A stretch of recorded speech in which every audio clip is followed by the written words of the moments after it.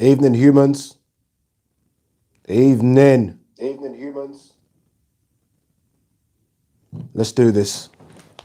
Let's bloody do this, peeps. Ah, we're here. We're live.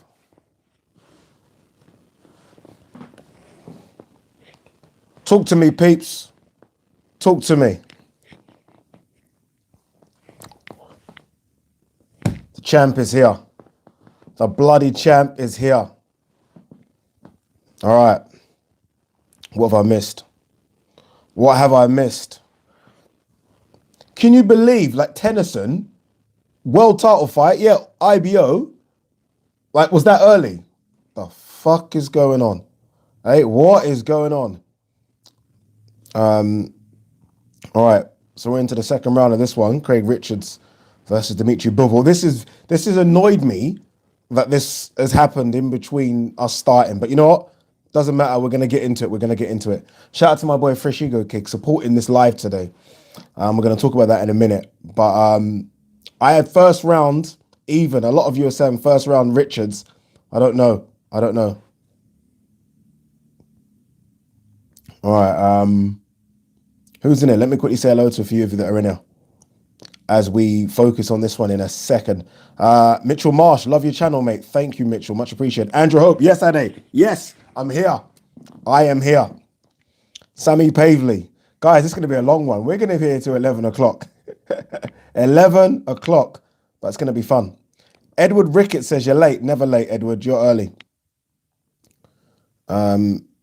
Christopher Scott, yes. Andrew Hope's in the building. Christopher Klaus is in the building. Who else is there? Loads of you are here. Carl Oz, Andrew, loads of you. Andrew.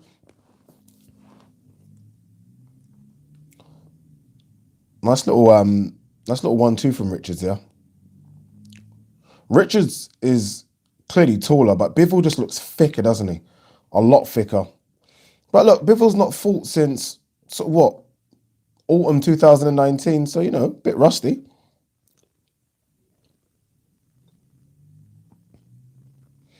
Ados Socrates says, this going to get some numbers tonight. Might do, man. Might do. I just enjoy it.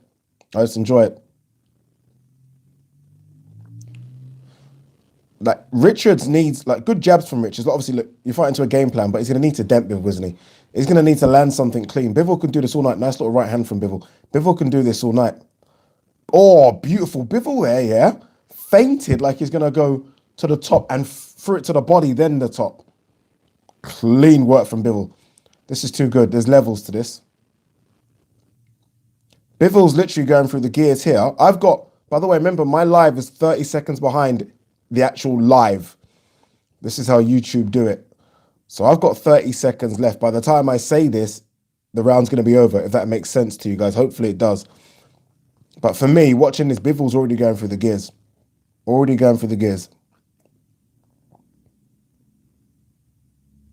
Yeah, a lot of you are saying 1-1. It is clearly 1-1. My predictions for Frank Warren's card yesterday were horrendous. I think my predictions for this card are going to be spot on. But look, good luck to Craig Richards in this. Jake Jansen says, why is Hatton on so late? And this is on now. Joke. Agreed. Look, I get the Hatton thing. I understand that, but I'm sorry. I am sorry. There's no way Campbell Hatton should be on after a world title fight. Like, you think about it, the main event, look, we can argue whatever, but Chisora Parker, I kind of understand. Then you got a female world title fight, and then you're going to have Chris Eubank Jr., and then you got Campbell Hatton, and then this, Dimitri Bivol, world champion, unbeaten. I'm sorry, no way. They're chucking Isaac Santos, I'm with you. Too much pressure having Hatton on that late. Way too much pressure. What are they doing? You know what I'm going to do quickly? I'm going to take these bloody headphones out.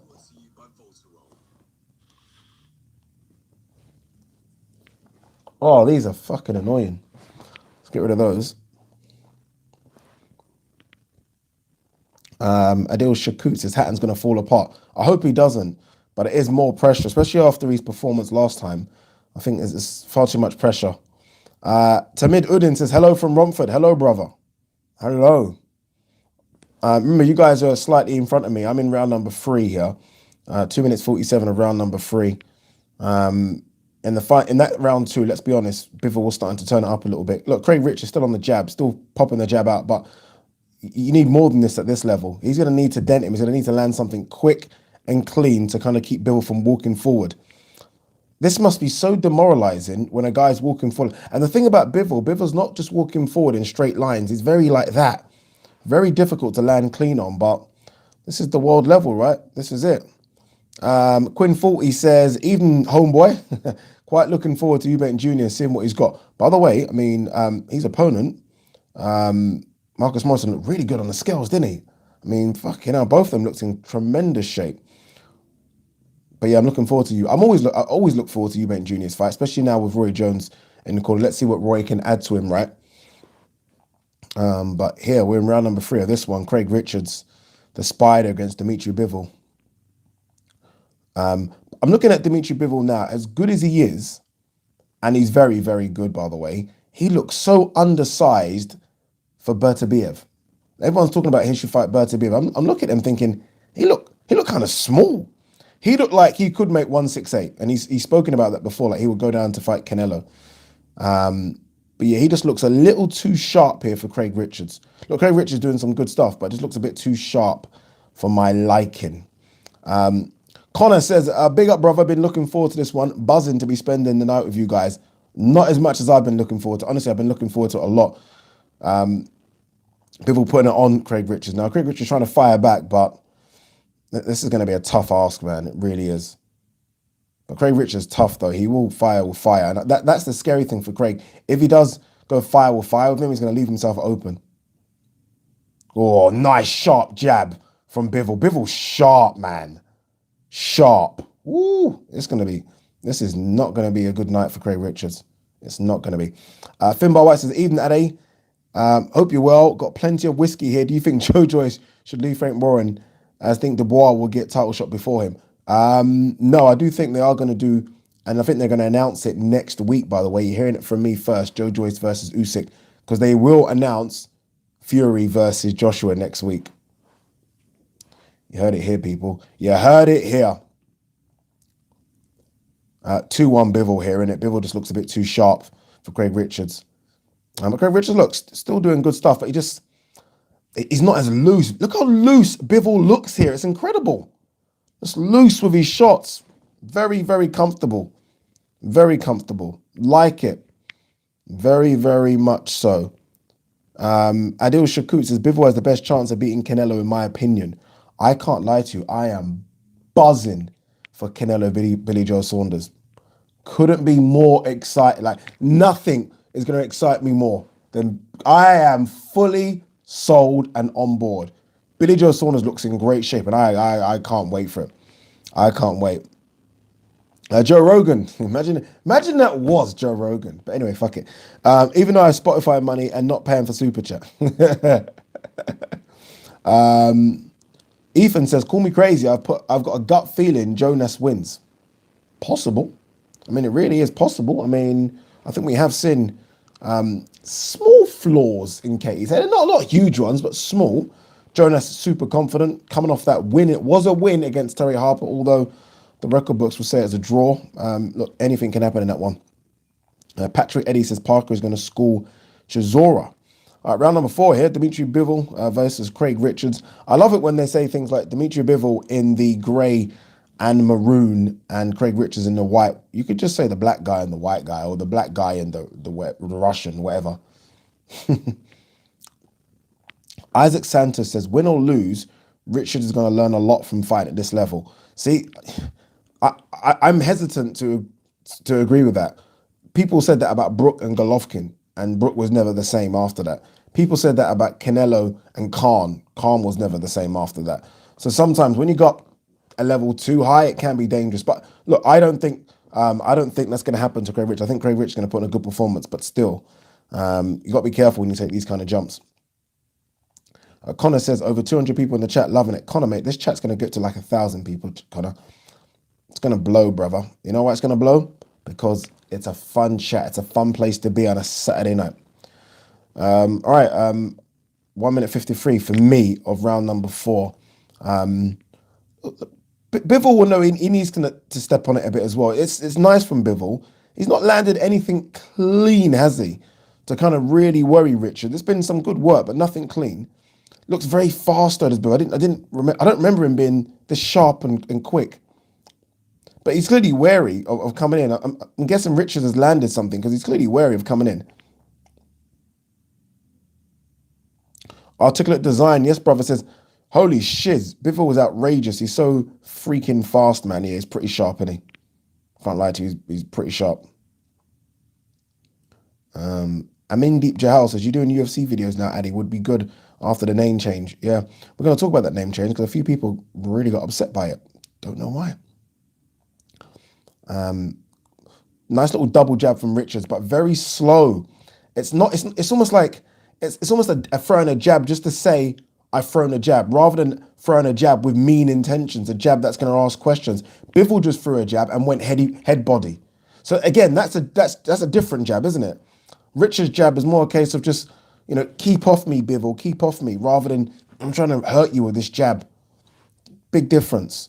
But again, look, he's going to be slightly nervous, right? He's coming up to a really high level, but right now, at 3-1 Bivol, 3-1, and this score can get very wide very quickly unless Richards has the oomph to cause Bivol serious problems. I don't know if he does have that punch power.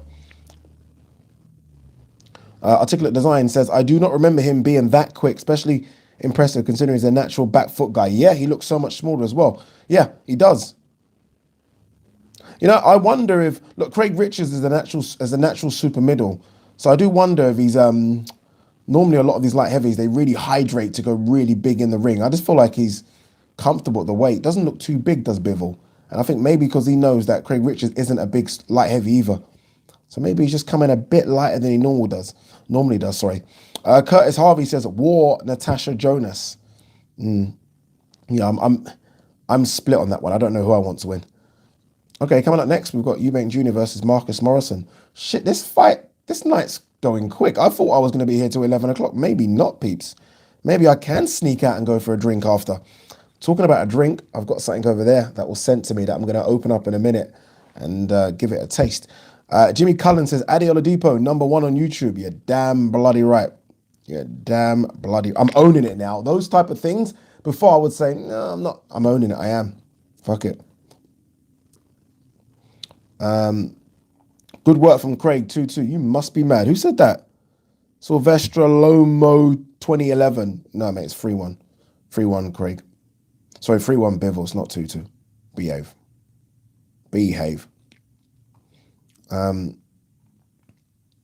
One thing, though, that we've got to remember, Craig Richards fought, was it 4 or 5 months ago? So he's definitely the fresher of the two in terms of, activity. Bivol hasn't fought again since, I think it was October 2019. So he's been out of the ring a long, long time. So, you do wonder if it does go to 8, 9, 10, the gas tank might start running empty because this has been a very, very fast start from Dimitri Bivol. I don't think that's going to happen, but hey, mate, you never know. Isaac Santos says, is Hatton after EUBANK? Yes. Luke Harris says, do you train boxing currently? Absolutely not. Well, if you're talking about just hitting a bag and hitting a couple of pads, yes. But if you're talking about getting in the ring, absolutely not, my man. Good work here from Craig Richards. Better jab. I don't know. Bivol's right eye looks a bit swollen. I don't know if that's because his eyes are quite puffy naturally. Good body jab from... That's more like it. Good body jab from Richards there. Mixed it up. Richards hasn't really thrown, though, his right hand in anger at all. Just left hand. I do wonder, is the right hand injured? Is he scared of throwing it, think he's going to get countered? Possibly. That could be a reason, but he hasn't thrown it at all. Nice body shot there from Craig Richards. Bivol answers it with his own body shot as well. Bivol's a bit faster. Nice right-hander from Craig Richards. That landed. Craig knew it landed and jumped in. 3-punch combination from Craig Richards as well. Nothing Nothing really landed all on the gloves, but he's getting a bit loose now with Craig Richards as well. He was going to be nervous. Oh, nice shot down the pipe. Very nice shot down the pipe from Bivol. Bivol looking a bit sharper now here, peeps. Ethan said he threw a right earlier, missed bad, and Bivol hurt him slightly to the body. Maybe that's what it is then, yeah. He's tentative to throw it, sorry, just because he knows what's coming back. Jab from Richards again. Again, this jab for me, it's not enough. There's not enough oomph in this jab. There's not enough pop in it at all. It's a jab. And, by the way, Bivol just closed the distance there, just like that. Just quick feet, boom, close the distance. Yeah, going back to that jab, it's a jab that is almost just to keep Bivol off rather than to cause damage to Bivol. That's what it is. Nice uppercut from Richards there. Beautiful. Little corkscrew uppercut. Like it. Mixing it up. Thinking. Better from Richards here, by the way, as we end round 5. Don't get me wrong. Bivol round, but a lot better from Richards. A lot better. I'm very impressed with the way he ended that. Very impressed. Andrew Hope. Sam, Bivol, sorry, Spider not disgracing himself, but can't see him putting a dent in Bivol. Yeah, that's kind of where I am as well. For example, that was a good round there from Richards, but not enough. Phil Reggie says, hit the like button, peeps. Yeah, smash that motherfucking like button, please. Someone whose name I can't pronounce says, do you think Dubois will go for the Trevor Bryan bout after Dinu? Mate, let him get past Bogdan Dinu first. Honestly, mate. But I don't think it's going to go Trevor Bryan because I think Dillian White's going to go Trevor Bryan. They are talking about Dillian White having a fight in America, and Trevor Bryan, I think that's a fight that makes sense. So I feel like Trevor Bryan's going to go there. Sorry, Dillian White's going to go the Trevor Bryan route. By the way, good end to the round from Richards. It's showing here a nice 1-2. I like the way Sky is showing Richards' work. Let's see what they're doing there. Kean Parker says 3-2 Bivol. Nope, not for me. I've got it 4-1 Bivol. 4-1 Bivol. So Curtis Harvey says 4-1 Bivol as well. Anthony Vander says, I've just joined. Anthony, you're about 20 minutes late. Richard is still in it. Yeah, Richard is. What's Matthew Macton's got it 50-46. So he's got it like what I've got it 4-1. Actually, he's got the first round even. So he's not even. Oh, nice body shot from Bivol, man. You know, I've always said like real elite fighters, it's the adjustments they make, things they see. And Bivol looks like he's having a good look here now and just starting to, okay, this is what I can do, this is what I can't do. On this showing, though, nice little left hook there from Bivol. On this showing, you do wonder if there are going to be other light heavies that might want to step in. The name I'm thinking about, because they're talking about him stepping up to light heavy, is Callum Smith. I don't think Callum Smith's as sharp enough to deal with Bivol, but you never know. You never know. Ravel Evans says, are there any free streaming channels to watch the fight? Yeah, it's called By the Bloody Box Office. That's the free streaming channel. Camilton Chili says, how long to the main fight? I'm going to say about an hour and a half. No, hour and a half, 2 hours. Good jab from Bivol. Solid jab. Rocked Richard's head back. Richards literally, he rocked his head back and he actually stopped moving. That's how solid that jab was. But look, round number 6, and I didn't think, this is when I thought Richard would start unraveling. Not so far. Good jabs from Richards. Good. Both of them connected with the jab, but Bivol's jab is so much sharper. 2 left hands as well from Bivol, unanswered. What Richards is doing now, Richards was fighting on the back foot. Nice little 1-2 from Richards. Richards is now standing in the middle and trading. I don't know if that's the plan or it's a case of I'm just fucking tired and I can't move, but it's a dangerous idea to stand in the middle and trade with Bivol. Very dangerous. Sammy Pavley says, love it when they trade. Either could get dropped. Yeah. If anyone's getting dropped here, it's gonna be Richards. Bivol's got an iron chin, to be honest with you. I do want to see Bivol go up another couple of gears here, but Bivol he looks so technically good. But this is a good fight from Richard. Richards landed. They both landed, by the way, there. Remember, I'm slightly behind you, so I've got 20 seconds of round number 6 left. Again, it's a Bivol round, but these rounds are close. I feel bad. The scorecards might not be good to Richards at the end of this fight if it stays like this, because he could lose every round here, but these are competitive rounds. He's doing very, very well. Doing very, very well. So right now, for example, unfortunately, I've got it 5-1 Bivol, but these are close rounds. Good round from Richards there, man. Mr. R says, happy as super chatting Ade than paying for this pay-per-view. Sky TV and DAZN would all benefit massively from getting a bit of Ade on board. I mean, you know, if DAZN want me, they know where to find me, but they're going to have to pay the cheese. They're going to what's everyone got? Shay Ayo says, Afa, Afa. Alpha, my guy. Curtis Harvey's got it 5-1. Andrew Hope says Bivol's jab. Luke Harris says type boxing streams onto Google. There are loads. There's a few there. American Patriot 1776 says cheers from USA, mate. I still can't believe that Eubank Jr. And look, I don't know if it even matters, to be honest with you, but I can't believe that there's going to be a world title fight, Eubank Jr., then Campbell Hatton. Again, it's strange. I don't know why they're putting so much eyes on him. Campbell Hatton doesn't need the push and promotion here. They should have just let him go first, get the fight over, move on. Honestly, he should have been the first fight on the card. Should have been the first fight on the card. Arthur Job Done says UK judges have Richards up. We wouldn't shock me after seeing that Sonny Edwards card yesterday. Sonny Edwards card 120-108. Maruti, the world champion, didn't win a round. Bollocks. Bollocks. All right, round number 7 here. Again, remember what I said earlier. Bivol's been out of the ring a long, long time. If this goes deep, and look, he's always in shape, Bivol, but if it goes deep, you never know. Aaron Daly says Richards is very technical. Yeah, maybe a bit too technical. I think that might be his problem. Just a bit too technical of his stuff. He might just want to be just a bit looser. It's like he's thinking every second here. Just be a bit loose, be a bit natural with it. Articulate Design says, I'm not sure I'd have given him a round yet, but he's shutting up all the folks who said he'd get wiped out in 3. Huge respect to him. Yeah, 100%. He's actually shutting me up here a bit. This is a good performance by Richards. Matt says Bivol versus Canelo at 168 would be mouthwatering. Agreed. I'd love to see that.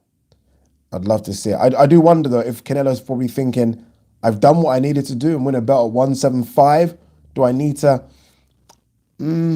Oh, nice sharp jab. So what I meant is that there's nothing for Canelo to gain by Bivol coming down. There's nothing. I think Bivol might have to win a world title at 168 first, then fight Canelo. Like maybe Bivol versus Caleb Plant, maybe. And then Bivol's sharp, you know, blood. Bivol is sharp.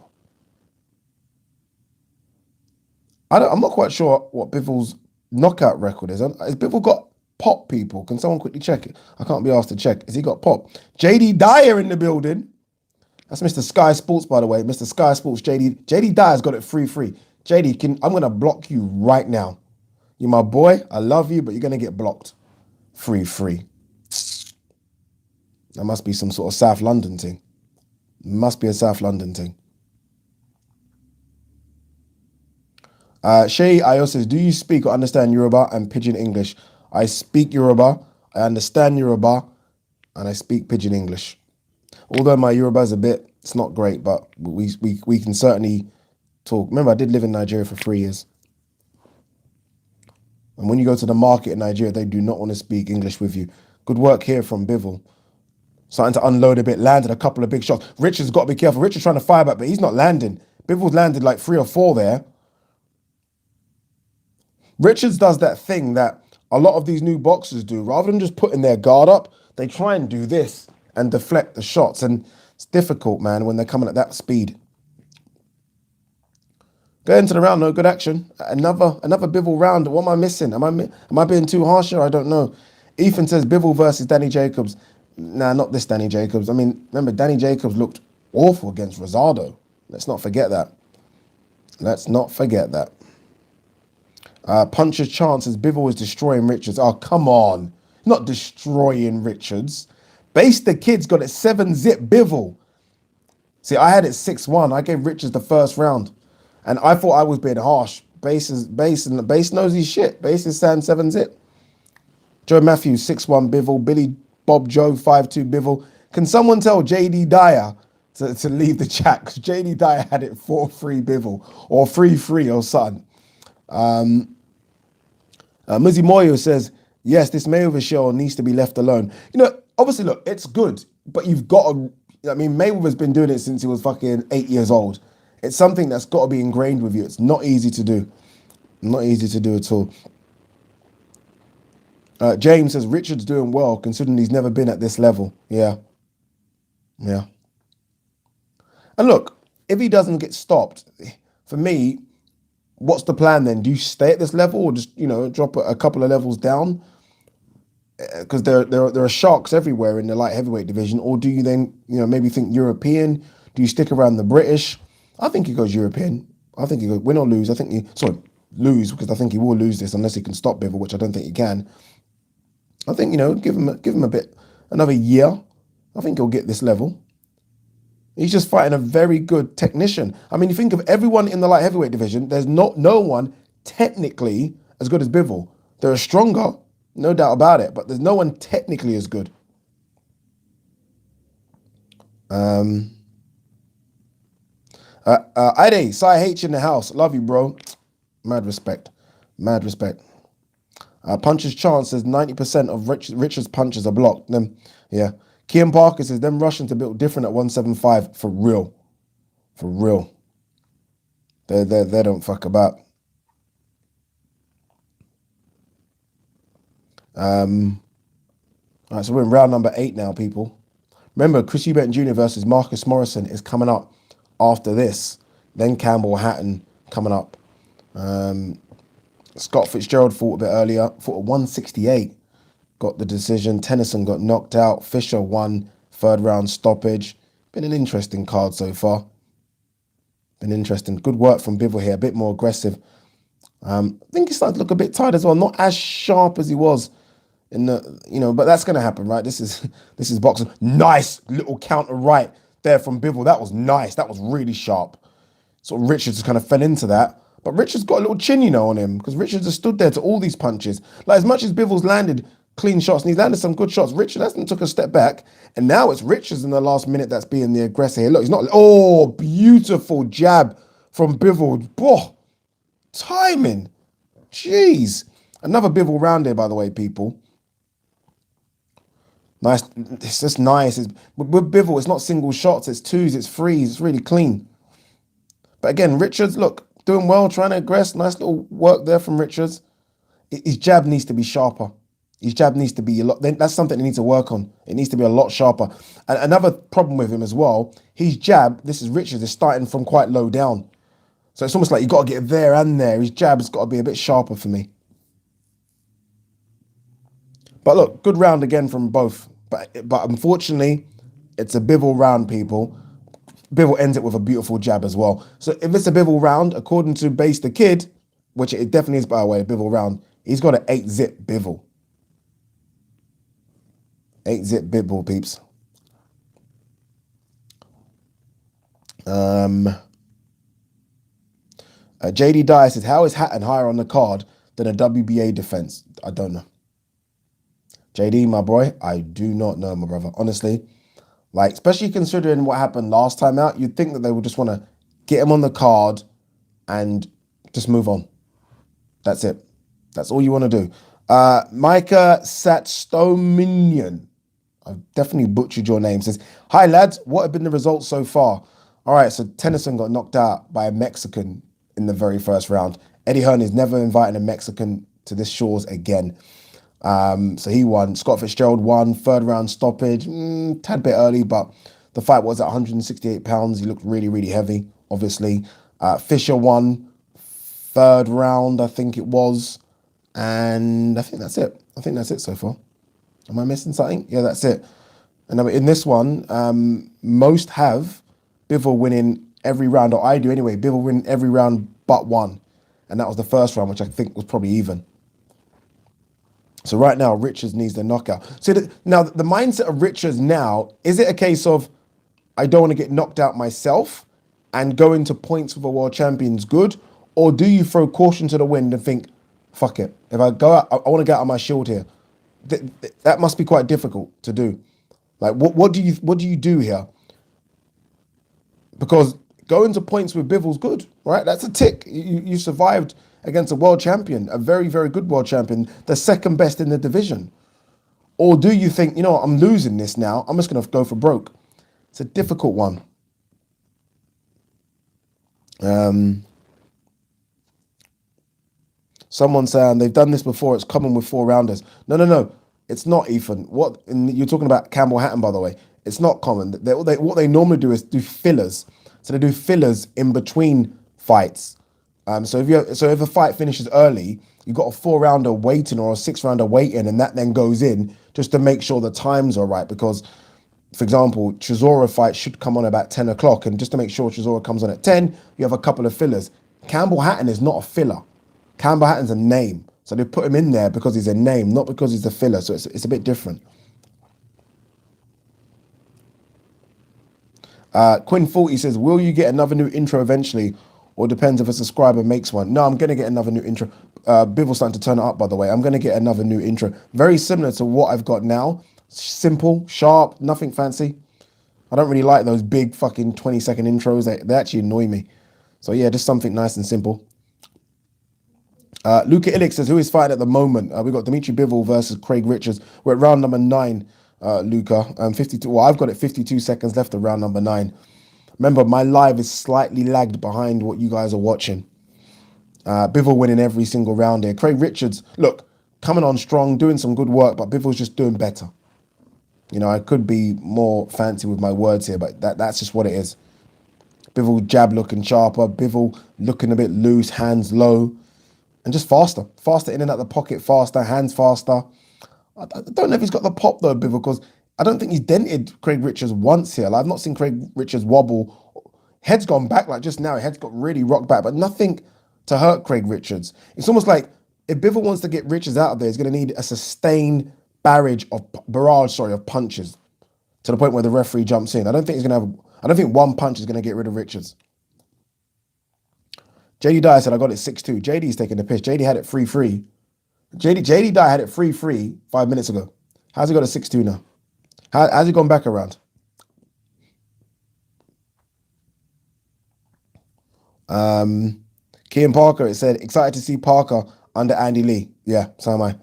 Be good to see. Yeah, I don't know what you can do with a boxer that's been with one trainer for however many years. I don't know what you can do with them in, 6 weeks, but we'll see. We shall see. I do want to see, look, Parker's such a nice guy that they're showing photos now and it's all smiles. It's like, I want to see him a bit mean. It's all too nice for me. It's too nice. Okay. Just reading out some of your comments. And Andrew Hope says, Hatton isn't afloat, as he is definitely on. It's not an optional fight. There you go. Very, very well said. Bill Henwood said, Richards has to throw harder punches and faster. Yeah, he does. Unfortunately, though, this is just hard work, man. Like, think about the sparring. Like, unless, who can you call in to replicate this? Who are you going to get in? This is one of the best fighters in the world. This is a pound for pounder. Who are you going to call in to say, yeah, replicate this for me, please? So it's difficult, man. You only find out how good this guy is when you step in the ring with him. Watching tape isn't going to help. Nothing's going to help.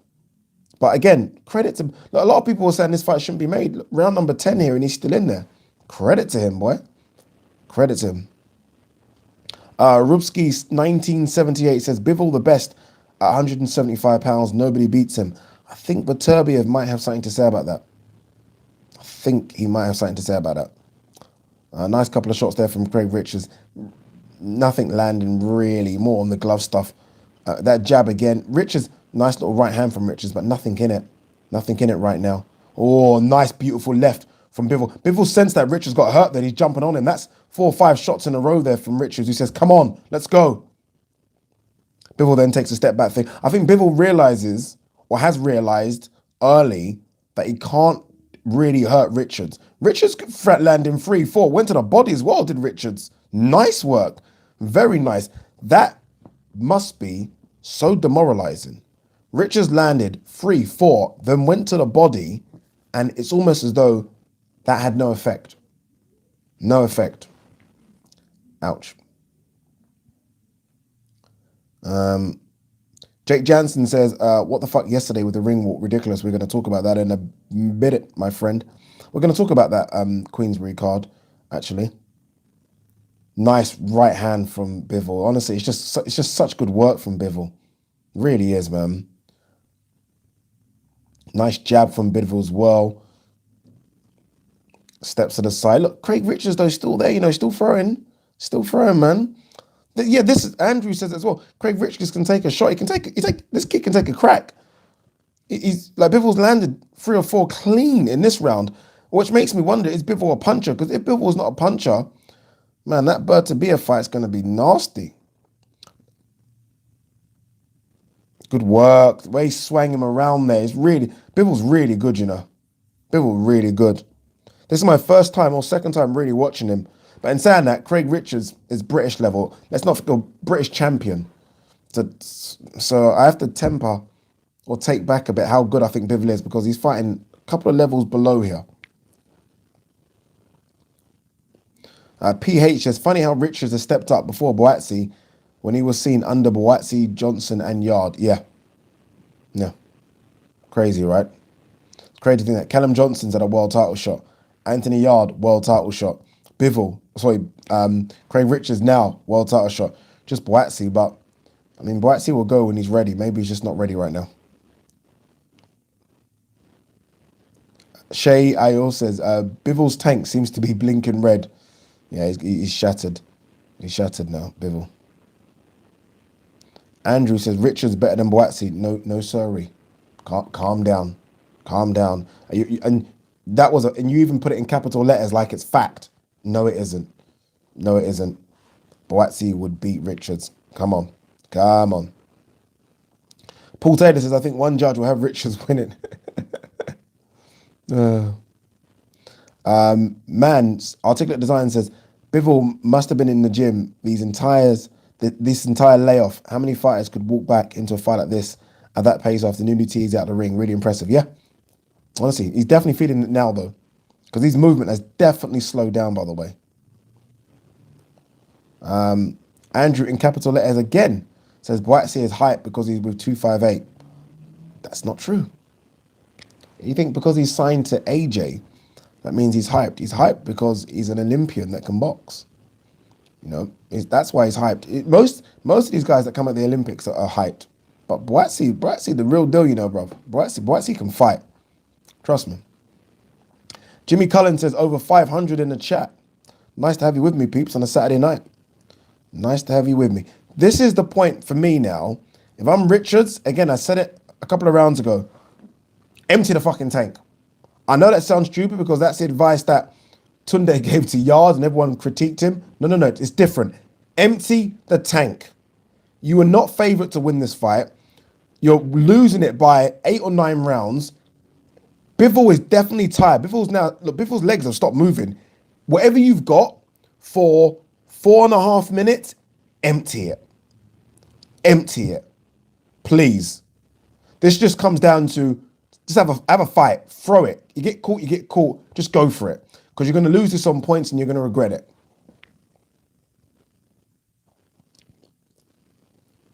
Carl Battered Onion Rings Frotch says he needs to go all out.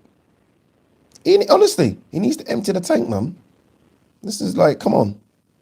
He's got to go. He's got to mix it up and do something. That's it. Throw. Keep throwing. Whatever you've got, try and go for it. This is a world title shot. The likelihood, let's be honest, the likelihood of Craig Richards getting another world title shot in his career is very, very slim. Remember, I think Richards is 31, 32. He's not a young kid coming out. He's not a 25-year-old. Go for it, man. Jared Hughes says, shout out to Sheffield. Shout out Sheffield. Shout out, man. Sheffield in the building. Is that Sheffield in the building? Or are you just telling me to shout out to someone called Sheffield? Bivol landing some good straight shots there now. Bivol's tired, though. Phil says, is Richards with Matchroom? Yes, he certainly is with Matchroom. JD Dyer, 7-4 Bivol. Can someone... JD Dyer literally is a couple... he's that close from a block. Edward Rickett says, Bivol's body is begging to be jabbed. Yeah. Oh, there you go. Just as you said, Craig Richards fires a couple of nice body shots. Bivol is shattered. Honestly, I think, was it Shay that says his tank's on empty? His tank is literally, it's stuttering to the petrol station. but he's still there, still throwing. Oh, beautiful, beautiful work. Right on the button. Obviously, I'm slightly behind you. Bivol landed clean. I think Bivol's shocked though at Richards still being there. But yeah, good work. JD says I'm on Johnny Nelson flex tonight, Ade. Johnny Company Man Nelson. Someone saying Bivol looking marked up. Yeah, he's got a couple of marks. I mean, this is boxing. This ain't badminton. He's gonna have a couple of marks. Dave Watson says, put some respect on Richard's name for a competitive fight against a very good champion. Very, very true. Very true. Jordan Brennan says, Johnson had Beterbiev on his ass. He did, but Beterbiev, Johnson, sorry, can whack. Even that, Johnson can whack.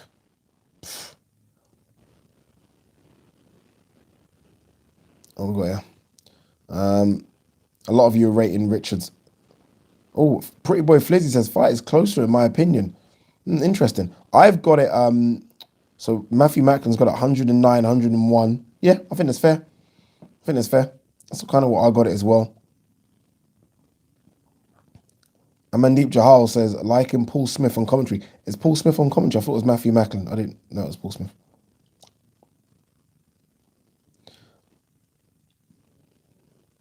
Anthony Vander says, I thought this would be over in 3. So did I. My predictions are fucking shocking. But we are now round number 12. So again, just to remind everyone the schedule. So after this one, it is Campbell Hatton. So at least we can have a little chat. We will talk about Campbell Hatton, but we're gonna have a little chat. What else we got? Chris Eubank Jr. Apologies after this one. Then Campbell Hatton. Then obviously Katie Taylor Jonas. Then the big one, Chisora Parker. So stick with us, people. It's gonna be a long ride. Go grab yourself a drink after this little break. Very interested to hear what Craig says after this one, in terms of the style, stylistically, how difficult it was, his own gas tank, his fitness levels. Because again, I'm looking at this and it's easy for me to sit here and say, empty the tank. Maybe there's nothing in the tank. Maybe he is shattered as well. It's not easy, right? Not easy at all. JD Dyer says Campbell Hatton needs work. He does, and he needs work behind the scenes, not in front of millions of people on pay-per-view. That's the problem. Nice little fucking sharp left there from Craig Richards. Throws it again because it landed, but obviously Bivol's smart and was aware of it this time. But very nice sharp work there from Richards.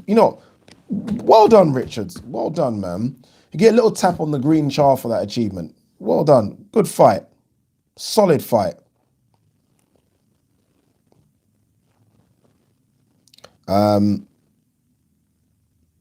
Levi Dawson says, definitely, how is Campbell Hatton so high on the card? I do not know, peeps. There must be something in his contract. It must get to that.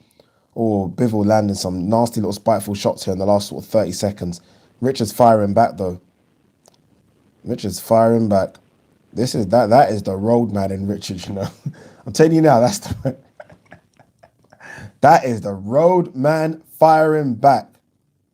That is not even boxing skill. That's just like, I'm not having that. That's what he's doing right now. He's like, I'm not having that. Firing back. What's base the kid got it? Basic 118, 110. What have you guys got it score-wise, peeps? I'm with that. I think 118, 110 is fair. I think I'm going to be kind and give Richards a share of the first and 2 rounds after that. You know what I like about Richards got his hands up, and he's obviously, putting his hands up. I don't know if he's doing that to think he won. I think he's doing that more a case of, you know what? I proved a lot of you wrong. Including me. He's probably saying, Ade, fuck you. Proved you wrong, Ade. Proved you wrong. Andrew Hope, 10-2, Bivol. Edward Ricketts, 117, 111. What else we got here? Listen to that one. Christopher Klaus, 8-4. Okay. Ryan says 9-3. 118, 110 is a good card for me, says Articulate. What's Matthew Macklin's got at 118, 110? Yeah, I think that's fair. David Trom, 116, 112. Easy.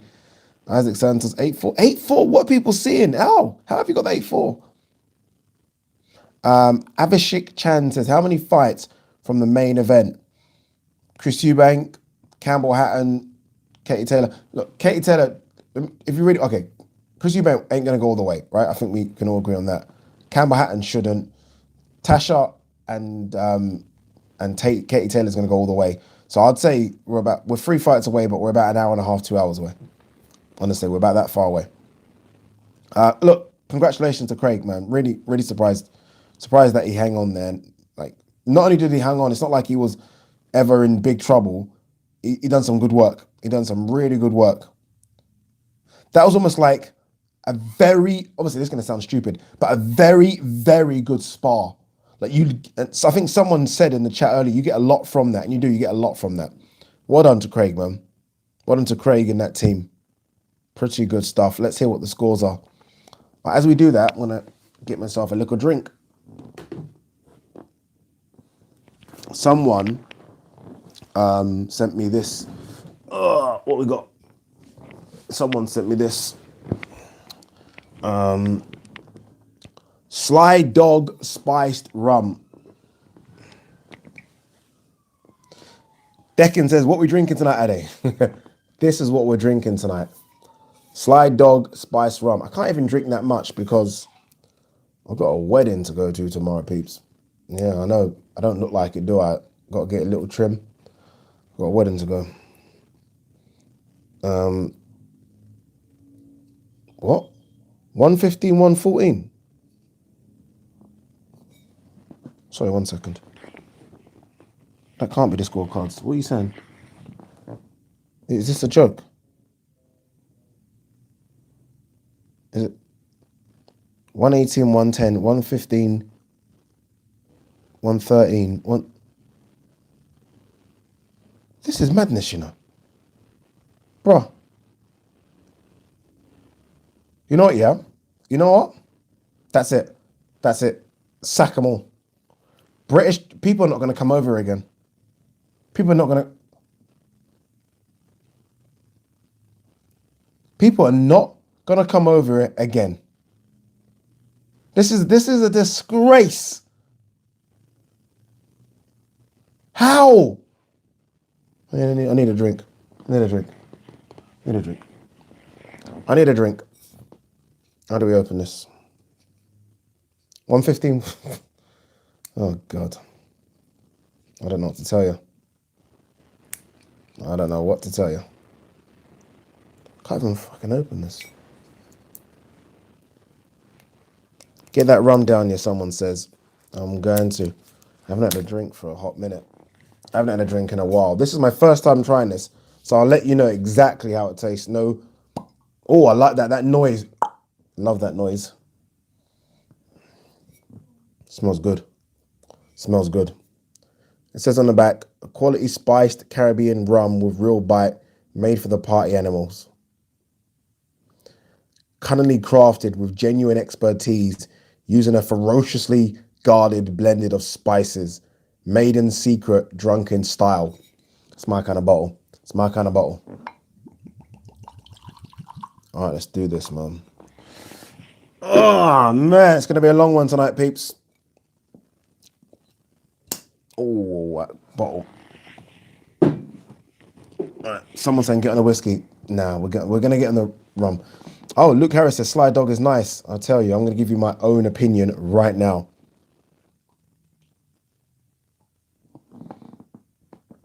Smooth. Smooth. Delicate. It's a good drink. It's a good drink. Cheers, everyone. Woo! Got to be careful of that, boy. I cannot drink a lot of that. I'll tell you now, yeah? That's a dangerous one. Jeez, that is a dangerous drink. I ain't drinking that all night. Tell you, boy, that I wouldn't be able to get through this if I'd done that all night. What's everyone thinking for the main event? What's everyone thinking?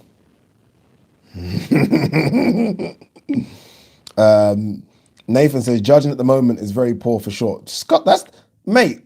That is shocking. That is so bad. That is so bad.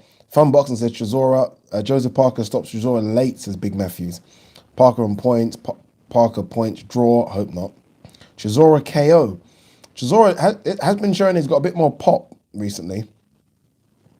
Parker late stoppage, unanimous decision. Do you drink Rare Nephew? Someone said. I'm not a fan. I'm not a fan. You know what it is with me, yeah? I like drinking my drink straight, so I don't like too much mixer, and I don't even really like ice. You can't drink Rare Nephew straight like that. It's just too strong. It's just horrible. This, however, is class. Lovely, man. Lovely. Matthew Williams says, be careful, Ade, too much of that whiskey, you'll be calling Chisora Bruno. We're not doing that again tonight. For those of you who don't know what he's talking about, Dillian White fight card against Povetkin. When was that? About a month ago. I called White for the first minute, Chisora. Yeah, that's not happening again. Edward Ricketts says, Joseph Parker, 9th round stoppage. Saqib Shah says, Ramadan Ade shouldn't be drinking. Come on. Bradley Nolan says, when's Taylor fighting? I'm going to say Katie Taylor's fighting in about an hour, 45 minutes. Depends how quick EUBANK gets rid of Marcus Morrison and if Hatton can get rid of these guys as well. We'll see. Neil Salmon says, what are your predictions? Mate, I don't want to tell you. My predictions are all over the place.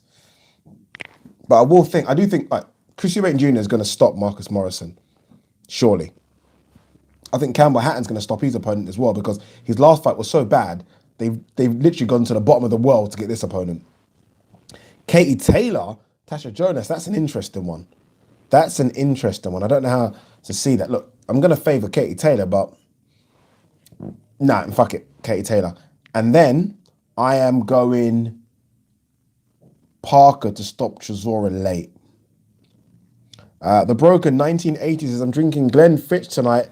Monkey Shoulder is my common tipple. I am a big fan of Monkey Shoulder. Really good stuff. But you know, I can't lie to you though. This is pretty bloody good, you know. This Sly Dog.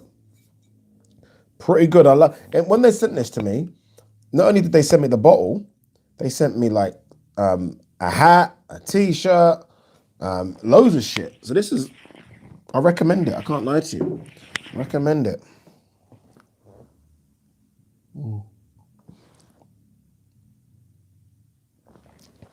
Martin Bannis says, smoking some fire and chilling with Ade. You can't beat it, peeps. You can't beat it. Remember I said I'm going to do like some sort of prize, whatever. Did I confirm what that is? Like, it's going to be when we're all allowed to watch fights together. It's going to be like me and two of you going to the fights, getting some drinks, getting some food after, like a proper day out. Like, wherever you are in England, I will pay for your ticket to come down to London or wherever the fight is. Fingers crossed it's a big fight in the O2 Arena or something like that. That's what it is for two of you. If you're abroad, I'm sorry, I ain't doing that shit. I ain't paying for that. But if you are, wherever you are in these shores, that's the prize then. So it's going to be two. So I don't know when the next big fight is going to happen over here. But it can't be. I'm guessing July, August. So it's not too far away. But that's what it's going to be. Two of you. That's going to be fun. Looking forward to that. Looking forward to that, man. What we got here? Billy Bob Joe, what about Ireland? Ireland's in. Ireland's in. That's a cheap ferry, mate. Or flight. Get you on the cheapest EasyJet flight in the world. If you're going to pay in first class, no sirree. You'll be on the cheapest EasyJet flight in the world, but you'll be here. Edward Ricketts says, get yourself a bottle of Diplomatico Ambassador. Not cheap, but I honestly think you struggle to find a nicer bottle of rum. Okay. But no, this little thing here, Slide Dog's not too bad though. It's not too bad at all. All right, we've got Chris Eubank Jr. coming up next. Just waiting for it to start. It's like they're running like this little VT and they're showing pictures of his dad again. You know, you don't need to do that anymore. Like, he's made his own name. Okay, EBZ Slap says, I'm going to try Get to the next Ritson fight in Newcastle. Apparently 1,000 tickets for that. Don't know if that's big enough. No disrespect. I'm thinking O2 something that must like, even if it's like something with 10,000 people, something real big. Do you know what I mean? Real big. Yeah, don't know. We'll see. Brendan Casey says, any free streams to watch the fight? No, Brendan, but I can tell you where you can get the fight. Sky Sports box office, 19.99. What we got here? All right, I think the fight's coming up. Oh, hello. Jimmy Cullen says, Eubank will stop Morrison round 1. No. Someone asked, Paul Taylor says, have I tried proper 12 Conor McGregor's whiskey? I haven't. I might try. Did you hear that Conor McGregor has sold the majority share of that proper whiskey for 600 million? No bullshit. That's fact. He sold the majority of his shares in the company for 600 million. That can't be true. What's G-Man saying here? Bless up, bro. I'm missing the fights tonight. Out with herself. Enjoy the fights. Is G-Man basically trying to tell us, everyone, that he's got a girlfriend and he's out with his girlfriend? Is that what he's saying? Jeez. Boy, that's when you know the girl runs the show, when you can't watch boxing because you got to go out with the missus. You're letting yourself down there, G-Man. You're letting yourself down.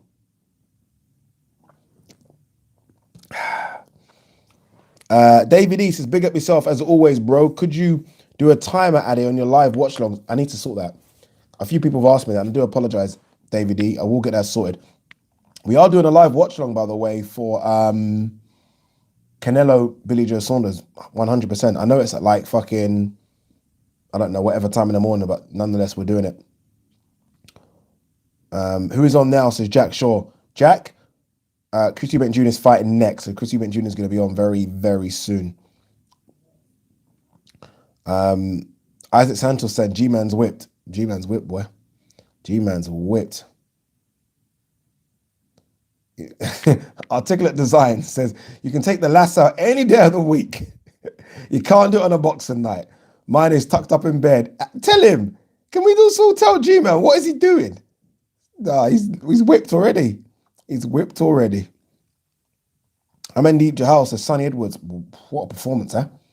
Maruti looked old and slow, but none of that. Sonny Edwards just put on a masterful performance. Well done to him. Big Matthew says, Addy, one of your followers has an OnlyFans. Guess who? Who's got an OnlyFans channel? I can't think. Who are you talking about? Let me know who. Let me know.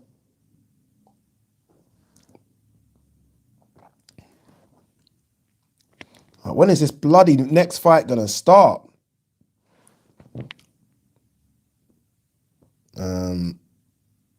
Karma does not have an OnlyFans. Leave my lovely Karma out of this. Matthew D'Souza says, Ade, another Mexican takes down Tennyson. I'm telling you, these Mexicans are going to be stopped at the fucking border by Boris Johnson. They're going to say, where you going to boxing? Turn back. They're coming over here and destroying our kids. They're coming over and destroying our kids. Jesus. Man. Showing here pictures of Chisora. What was all that nonsense about Chisora saying, I'm not going to walk out first? Was it just trying to get a bit more hype for this fight? Because it's been like, I don't know. What is this? Poor. Just rubbish. Charlie Walker said, did you watch the Lucas Brown versus Paul Gallen fight? I didn't, but I saw highlights of it, and that's it now. He should be done from boxing, Lucas Brown, hopefully. Hopefully.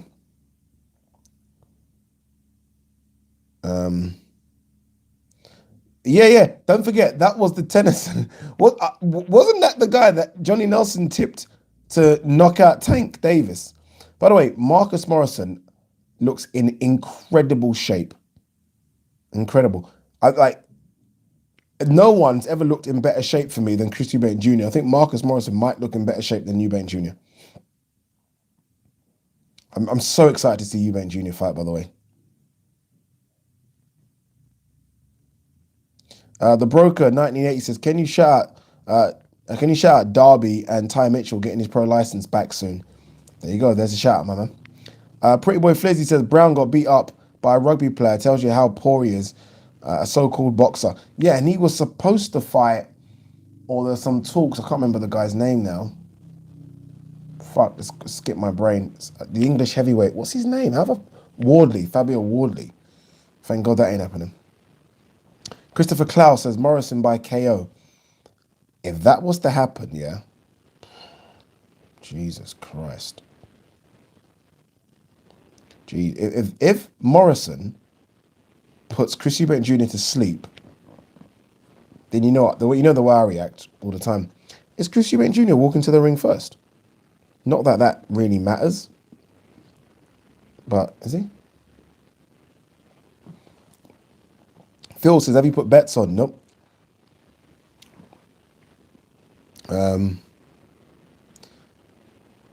Honestly, if Morrison knocks out Eubank Jr., there is that bit, like, I do have a little bit of fear though. I can't lie to you. Eubank Jr. hasn't fought since he fought Korobov in December of 2019, which only lasted 2 rounds. So he hasn't really had a proper fight since James DeGale. That was February of 2019.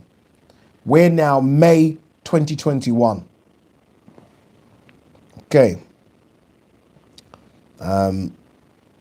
Matthew D'Souza says, Eubank Jr. only good versus punch bags. Not true. Not true at all, Matthew. Stop it. Stop lying. What's this? Sam Pamek says, Ade wants that Sky check money again. Sky check money again? I get Sky money every month, homie. You won't hear him talking about TN here. TN Booth? Is that what you're asking me about? Why would I not talk about TN because of Sky? People say some weird shit. If you've watched this channel long enough, you know Ade says whatever Ade wants to say. Why do you think I wouldn't talk about TN Booth because of Sky? Explain. Can someone explain to me why, what's his name? Sam Pamak thinks I won't talk about TN Booth. I need to know. I need to know.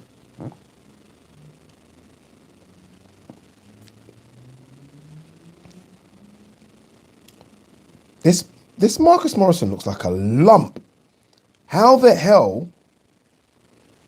is this fight? This fight's at middleweight, right? I think he weighed in at like 161. How is this guy 161 pounds? How? Oh, I won't talk about him because he's controversial. Has he killed anyone? Like, what? He says a few naughty things. I mean, fucking hell. He's just any just like comedy in the 80s. He's not that bad, is he? Bloody hell.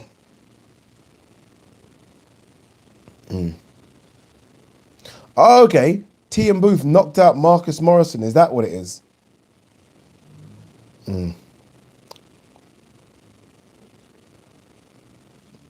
Charlie Walker says, what's your weight class in boxing? Right now, I weigh 13 stone 7, which is like fat. What is that in pounds? 180 something, maybe?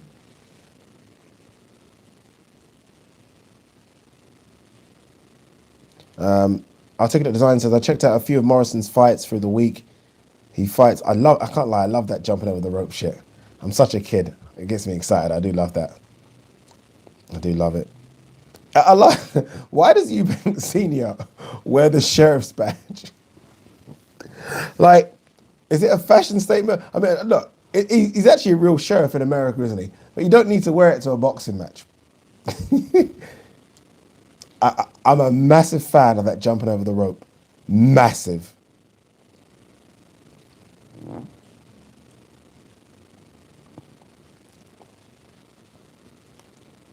He's a marshal. Okay. He's a marshal. What, in this country, though? He's not a marshal in this country, is he? Diddy Phil says, can you reply, please? Reply to what? What am I replying to, Diddy? Oh, Diddy, you're 16 stone. Jeez. Jeez, you might want to come gym with me, Diddy. So send me an email. I might have to get you in the gym, homie. 16 stone, pretty big. 16, unless you're like 6'7". But if you're like 6 foot and under, We might be a tad little bit over. I'm not joking. This Marcus Morrison looks huge, you know. Is Eubank Jr. had a hair transplant, or is his hair that sharp? Because it's a sharp trim if it's not.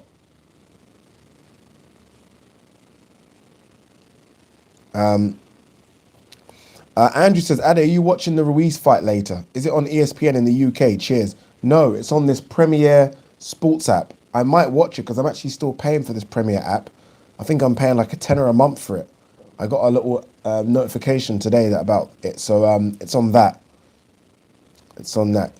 Oh, shit. Diddy Phil is 5'11", 16 stone. It's a bit heavy, bro. It's a bit heavy. But you know what? Live your life. Live your life, my man. Whatever you weigh, fuck it. Oh, I'm not joking. This Marcus Morrison could be the biggest 162 pounder I've ever seen in my life. Ever. Like in my history of watching boxing, I've not seen a guy this big at 162 pounds. Ever.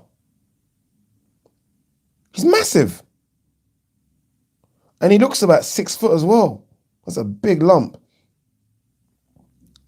Mike G says, how's that whiskey taste? Rum, Mike. And I can't lie to you, this might be the last little bit I have because it's strong. It's strong. Rowan Perry says, Morrison is a literal giant. Someone else says, sorry, Rowan Perry says that. Rowan Morrison says it's a tattooed hairline. Oh, is it a tattooed hairline? Oh, okay. It looks a bit like that as well, doesn't it? Yeah. Umar Razak says, Adi, do you have an OnlyFans account? No, I do not. All right, come on. Early night, please, Chris. Early night. Let's get this one over and done with. Let's see. I just want to see if there's anything different from the last time I saw him. Is there anything different? Andrew Spence in the building says, yes, Adi, enjoying this live. That fresh ego kid combination. Yeah, we got the fresh ego. Look, fresh ego have come through with the goodies for this live. I'm not joking. He gave me that, and there's about 8 stuff in the bedroom as well. Like a couple of bags worth of shit, man. Shout out to those boys over there. All right, let's do this. Round number 1 of this fight. Let's hope that we can see a bit of something different from Chris Eubank Jr. Remember, he's been out the ring a long time. Marcus Morrison, yes, isn't on his level, but we saw that last fight out, didn't we, with Craig Richards and Dimitri Bivol. Nice little jab to start things off for Marcus Morrison. Chris Eubank Jr. is probably one of the most explosive fighters that we've seen in a long time. Just springs into action. Doesn't have the best boxing ability, I don't think. But we'll see. I think he's all about timing. And if his timing's a bit off, could be interesting. Could be interesting. We'll see. Hands low. His hands are normally, but I don't remember them being that low. That's very Roy Jones Jr.-esque, isn't it? I hope Roy Jones isn't trying to create Roy Jones 2.0, because that's not going to happen with Chris Eubank Jr. Not going to happen. Amandeep Jahal says, looks like a Primark Jones Jr. Look, he's gonna first couple of rounds, he's gonna have a little wander, a little look. That's what's gonna happen. But I'm not used to seeing his hands. They're more up now, but they were very low. The thing about Roy Jones was literally the fastest boxer we've ever seen. So it was okay for his hands to be that low. Eubank isn't that. Good jab for Marcus Morrison there. Bit more better from Chris Eubank Jr. Again, for me, it's just a case of how fast he can get in and out and how explosive he can be. I'm not liking how low his hands are. I'm not liking it at all. But look, this is what they've worked on. So we'll see.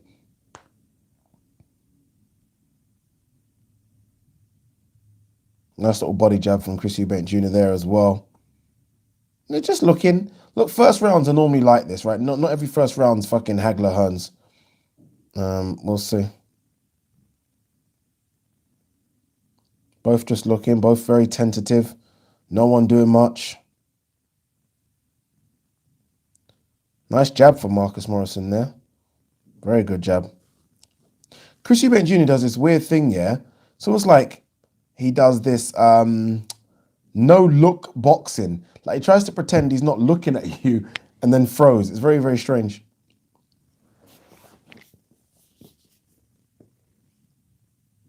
I don't know. Some people saying first round to Morrison. Morrison ain't done anything. If anything, it's an even first round. I think a couple of one zits Morrison. Morrison ain't done much either, guys, in this round. Both of them are just looking at each other. Again, let's bear in mind, Chris Eubank Jr. hasn't been in the ring for a very, very long time, people. Very long time. Like really, in terms of having a proper fight, we're talking nearly 2.5 years. So let's cut him a bit of slack here, just a little bit. Ronan Harris says even round. Joe Matthews says nothing in that round 10-10. I'm with you. Big Matthew says I'm giving him excuses. Probably. Andy Stone said Eubank wins the round. Addy, stop making excuses for Eubank, says Ravel Evans. It's not an excuse. It's fact. He's not been in a round. He's not been in a real fight for 2.5 years. It's not a lie. I mean, I don't know. It's not a lie, is it? Amandeep Giles says, what's going on with Eubank's mouth wide open? Always does that. Honestly, he always does that for some reason, all of his fights. Carlos says, pretty sure Morrison is bigger than Bivol. I would like to see them toe-to-toe right now. Honestly, because Morrison does look huge in there. Diddy Phil says, that's true. It's true. Andrew says, Eubank has been out for ages. Whose fault is that? He's. No, it's not he's, actually. It was an issue with PBC. Remember, he went over to America and signed a deal with PBC. They were supposed to get him a fight. There was talk about him fighting Charlo. Didn't happen. So, look, probably he's as well. That's why he's now signed with the Sauerland, just because he wants activity.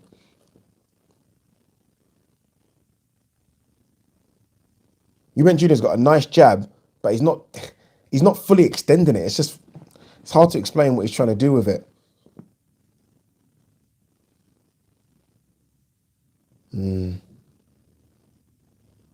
know, my fear for Eubank Jr., yeah, is there was a space of about 3-4 years, like just in and around that World Boxing Super Series and the time that he fought James DeGale. That could have been his peak as an athlete. Could have been. I still think there's potential with him. He's wasted a lot of time, man. A lot of time being out of the ring.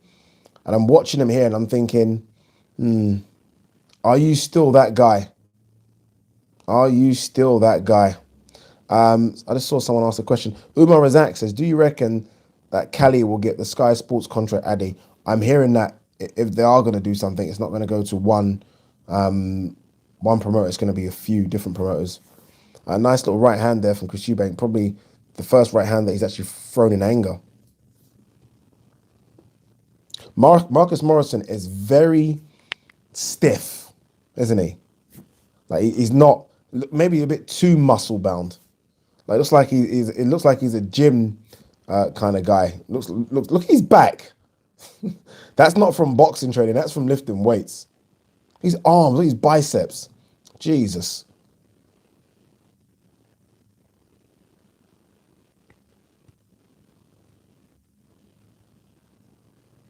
Quillen says, just realised it's a 10 rounder. That's whack. Why not 12? No titles. No more titles, man. No more titles at all. Nice work from Eubank Jr. there. Getting caught as well, but no, and then he starts to throw. When Eubank throws his combinations, they're so fast. Marcus Morrison is just literally putting his hands up. It literally, I'm not joking. Okay. There was a time in that fight there where Eubank could have got rid of him, and he's literally said, no, I'm not going to get rid of you yet. Come on. I want some more work. Marcus Morrison had his gloves up and he was ready to quit. Sorry, I hate using that word, but it's true. He was ready to nah, don't fancy this anymore. And Eubank Jr. almost for some reason decided to kind of back away. Jesus. Addy, you're way behind. I know, I told you guys I'm way behind. Remember, I've got a 30-second delay on this.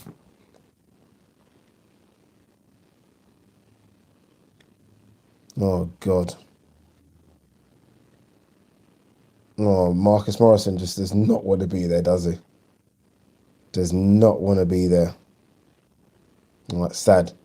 You know why I say it's sad? Because there was a time, yeah, when Marcus Morrison was actually someone of note. Like coming up, I remember people talking about him like 5, 6 years ago. Like, okay, this just doesn't want to be there.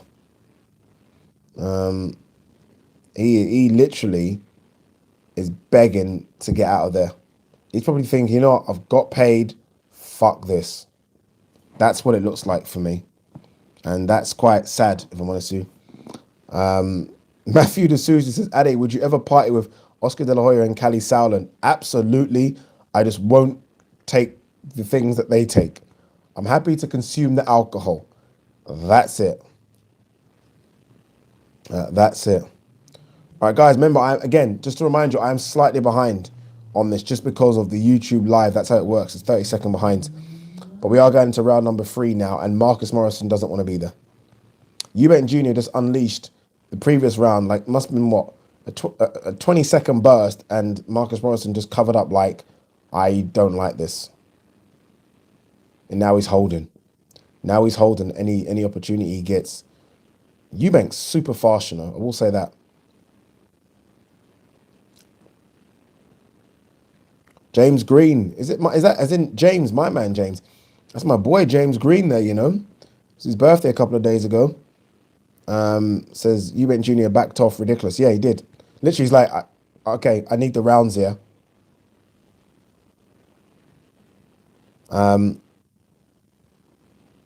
Ade, why do you sound surprised? I sound surprised because I thought that, I don't know, I thought this would be a bit more competitive. Oh, Marcus Morrison, I think, hurt Eubank in that. He thought he did anyway and tried to jump in.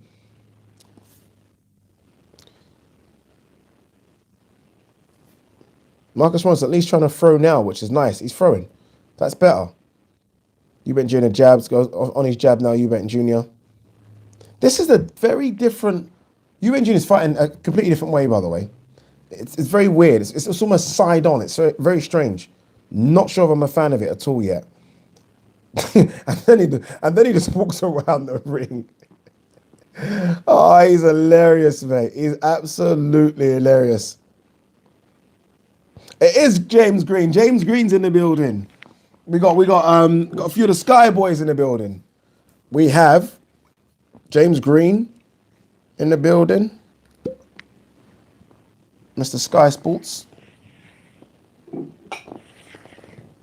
Just got back from Germany, making that money. All right, in round number 3 of this one. Oops, shit.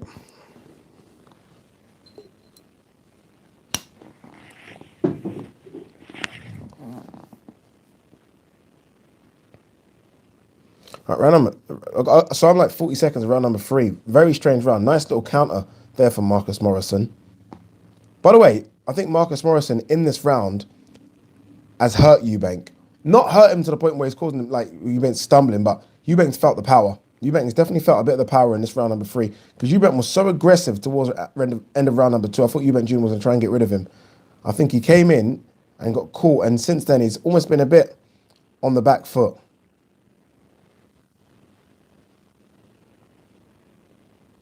I'm not sure about Eubank, you know. I'm not sure. At the very highest level, I'm not sure. I don't know. The rum is called Sly Dog. Jack Scam says, are you drunk, Addy? No, I'm certainly not drunk. Eubank is an I enjoy. He can't hurt him. Eubank is carrying Morrison, says Leo Mac 1. Karma Serene says, who's been playing doctors? Yes, Karma's in the building. Box Watch TV. Eubanks has lost 2 of those 3 rounds. Don't know about that. Don't know. Did he lose that round? Not quite sure, but I know what you mean.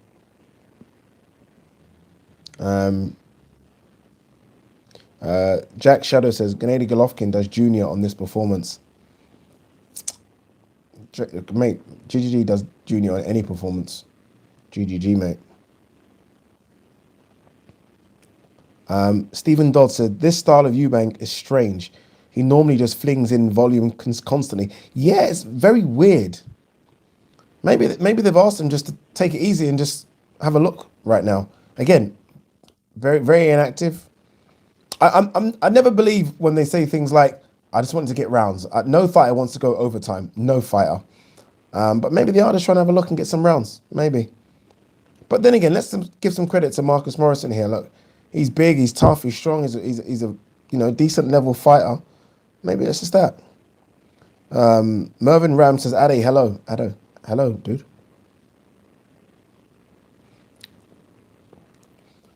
Stevie C says, "One more defeat and Eubank's career is over." Why? Why do we do that in boxing? Like 2 or 3 defeats and they're done. I mean, Chisora is headlining a pay-per-view that we're all watching with 10 defeats. Round number 4, remember it's a 10 rounder. This one, no titles on the line, nothing on the line, no belts. So it's a 10 rounder between these two. Chris Eubank Jr. in the red, Marcus Morrison in the white and gold. Good work there for Marcus Morrison on the ropes. Eubank Jr. was trying to unload. Marcus Morrison avoided it. And then Eubank Jr. said, "Look, well, why are you running away for, Marcus?" Well, he's running away because he's not going to fucking engage with you, is he? Steve Everett says, "How are you scoring it so far?" First round even, second round Eubank, third round Marcus Morrison. So I've got it pretty much even. Muzzy Moya says Junior should have ended this in the second round. I feel he'll get caught and put out. Mate, I've seen Chris Eubank Jr. get hit by a fucking truck in George Groves and he couldn't put him out, and George Groves can whack, so I'll be surprised if Marcus Morrison puts him out, but you never know. You never know. King Said So says, "Watching from South Africa, salute you." Andy Stone says, "This fight is trash." Not the greatest, is it? It's a weird card, if I'm honest with you. Let's not pretend this is an exciting card. The whole card's a bit strange, if I'm honest with you. AJ says he sees Morrison as a warm-up fight. I honestly believe he wants rounds. No one wants rounds. I'm not having that. No boxer wants to go rounds. None. It's too dangerous, too risky. None. If you can get a fighter out of there in one, you get it out of there in one.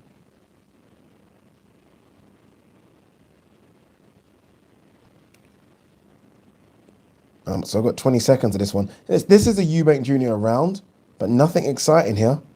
Got caught there. Junior's footwork is horrendous. It's really bad. Oh, God.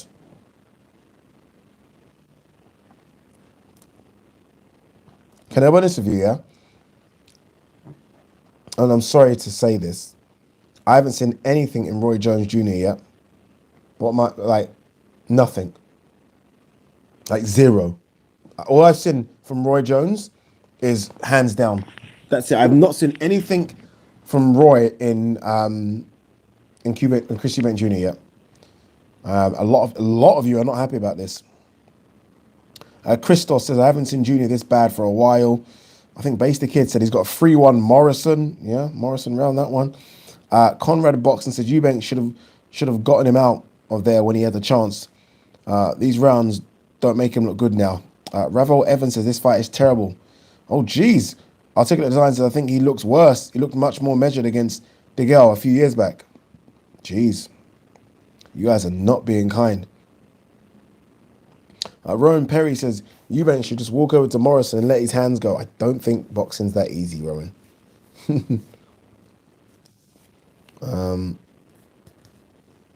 Let's see what he can do now. Round number 5. And like, it's not as though, Marcus Morrison's a difficult target to hit. He's not got great movement either. Eubank still don't know how to cut the ring off. Now unload. Now he's starting to work. This is more like it now from Eubank. Starting to work. Got caught there coming in, but he's starting to work now. Both of them are trading. Okay. Both of them are having a go. Now Eubank's starting to work. Uppercuts. Eubank's got to be careful, This Marcus Morrison, like, he can whack a little bit. I know muscles don't mean you can hit, but he's got to be careful.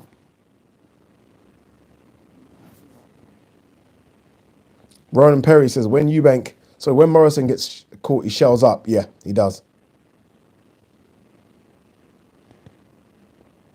Mike G says, you guys are being too hard on Junior.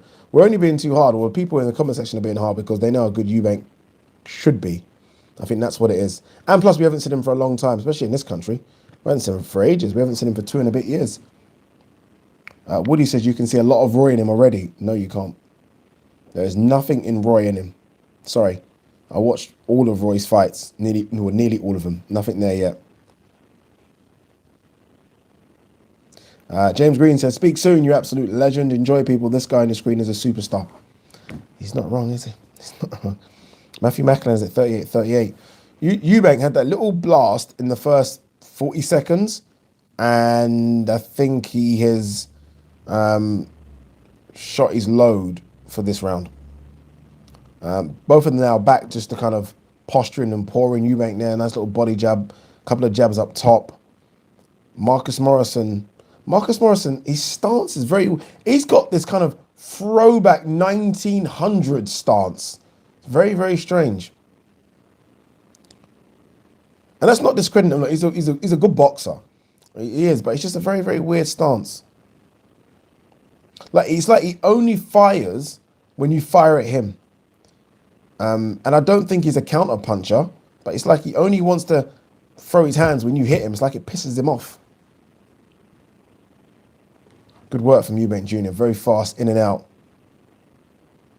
This could go all the way, you know. Round number 5 now. This could go all the way. And I feel like, look, he's got a built-in excuse, right? I've been out the ring for so long, but him going all the way with Marcus Morrison isn't good for his reputation, especially the way in which he talks.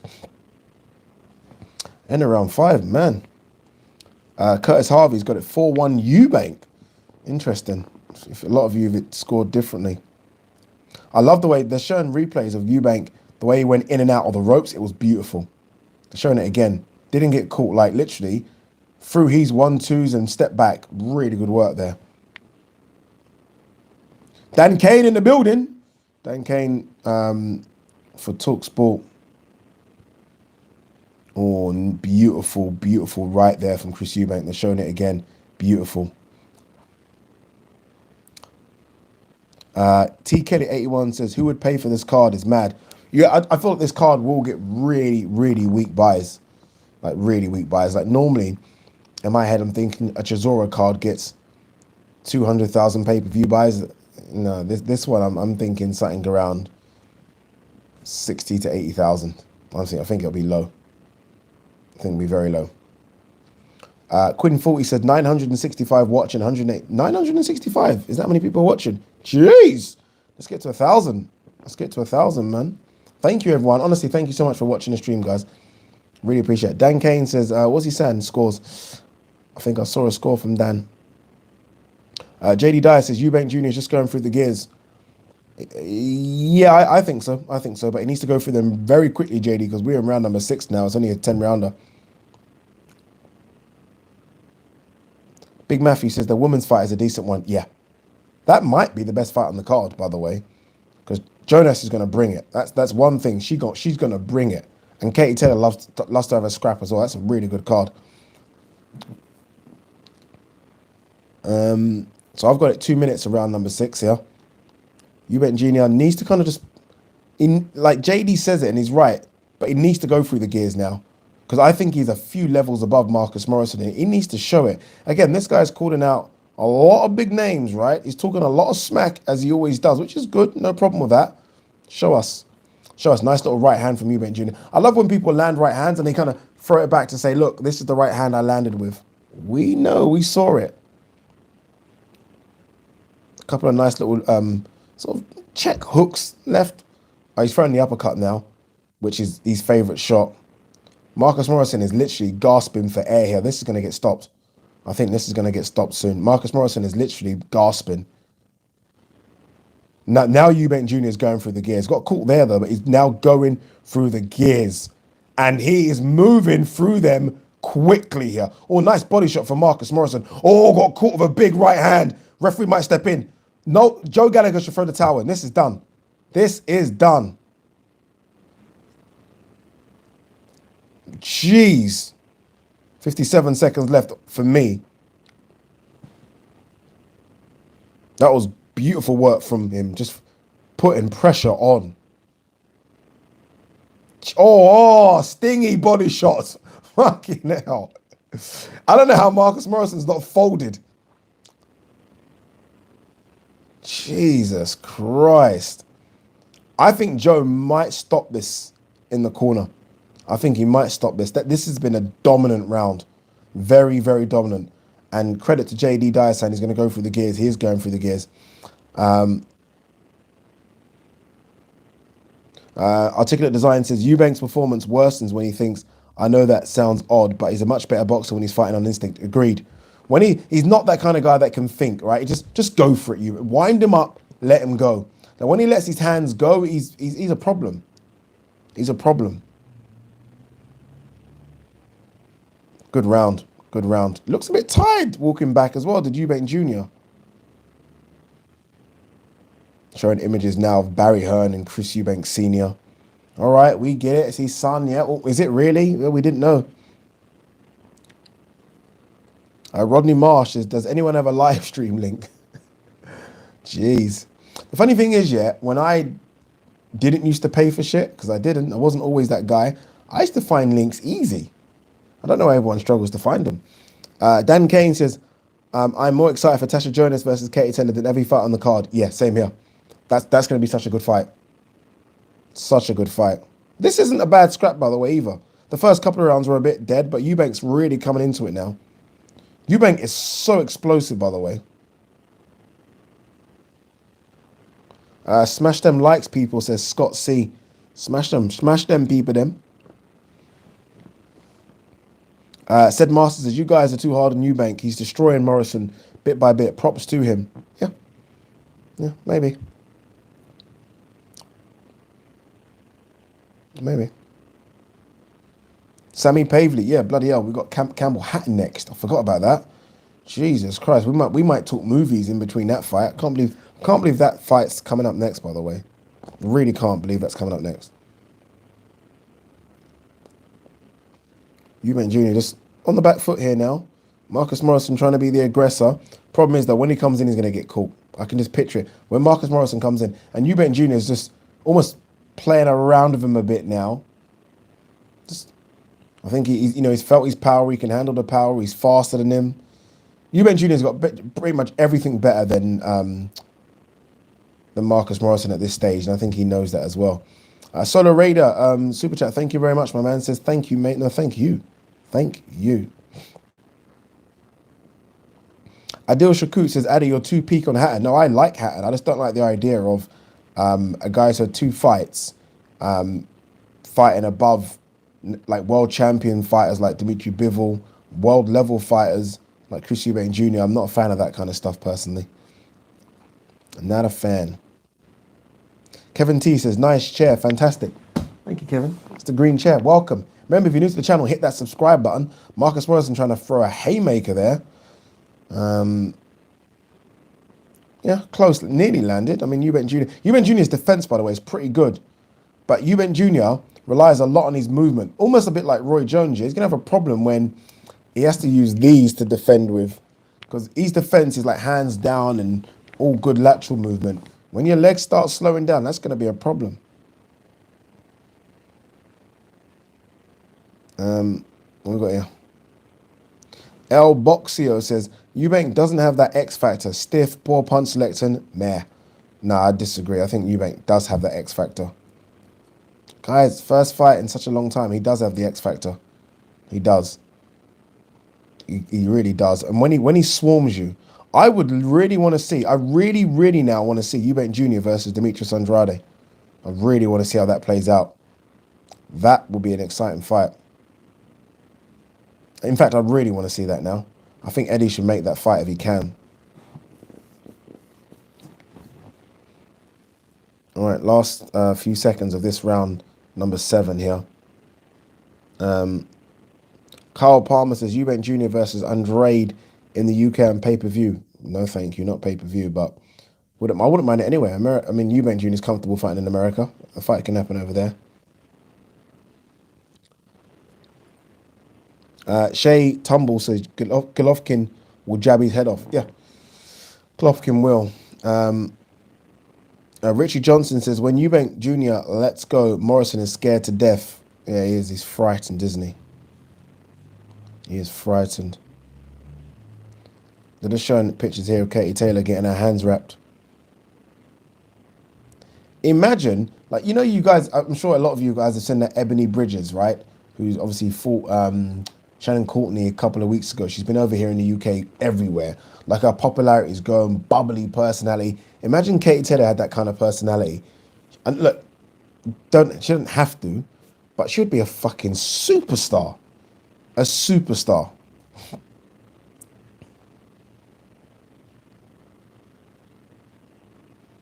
No, Karma Serene says, just pronounce Andrade like you used to. It sounds weird when you pronounce it like I do. You told me how to pronounce it, now you don't want me to pronounce it correctly. Diddy Phil says, like that chair, Eddie. It's the chair, man. It's my chair. It's my chair, boy. All right, here are round number 8. I think this is what, okay, Eubank Jr. is going for the stoppage, yeah. He's definitely going for a stoppage, and he needs to get a stoppage as well. I think he knows that. Jeez, you know, to be fair though, Morrison can hit, you know. Morrison is not going anywhere, you know. Like, when you think Morrison, every time Morrison looks like he's ready to kind of shell up, he just throws back.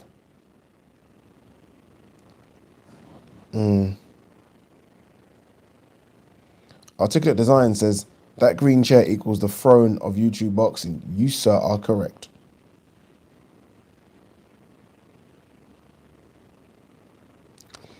Tommy Jameson's, who you picking in the main event, my guy? I am picking Joseph Parker, late stoppage, so you better put all your money on Chisora. Ravel Evans says, Morrison is fringe British level at best. Yeah, it's true. That's true. But sometimes styles make fights. And maybe this is the style for Eubank Jr. It's a bit tricky. But like, he's won most rounds here.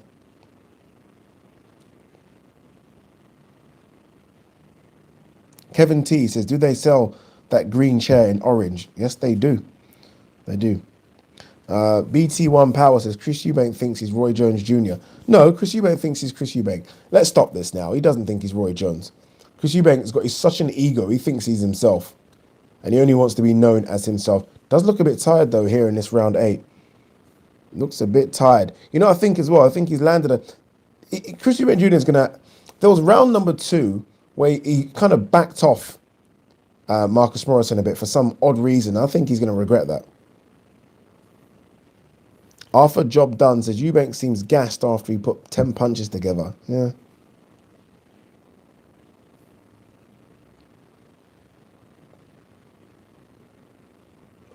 Morrison done well to stay in there, says Sammy Pavley. Yeah, he's done all right to stay in there. And he's landed a couple of big shots himself, Morrison. Eubank Jr. is on the ropes. I need to hear what Eubank's going to say after this. Eubank's going to just sprung forward and landed a couple of big shots as well. Like, Eubank's winning all these rounds, by the way. Just not doing enough to get Marcus Morrison out of there. But Marcus Morrison looked tough.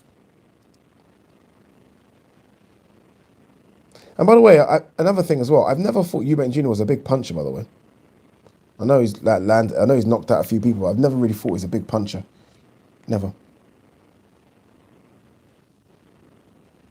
Jay Cam says, Andrade clowns Eubank in a boring fight. Possibly. Carl Palmer says, Saunders versus Eubank Jr. rematch. Nah, ain't going to happen. Never. Never. Tamid Udin says, people act as though Eubank is crap. No, I don't think anyone does.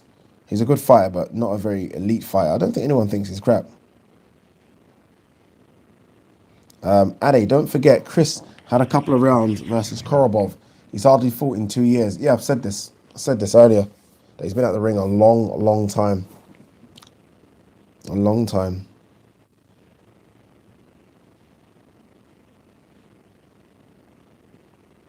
HB says, Eubank doesn't deserve a title shot just yet.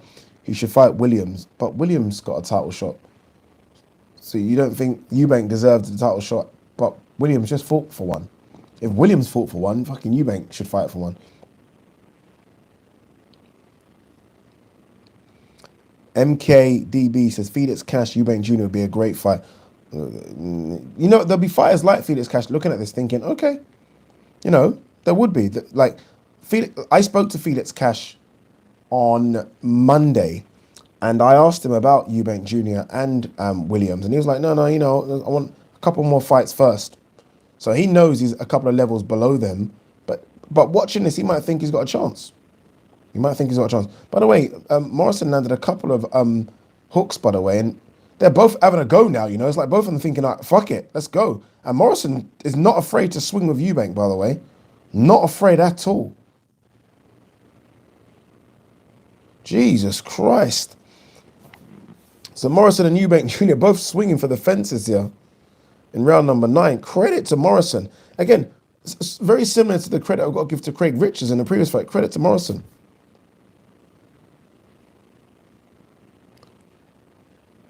This has been a good. This has been a good little scrap for Morrison. Very good scrap. I thought he was out of there round 2. I was even talking about Joe Gallagher fucking throwing in the towel round 3. He's still there. Still there in round number 9. Interesting. Mr. Sugar saying commentators acting as if this has been competitive. It has been a bit competitive. It has been. It's just not been a one-sided beatdown. He's landed some decent stuff.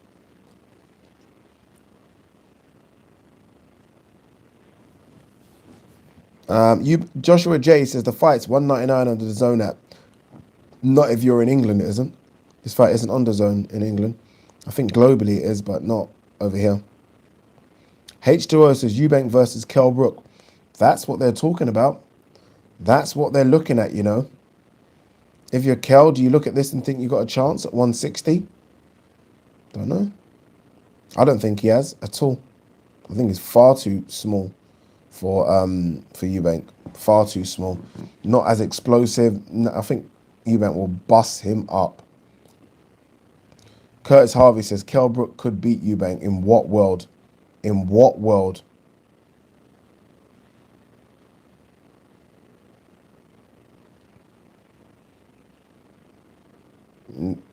What's everyone saying?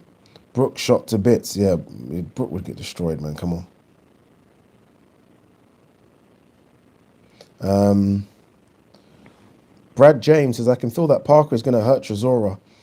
He's had a bad few years, but look at when he's knocked someone. He has accuracy and power. He's going to hurt Chisora. Yeah, I think he will as well. All right, guys, we're coming up to round number 10 of this one now. The end of round number. That's it. Final round. This fight could just end now, please. Andrew Spence says 1,000 people in the chat. Go on, Eddie. Yeah, thank you. Thank you, everyone, for being in the chat. I always find it funny that you guys would come to watch me talk, and I'm not even really commentating, but just it's funny. But thank you so much for being here. Adil Shakut says, Ade, what's your rating for this performance? If I had to score this Chris Eubank Jr. performance out of 10, 6? Is that harsh? 6?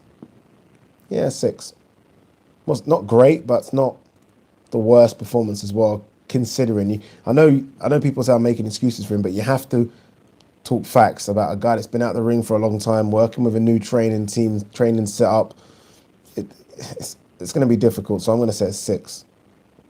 A 6. And he's got in there with him someone that isn't ready to lay down. I like that. I like what Marcus Morrison's doing here. Marcus Morrison isn't ready to lay down. Every time Marcus Morrison looks like he's going to get hurt, he throws back. And him throwing back has been a problem for Eubank Jr. It's been a big problem. 6 is fair. Thank you, says said master.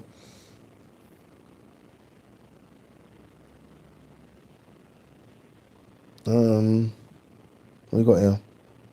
Holy Miverton says, I wasn't expecting this fight to go on this long. Predicted 2 or 3. So did I. I predicted 2 or 3 as well. I'm actually disappointed because I really wanted this fight to end. I wanted the night to end early. Like, the idea of this going all the way just wasn't part of my agenda at all. At all. Morrison, I hope Morrison looks at this as a springboard to doing better things. Like, I now wouldn't mind seeing Marcus Morrison in there with Felix Cash. I know you guys have been talking about fucking Felix Cash versus Eubank Jr. I wouldn't mind seeing Marcus Morrison have a go with Felix Cash. I wouldn't mind it at all.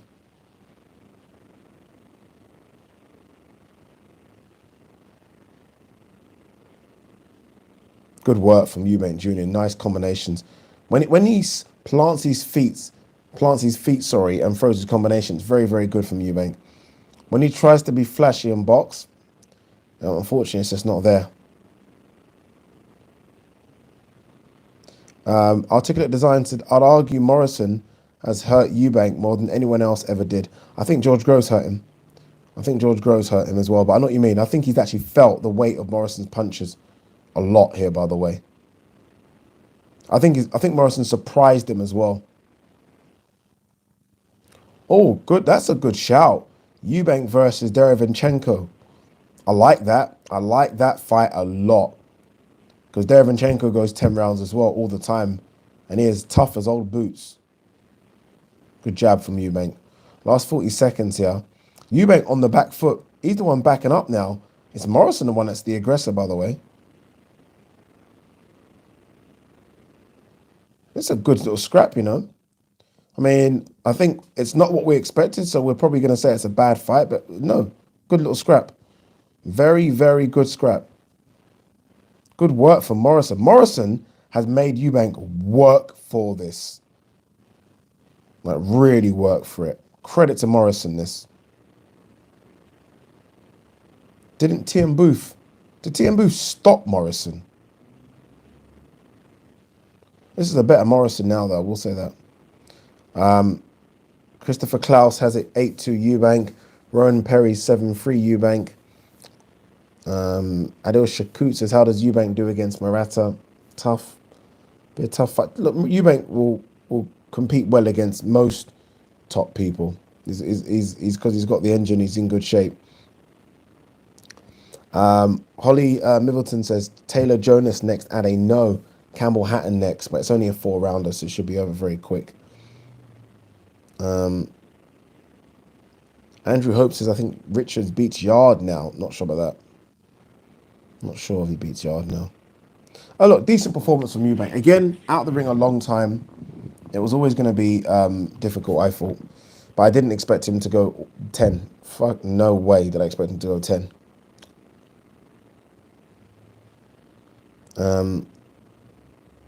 Boring fight, says Jack Strummer. That wasn't boring. Come on. Come on, Jack. That wasn't boring. Woody says, I like the next gen Eubank. That's a good one. Stephen Dodd said, you put £5 on Hatton to lose by KO or TKO. Is he fighting a Mexican? If he's fighting a Mexican, then you might have to put a bit of money on the Mexican.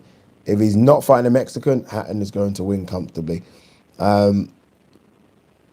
H2O says, do you think training with Roy Jones has improved him?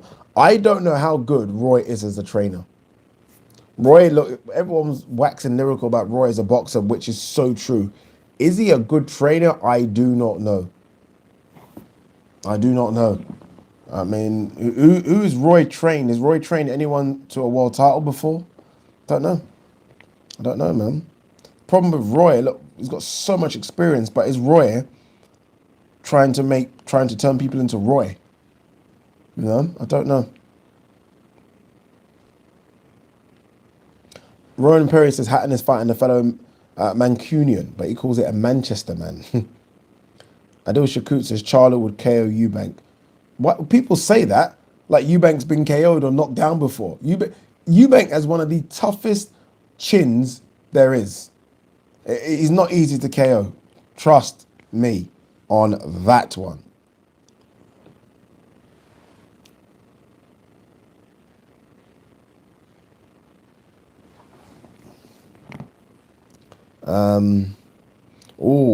Chime on Lamb says Eubank versus Belanga.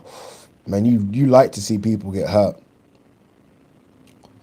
Pretty Boy Flizzy says Eubank most entertaining fighter out there in my opinion. He gives you action for 10 rounds. Say what you want. He comes to fight for 10 rounds or 12 rounds, does Eubank. Technically, we know his limitations, but he's an entertaining fighter. I like watching Eubank fight. I really do. I like watching him fight.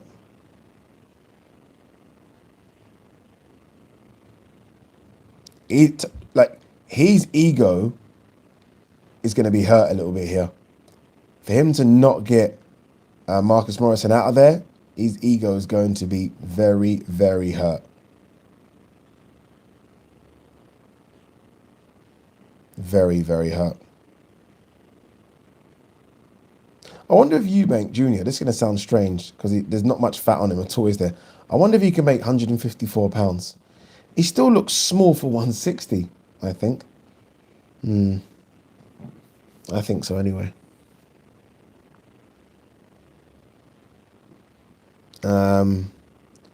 Tyron Alaka says Billy Joe will be laughing. Why? I don't think so. I think Billy Joe's got other things on his mind right now, and that's fighting the pound for pound #1 in the sport. Adi Oladipo, I don't understand people that say Eubank will get KO'd. The man fought Groves with blood dripping into his eye for ages and fought 12. His face looks a bit swollen there. He's definitely been in a fight. It's been difficult work for him. That was difficult. You can see it. But it's done. The rust is out. Let's see next. Jake Jansen says, we got 1,000 watching. Well done, mate. 1,000. Thank you, people. Honestly, thanks, guys. Really appreciate it. So I'm just going to read through a couple of the questions that have come in now as we wait for Campbell Hatton to fight. Campbell Hatton's coming up. Adil Shakut says, Eubank gets hit too easily.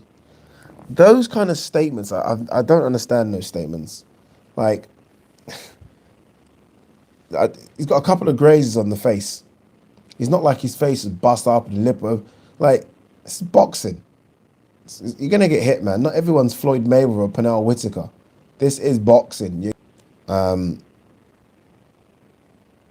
SP says Morrison caught him clean. Yeah, Morrison caught him a couple of times. Issei says, yo, bro, when is the Parker fight? How many more fights? So we've got Campbell Hatton coming up. Then we've got Katie Taylor versus Tasha Jonas, which are probably going to go all the way, people. Then we got Parker. So I would say, what's the time? The time now is 21:22. So that's 9:22. Just put my charger in before my bloody laptop dies. I would say that the main event's going to start about 10:30, give or take. So about another hour and so. 10:30, people are saying. Yeah, it makes sense, doesn't it? Ron Perry says Taylor Jonas is going to be a war. I guarantee it. Yeah, it's going to be a war. It's going to be a good fight, that one. Matthew Maloney says Jonas wins on points. That would be one hell of an upset if that were to happen. Underground says Ben has the power to hurt Eubank. What are we talking about? I hope you're not talking Conor Ben. You can't be, surely. You can't be. A lot of people saying Taylor stoppage. Tyrone Alaka says you need a new sofa, fam. Why? What's wrong with my sofa? You can't even see my sofa. My sofa's over there. How can you see that? Are you saying armchair? Is that what you're talking about? Like this? Come on, people. Brilliant Idiot says opinions on BT Sports Cell. I hope Disney or Amazon don't get it. They are so big already. ITV and DAZN are British. Keep BT in Britain. It's interesting, right? Because there is now talks about BT Sport being up for sale. It's going to be Disney. There is, look, it's going to be Disney or Amazon. Amazon are literally eating up the market right now. It's crazy, Amazon. Like, the fucking growth of Amazon's incredible. Incredible.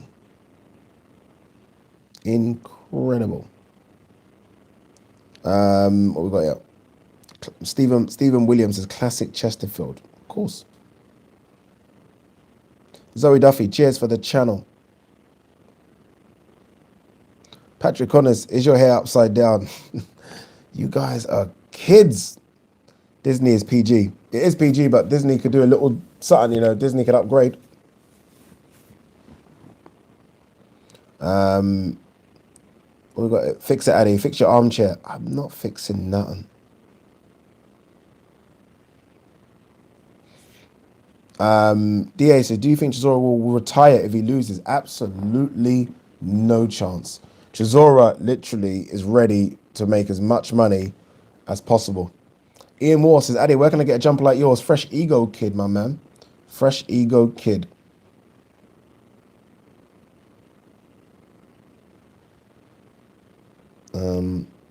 Lamin Sahu says, Addy, will Liverpool get top 4?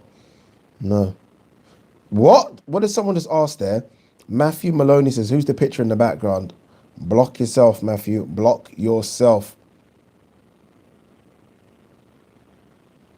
All right. Campbell Hatton is up next. Can he get this job done quickly, please? Like, quickly.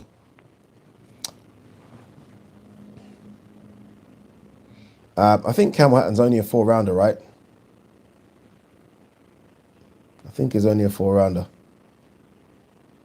Lacey Griffiths says, what's left for Chisora if he loses? Money. That's what's left for him. Money is left just because he can make fights. He's a gatekeeper. So it won't be serious fights, but it'll be gatekeeper fights, and he can make some good money from them. He can make some good money. Oh, Karma, you didn't even need to do a super chat. Order your food now so you won't be starving later on. I actually ate a lovely Caribbean. Really nice. Jerk chicken, mac and cheese, plantain or plantain, whatever you guys want to call it. Smacked it just now. Just before we came on air. So I'm all right. I'm holding. But with that little super chat, I might order some more. Thank you. Jake Jansen says, let this sink. Usman has fought Jorge Masvidal twice and Burns since Fury and AJ signed that contract during lockdown. Should be British history. Shame on them. AJ Fury is going to be announced next week.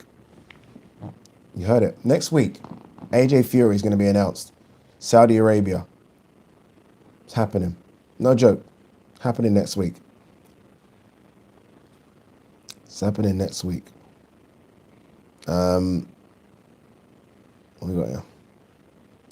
Adil Shakut says, Ade, man, I'm losing faith in this fight happening.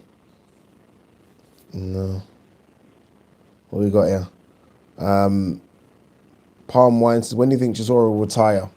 A couple of years' time. There's too many fights for him left. All right, Campbell Hatton up next.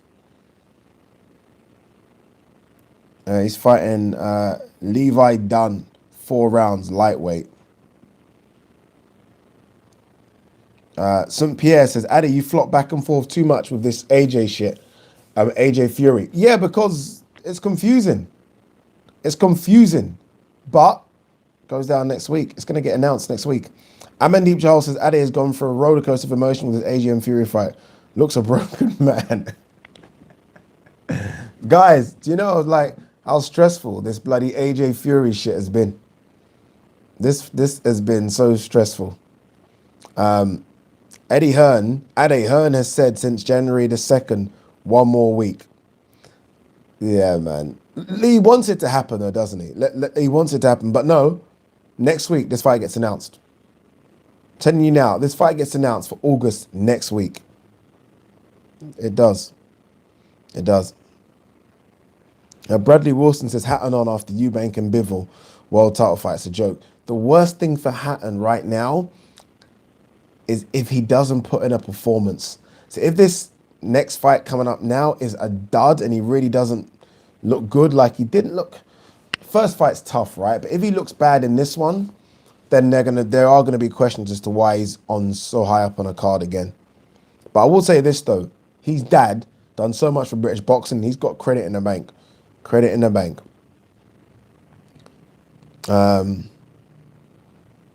Chris Dyer says, Ade, do you know something then, working for TalkSport and Sky Sports?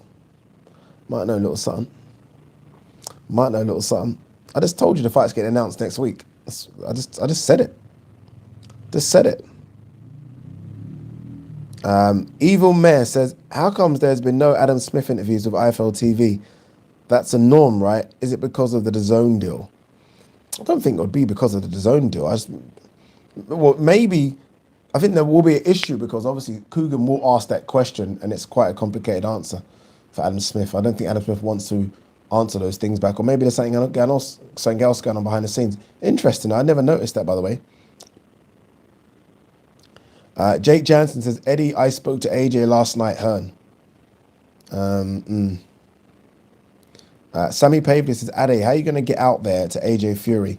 The last time I went out there, I was out there for ESPN Africa doing a few bits for them. So hopefully they send me out again. Even if they don't, look, even if I don't get out there for any channel, I'm going out there for this channel. Or going out there for myself. Like, there's no effing way that I'm not where AJ Fury is. No way. There's no way I'm sitting here doing a watch along live for AJ Fury. No way. No way. Chris Dyer says, Addy, will Sky stay in boxing? Yes, they will. Yes, they will. Pretty Boy Flizzy says, Adam Smith is very underrated, sorry, in my opinion. Hopefully he joins the zone. Someone says the sound is crackling. Sorry, it's maybe because I'm doing that. Yeah, I think Adam Smith will stay with Sky because Sky are going to continue boxing. So I think he's going to stay with Sky.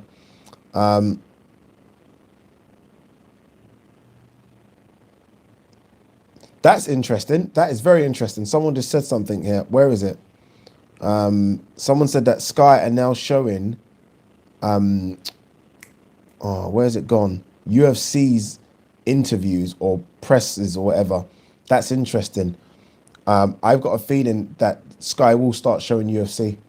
I've got a feeling. Obviously, UFC's now with BT Sports, but there is a lot of talk about BT Sports being bought out. I don't know the contract that BT Sports have with the UFC, but they might go that route. They might go the UFC route. And that means we might start to get more shows over here. Look, that's not the same as boxing, but it could happen. Could happen.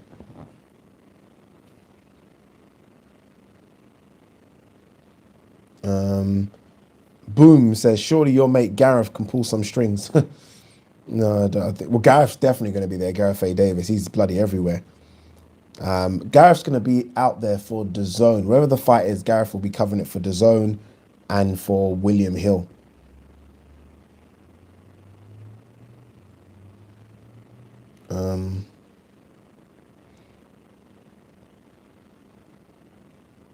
What we got here? How old is DERECK CHISORA, says Lacey Griffiths. He must be about 38, 39, right? Looks in great shape, though. I have to be honest, looks in great shape. Tracy Alexander says, has Natasha fought yet? No. We got Campbell Hatton coming up now. And then after that, Tasha Jonas and Katie Taylor. Ravel Evans says he looks 50. Yeah, he does look a bit old, doesn't he? Has Katie fought yet? No, because Katie's fighting Tasha. Daniel Malia says, Ade, what's your thoughts or what's your take on the coin toss drama? Fake, made up, just to generate some interest. And it did, didn't it? 'Cause it was all over social media. Like this fight hasn't really sold, has it? Like, it's not garnered that much interest. All of a sudden, people got interested because of this fake coin toss nonsense.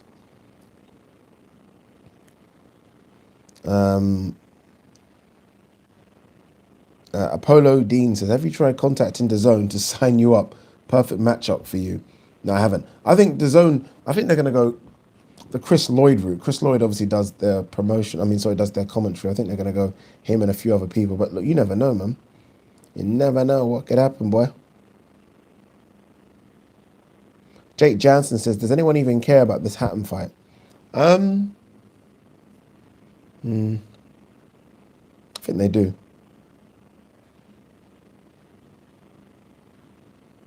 I think they do.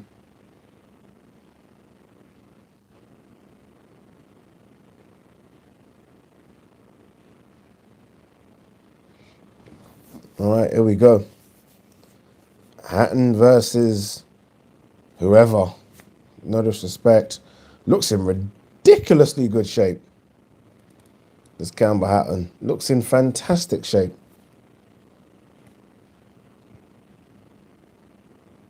Someone said my mic isn't working great. Really?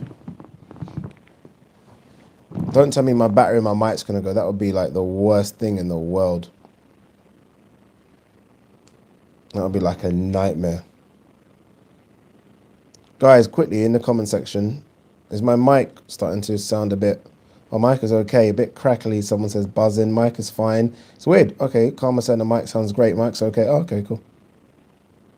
Mic is okay. Okay, thank God. I'm about to bring out this one. I'd have to plug this mic in for a second. But that's a bit. Shall I plug this one in? Oh no, the mic is fine. Okay, it's cool. All right, here we go. No pressure. I mean, they literally, this guy that he's fighting, they would have watched him about 1,000 times and said, all right, look, Hatton is going to destroy this guy. Why does Hatton look like he's aged about a year since the last time I saw him? He actually looks physically more intimidating now against this guy who's just rolled out the pub. This guy has literally just rolled out the pub.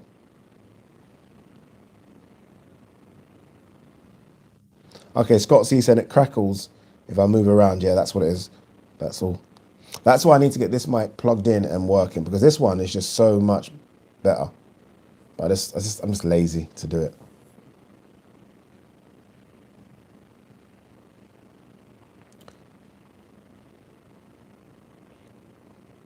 Andrew Weiss fighting tonight, isn't it?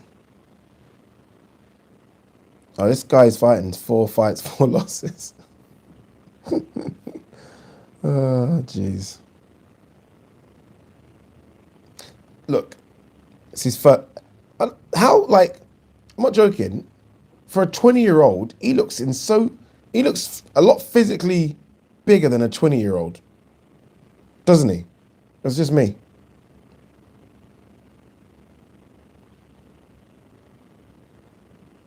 Um, 4 losses. The other guy's been thrown in the deep end. This guy doesn't even look like a lightweight, if I'm honest with you. Doesn't even look like a lightweight. All right, let's see how Campbell Hatton does. Let's hope he puts on a better performance than he did last time. I'm pretty sure he will do. I hope he does anyway, because his dad gave me so many good nights watching fights. And let's see, round number 1. Let's see what Hatton's got. If I'm this guy and I've watched the last fight, I'm jumping on Hatton.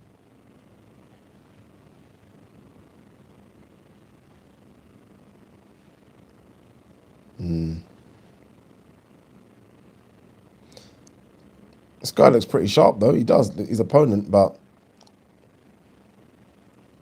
Gosh. God, his opponent's awful. Let's be real, his opponent's awful. But it's going to be like this, right? It's yeah. It's Campbell Hatton, like, just walking him around, really, trying to land something. Going to the body, that's his favourite shot, clearly. So much pressure on this young Hatton. So much pressure. It's quite messy with his work when he gets in close. No head movement as well, Hatton, like 0 head movement. He's going to learn these things. But, yeah, I don't know. It's a second fight. I can't even judge him until he gets to, like, his 10th fight. You can't even judge him, because right now he's just fighting off instinct. I just want to see him take his time a bit more. Just take his time. Why does he need to rush his work so much? Take your time.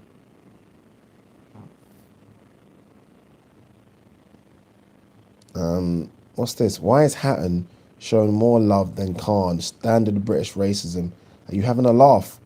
I knew Khan had a fight against the guy he lost to in the Olympic final. He had a fight in front of fucking 1,000 people. It was a black tie event just to get him a win over the guy he lost to in the Olympics. Like, I think there is a bit of racism with Khan, but I don't think Hatton's getting more love than Amir Khan did. Not at all.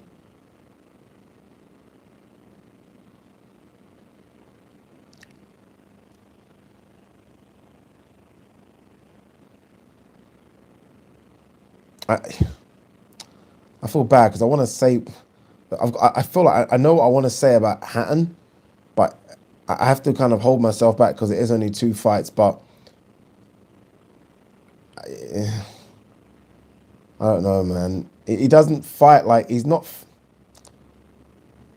He's fighting like he's not a boxer. Does that makes any sense? They've rushed him with turning pro. He should still be an amateur. What is he doing as a professional at 20? He should have stuck with being an amateur until he was 23, 24, and then, because he looks like he doesn't even have no proper fundamentals. Nothing.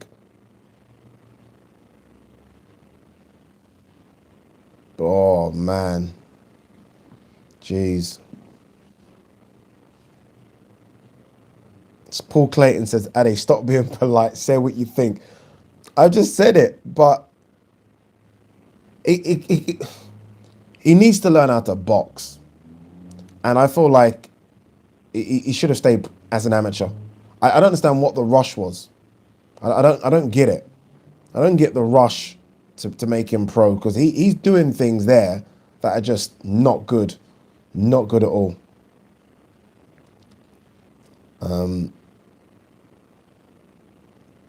Karma Serene says, Khan spent a good chunk of his career in the States. I can see why y'all don't revere him. Yeah, that's part of Khan's thing as well. I think people forget that. I mean, look, obviously, look, let's not hide the fact that there is a lot of racism sometimes when it comes to boxing. But with Khan, I do think there are other reasons as well as to why he hasn't got the British love. But when Khan was fighting over here, Khan got a lot of British love. Loads. I went to a few Khan shows, and Khan used to get so much praise. All right, round number 2 here. Campbell Hatton versus, was it Levi Dunn? Is that his name? Yeah. Just take your time. Slow down. You know, the problem is for them as well. They're going to struggle to find opponents for him, by the way, because even this guy with 4 defeats is like making him look a bit ragged with his work. That's better. A better jab from Hatton there. Double jab. That's it. Slow down a bit. Slow down. It was like wasted energy here. Campbell Hatton just rushing his work again now. Swinging, getting the same shot, missing with the same shot wild. Oh, man. This isn't good. But it's only his second fight, but it isn't good. Isn't good at all.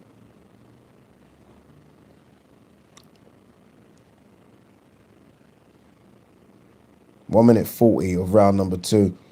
He doesn't know how to separate. He doesn't know how to move his feet. Doesn't know how to do angles. Israel Islasse, he's absolutely crap. El Liat says, Addy, he's still an amateur. No, he's not just an amateur, because I know amateurs that are better than this. He just needs to... Is it possible, when you've turned pro, to actually go back to being an amateur? Serious question. Like, just start again. Is that possible? Can you do that? Because he might need to do that. Or what they... You know what the problem is, again? This is the problem. This is Matchroom's fault. Why put him so high up on a card? Why put him so high up? If he, like, now so many eyes are on this, right? Everyone's now watching this. Even in this stream, there's nearly 1,000 people. When we started, there was only a couple of hundred. He should have been on then. So you know, not everyone's got eyes on this. Now he's going to start to get critiqued again, and it's unfair. He's a young kid coming up, but he's going to get critiqued. And obviously, he's got his dad's surname. Karma Serene says, someone said that Jake Paul is better than Campbell. Yeah, Jake Paul's got better technique. Yeah, he has. I think he has. Good, that was better from Campbell. Nice body shot from Campbell Hatton. That was nice. That was very much like his dad. He's starting to slow down a bit now. Starting to slow down again. Tosin says Matchroom are using him as a gimmick. No. I don't think Eddie Hearn gets much out of this. I think Eddie Hearn would have preferred to have put him early. I think it's maybe the management team. I think he's signed to AJ's management company. Maybe it's Ricky Hatton. Maybe it's... I don't know what's going on, but I don't think Eddie cares too much to have him this high up.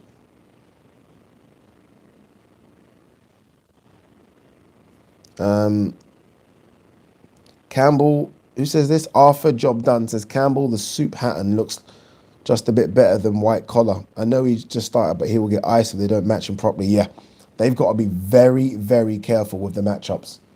Like, very careful. Like, it's scary because you can't even put him in with a guy that's got like 30 losses, because that guy's got 30 fights.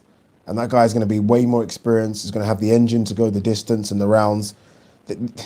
What they've gotten in with now, a guy that's only had 4 fights but 4 losses, that's perfect matchmaking.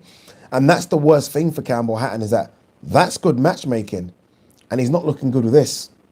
Like, you can't really ask for more than that. A guy with 4 fights and 4 losses. So the guy is inexperienced, and plus he's lost all of his fights. You know, if you can't do your work on a guy like that, then yeah, it's not good. Andy Stone says, Ade, stop it, man. This kid is not it. He can't even box at amateur level, and he'll struggle. Yeah, I've seen him as an amateur, and he didn't look good. I've watched his fights on YouTube. But look, let's give him time. Let's give him time. He's doing something in front of all our eyes. That shit ain't easy.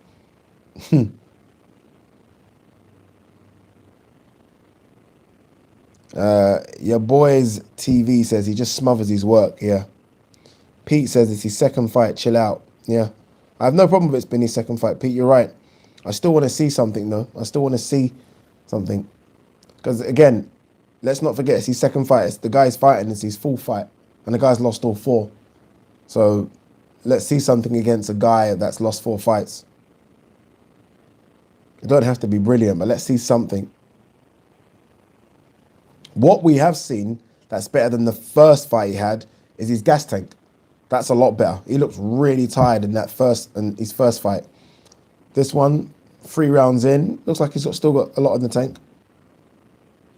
Where his opponent now looks shattered, hands down.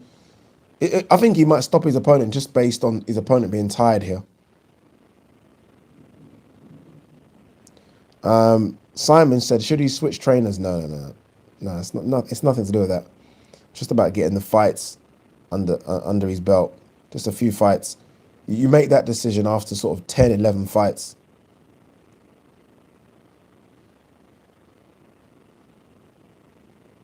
Mark McCoy says, everyone hating but never get in the ring. Yeah, it's not really like that though, Mark. I get you. Like, look, none of us are professional boxers here, but, you know, it's not like he's doing this voluntary. He's getting paid to do this. I mean, that's what he does. He's a fighter. You're allowed to critique fighters without having been in there. You know, it's like we all critique footballers. None of us are Premier League footballers. That's just the way the world is, unfortunately. Don Mack says, bro, Ade, the amateur circuit says Hatton has no heart. It's a bit harsh. Karma Serene says he was trying to throw everything into the first fight. That's why he's gassed. Yeah, he looks a bit better here now, energy-wise, doesn't he? He will want to try and get a stoppage, though. You like that on your record, don't you? Oh, nice shot there. He landed a big shot there. End of round number 3. Got caught at the end there, his opponent. Let's get into the final round. It's a win for his opponent if his opponent can last this one.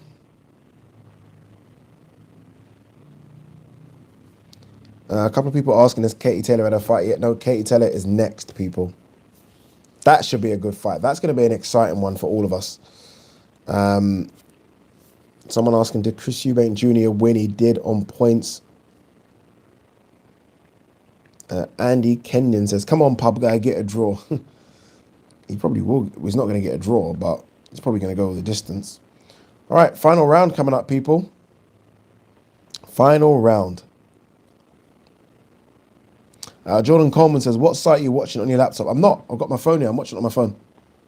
Got my phone right here. Just watching it. So the phone's down there.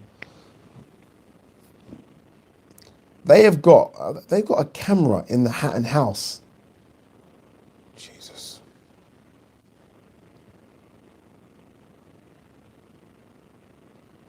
All right, let's see.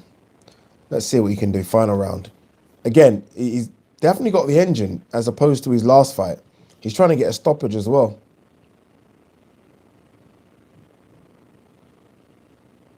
Better work now, using his jab. Bit better. It's a bit better. It's not great. That's nice. Nice little right hand from Campbell.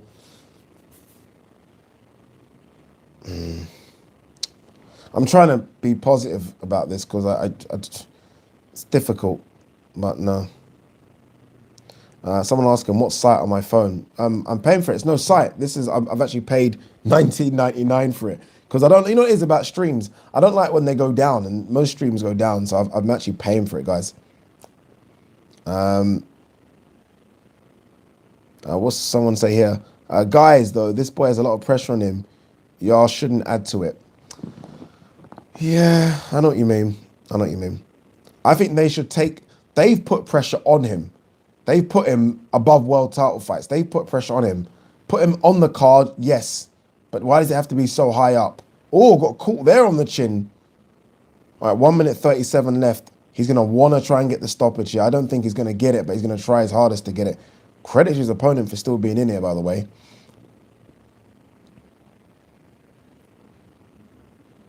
And by the way, when we talk about putting pressure on him, EUBANK Jr. had exactly the same pressure, so did Conor Benn. It's not just Campbell Hatton that's getting it. Anyone Julio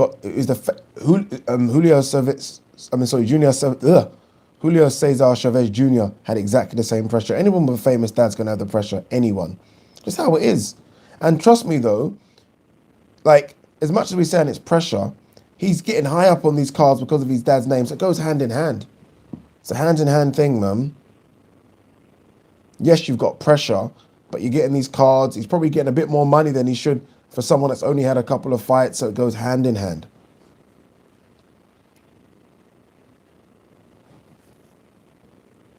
Someone, Solorio said, even Ade, this fight is not exciting. No, it's not. I can't try and sell it to you. Articulate Design says, seriously, this guy is adamant he's seeing the bell. Poor matchmaking. Yeah, this guy is like, you're not knocking me out. And I think for this guy now, who's probably going to become a journeyman, obviously, if you get knocked out, then he has to have a medical suspension, doesn't he, for, what, 3-4 months? The guy's probably thinking, I actually wouldn't mind fighting in a couple of weeks. But if he gets stopped, he can't. If he goes a distance, he can. So he does not want a medical suspension. He wants to probably have another couple of fights somehow, somewhere. And he goes the distance.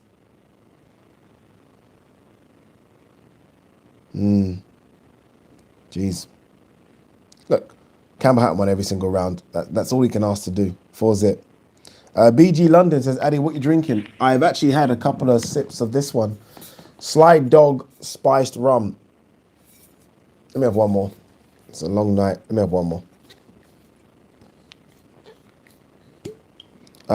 Zach Wiseman says, Addy, what's your opinion on the upcoming boxer, Dylan Brooks? Never heard. Oh, I've actually got a bit left in there. I don't know too much about Dylan Brooks. I'm going to have to do my little research on him, so can't tell you, my man. Apologies. Sorry, I bet the mic's cracking a bit. Some good shit though, you know. Fury doesn't want AJ fight. Stop it. DJ in edit. Come on, stop it. Yeah, boys. TV says I'm on the rosé tonight. Come on, man. That's not a man's drink.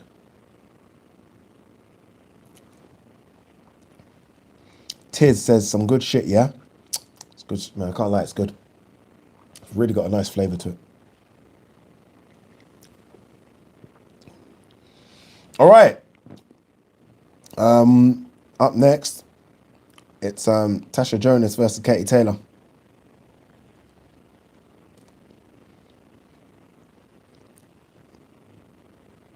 Pretty Boy Flizzy said this fight ruined the flow of the card. Yeah, it did. Macdara Obira says love from Ireland, Ade. Love, my brother. Guys, do you remember? Okay, a lot of you are in now, so we are going to run a prize hopefully in the next month and a half, when the next big fight is on with fans. What I'm going to do is buy 2 tickets. So wherever you are in the UK, I'm going to pay for you to get your ass to London. You're going to come to a fight with me. We're going to go for drinks, dinner. And you know, I might put you in a hotel as well. It's going to be a big prize. It's going to cost me a lot of money, but we're going to do it because it's almost like a thank you for all the support on the channel. And that's going to be for 2 people. So I don't know what the next big fight is. Obviously, it ain't going to be fucking AJ Fury.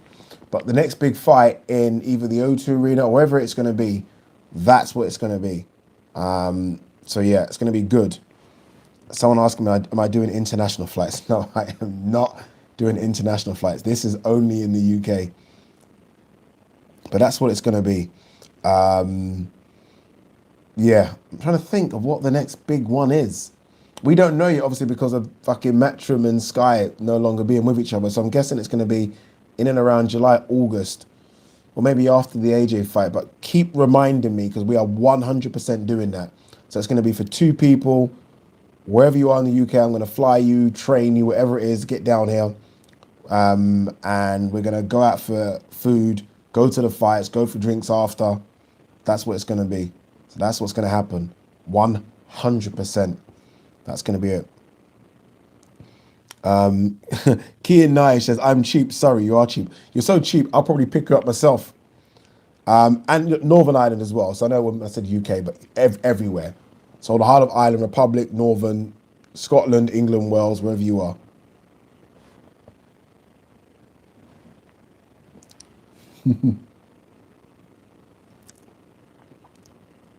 Karma says, take me to AJ Fury. I have plenty of production experience. I'm just hoping I can get there, you know. I'm just hoping I can get there, Karma. I really am. Because everyone's going to apply for that.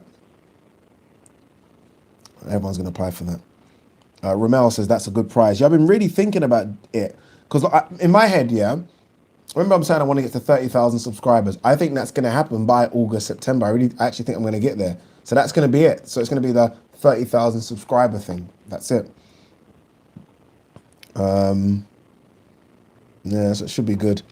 Talita Almeida says, exciting. Kian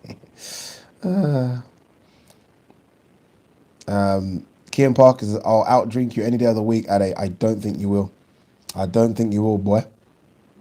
But no, it should be a good one. I think that's, you know, the funny thing is, and not only, it's a good one for me because I actually do want to just go to a fight with guys that know, or girls that know boxing, have a laugh, have a drink, go home.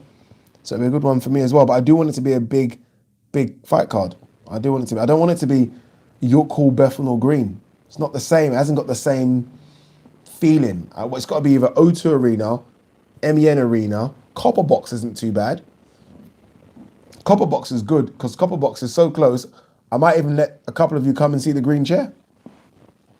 But no, that's for me. It's got to be a big place. For me, it's got to be a big place. Joshua J says, AJ Tyson tickets. You must be crazy. You must be crazy. N Who's 10 says, what chance you give Billy Joe versus Canelo? 25-30% chance. Brilliant Idiot says, Ade, you are smashing the watch along numbers. Next best is Seconds Out with 223 watchers. Good work. How many have I got? Oh, we got 1,000. And Seconds Out is a huge channel. They're not ready for us. They're not ready for us.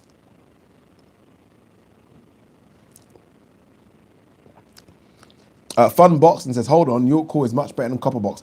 York Hall is as a venue, but in terms of the size, a Copper Box is what, 7,000-8,000, I think, in terms of the size. So look, O2, MEN, maybe Wembley Arena, and Copper Box. And look, I'm happy to go York Hall, but I just don't think that's a night out. Whereas I think O2 is a night out, innit? That's the thing. Anonymous says, I've been asleep, just joined. Have we discussed chocolate bars yet? No, we've not discussed chocolate bars, and we've not discussed movies. Those are coming. Tiz, Wembley, question mark. Nothing's going to happen at Wembley Arena. I'm sorry, Wembley Stadium. Ramel says, Sonny Edwards' movement yesterday was lovely. It was really good. Well done, Sonny Edwards, world champion. Well done. British boxing needed that. British boxing needed that. Big time. We've not spoken about that. We know we do our little usual Sunday catch-up tomorrow. We'll talk about all of that. That was a good win for British boxing, right? We've had a lot of our fighters lose recently, especially in world title fights. That was a good one. Jake Jansen says, do you know a sweet whiskey? Tired of Camden Lager. A sweet whiskey. Good question. Give me a few seconds to think about it. Has CRB been in yet? Now, CRB is on his way. CRB is on his way. You know CRB. Give him time. He'll be here. He's coming in. CRB sends me fucking Instagram DMs every week saying, I told you the fight weren't going to happen. I told you the fight weren't going to happen. Every week.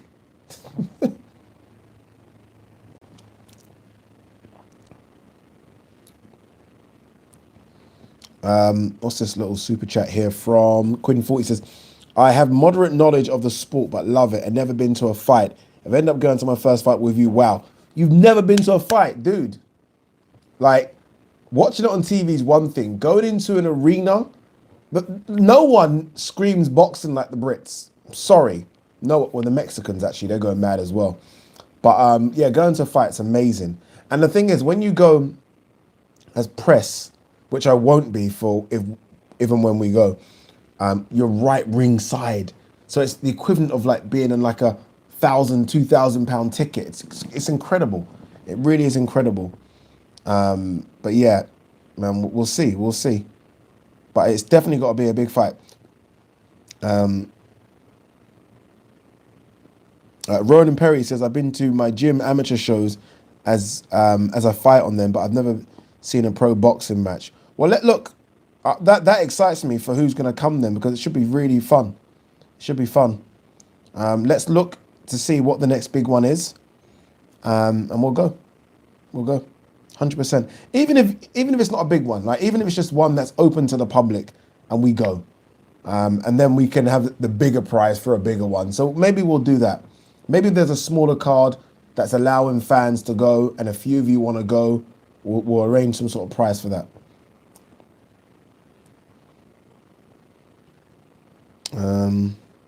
Sammy Pavley says any show would be amazing. David Mannion, evening brother Ade, evening, hope you're well. Yes. What's we got here? Martin Banner says big task for Jonas. Look at all those belts. They're showing all the belts that Katie Taylor's a superstar, you know. Ada Socrates says Kate is going to prove the haters wrong again. I don't think she got haters. I don't think Katie's got haters, you know.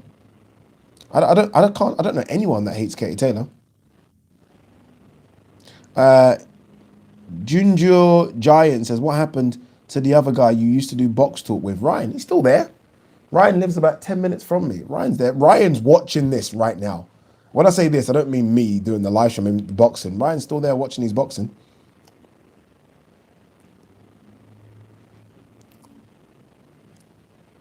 What's this? The Kingpin. Ade, I live in Stratford. Can I come over to your house and join the live? You cannot. I mean, you live close though, dude. Do you really live in Stratford? Interesting. What side? E15 or E20? Tasha Jonas walking to the ring. Tasha Jonas' sister plays professional football. The whole family, even her nephew plays for Liverpool's youth team. That's a sporting family, really sporting family. Ian Hamilton says, hi, Eddie, been a tough week for me. Could you follow back on Twitter so I can chat to you? As you said, you're always open to talking. I love the content. Okay, yeah, well, I'll give you a follow and we can chat. Hopefully, everything's cool. Hopefully, it's not too bad, dude, but we'll chat. I've known you for quite a while, Ian, so let's finish this live stream and I'll give you a quick follow. Daniel Edwards says, you probably already talked about this, but I'd love to have seen Johnny Nelson's face when Tennyson got stopped. Yeah, remember he said he would knock out Gervonta Davis. Okay. Crazy, right? Kingpin lives in E20. Wow, the Kingpin lives in E20, people. He lives in the rich area of Stratford, the new area. So basically, E20 is, see the 2012 Olympics? That all was derelict, didn't exist. And they obviously built it for the Olympics. E20 is the Olympic site. So he lives in the rich area. I live in the poor area. I live in E15, the original Stratford. E20 is a new postcode. It was only developed 10 years ago. So Kingpin's got money, unlike myself. Rich boy there. Rich boy there.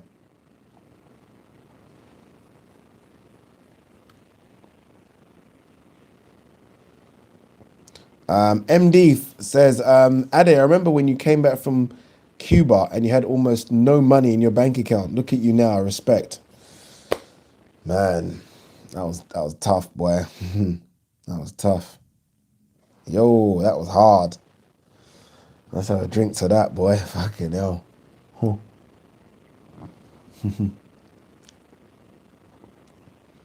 All right, Natasha Jonas is getting ready to walk to the ring.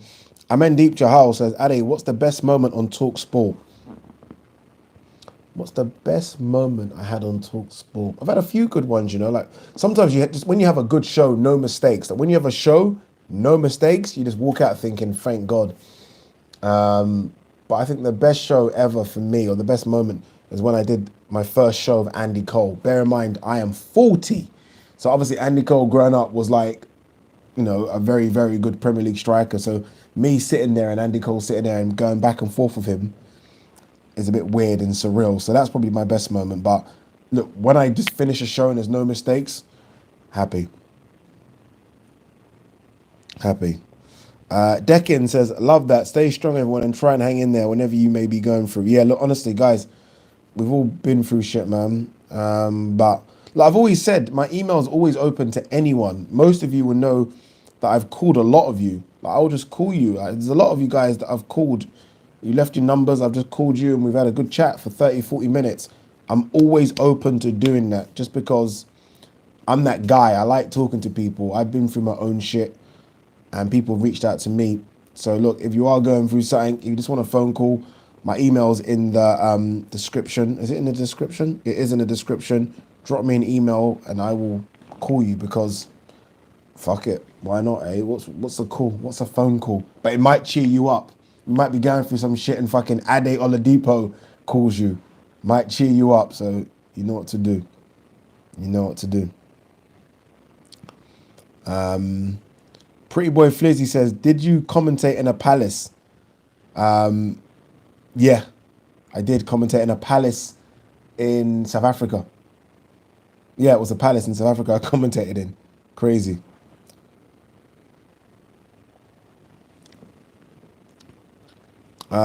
Your boys TV says, boxing talk with Ade podcast, get some fighters on. Yeah. Mate, someone's trying to get me someone that's in the MMA world. I can't mention huge. I'm that close to speaking to someone in the MMA world that's huge on this channel. Oh my God, dude. Someone says they're Ham Park Road in E15. My mum lives about 10 minutes from there. My mum. What's this one? Paul Taylor said, so far, not a very good night of boxing. Yeah, hope it ends now. Should be a good one.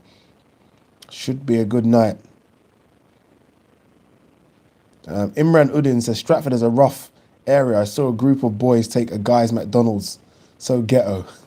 Stratford's not ghetto. Stratford used to be ghetto. Stratford ain't ghetto anymore. Stratford is definitely gentrified.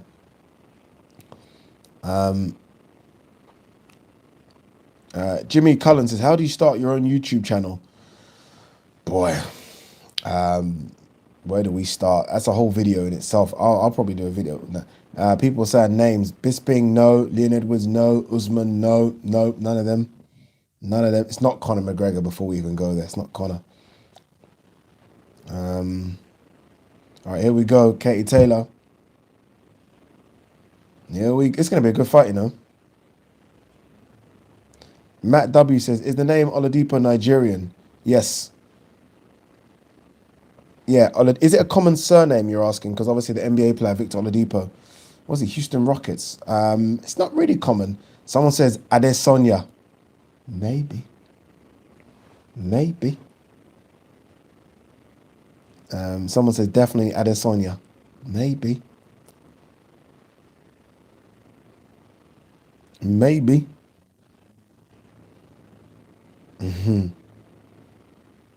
Someone's trying to get it. Someone's trying to get me. Someone's trying to get the Adesanya. I'm just telling you now, fuck it. I wasn't going to say the name, but fuck it. I'm too excited. I've had a couple of drinks. We are close. We are close to getting Adesanya interview. Close. This close. I sent him a voice note. I sent Adesanya a voice note. Well, actually, that's no bullshit. Let me tell the truth. I sent a voice note to someone that knows Adesanya very well. They sent it on to Adesanya. We'll see. They said, all right, send me a voice note, explain what you want, and I'll send it to Adesanya. Adesanya's got the voice note. He's heard the voice note. Let's see if he does it. Obviously, I'm a small channel. Let's see if he does it. Fingers crossed, right? I even said to him, look, Adesanya, look, I'm Nigerian, you're Nigerian. Come on. Come on. Do it, man. Please. We'll see. All right, guys, we're here now. Katie Taylor, Natasha Jonas. Katie, I need to see Tasha take off her robe because Katie Taylor looked thick. She looks really big. Remember, Tasha Jonas is stepping up in weight here. So we'll see. Rowan Perry says 30K easy with Izzy. Easy. And the thing about if I interview Izzy as well, then it makes me feel like I can interview the other MMA guys. Like I can interview Francis and Kamaru. We'll see. All right, guys, moment away from the co-main event. All the marbles in the lightweight division. All the marbles. This should be a good one. This should be a good one. I think, just before it starts, I think Katie Taylor's going to make a statement here. I think she's going to... A lot of people have like been talking, not hate, that's the wrong word, but I think a lot of people have been talking smack about Katie Taylor. I think she's going to make a statement. I can't believe Tasha Jonas is 36, by the way. Isn't she a mum as well? 36, she's like, credit to her, man. She's looking great shape, though. Jeez, she is in great nick. Great. This is going to be a great fight. I'm more excited. This way, you know, female boxing is growing. I'm more excited about this fight than any fight on the card. Not going to lie. Any fight on the card. Boxer 1986 says, not going to lie, I'd be down for UFC content on your channel. Thank you, man. That's what I was trying to say. That's why I kind of just changed the channel name to Adi Oladipo, just to do those type of things. But yeah, look, we'll see, man. I think we're going to get Izzy. Adekin says Ade is in love. hey, Tasha all right, though. Tasha all right. Katie Taylor, 34, 17 fights, 17 wins, 6 knockouts. This is going to be a good one. Quickly, guys, predictions. A lot of people are saying Izzy should be the first on the show. Look, I'm praying to God we get it. I'm saying it because I'm putting it out there. I'm praying to God we get the Izzy interview. Rowan Perry says, I've got butterflies. That's when you know it's exciting. Katie, unanimous decision. Taylor in 4. Brilliant Idiot says, G-Man is on with boxing, beats and rhymes. Go on, G-Man. Let him do his thing. Katie, late stoppage. Katie Taylor. No one is saying Tasha. Okay, Will K says, Natasha knocks Taylor out 3rd round. What I hate about this, well, 2 rounds. 2-minute rounds, sorry. It's not enough, is it? Should be 3 minutes, man. That's like, you just get into it, then the round's over. I think it's going to be war, though. All right, let's go, guys. Let's see what this is about.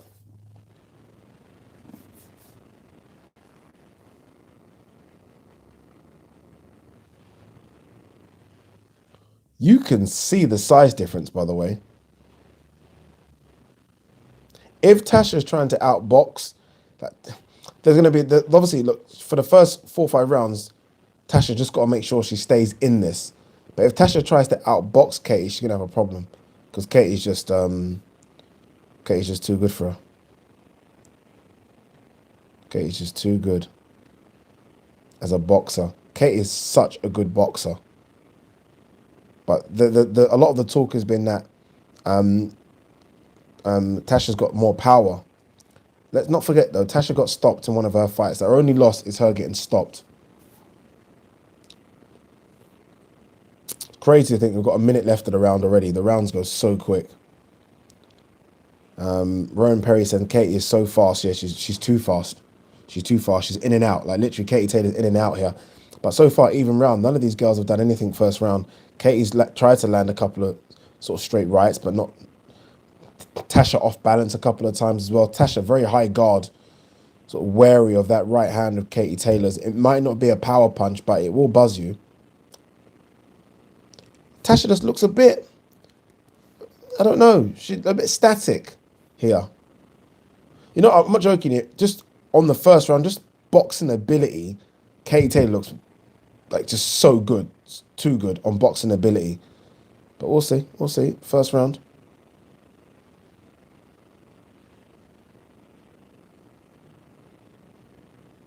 Tasha Jonas' back's massive. She's obviously remember she's come up and wait for this fight. Fought Terry Harper at a lower weight class. First round, Katie Taylor. First round, Katie Taylor. She looks a bit. I think someone said starstruck. Tommy Jameson says she looks a bit starstruck. Yeah. Kean Parker said Jonas looked a bit like a deer in the headlights. Agree with you. Agree. I think Taylor won that round, says Paul Taylor. Yep, already. She won that round. Joey Morley says, Ade, who do you think Eddie Hearn will match up Michael the Problem Mickinson up against for his next fight? Conor Benn. They're definitely going to go Conor Benn. That's the reason they've signed him up. It's going to be Conor Benn. Yeah, but first round, Katie Taylor. Comfortable.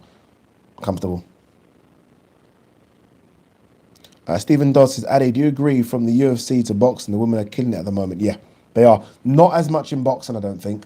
Not for the very big fights in boxing. In MMA, killing it. Absolutely killing it. See Rose Namajunas knock out the Chinese girl Wei Li the other day. But not so much in boxing. But it's matchups like these. This is a good matchup. This could have been main event. But Chisora probably would have had a fit. All right, round number 2. Let's see if Tasha can get a bit loose. Looks a bit stiff here for me. That's a nice little sharp right hand from Tasha Jonas there. Got Katie Taylor on the back foot. She needs to do that a bit more. She needs to not be afraid. Again, she can't stay on the outside and try and box Katie Taylor. It's just impossible.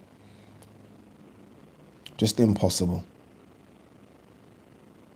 Katie Taylor looks sharp and fast and strong. Katie Taylor's just all business, isn't she? Hardly does any press. Like, you don't hear about Katie Taylor in between fights. You don't hear a peek from her. She doesn't come and do work on commentary. She doesn't do anything. All she wants to do is fight. She is bloody as mean and as busy as they come. Great hand. She just looks like such a good boxer. Again, Tasha just looked a bit slow here for me. She's flicked out the jab a couple of times, but nothing. Tasha's boxing, like, she's trying to score points, like, in the Olympics, like, as an amateur.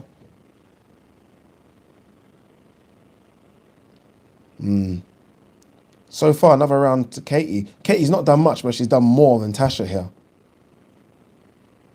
Why is a world title fight? I can't stand, like, I don't know what they're doing with female boxing. This should be a 12-rounder. I don't understand a world title fight. By the way, Katie Taylor's coming twice with her head there, and Tasha's at a moan, which tells me already she's feeling uncomfortable. Katie Taylor's like, I'm come to fight. I'm come to fight. 2-zip Taylor. 2-zip. Someone asking, what time is Chisora Parker after this one? So you're looking at about 11:15, something around that.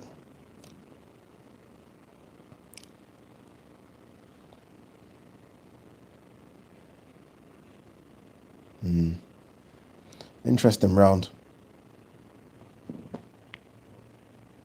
Adil Sagir says, Ade, is the Chisora Parker fight still happening? Her Chisora said he wants to come out first. Ring walk problems, that's all crap. It's definitely happening. He was just trying to garner some more interest for the fight. Do you think he's going to turn down what is likely to be very high 6 figures or maybe even £1 million because of walking second? Nonsense.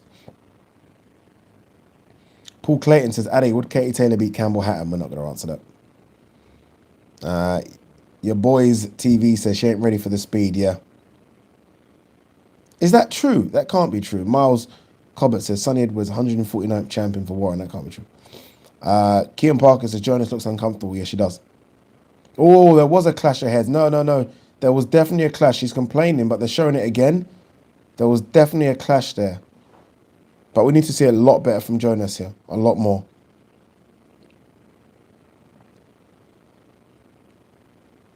Katie Taylor, I'll be honest with you, just looks a bit too good right now. And the thing is, she makes all her opponents look like this. The only person that's made her look uncomfortable is Delphine.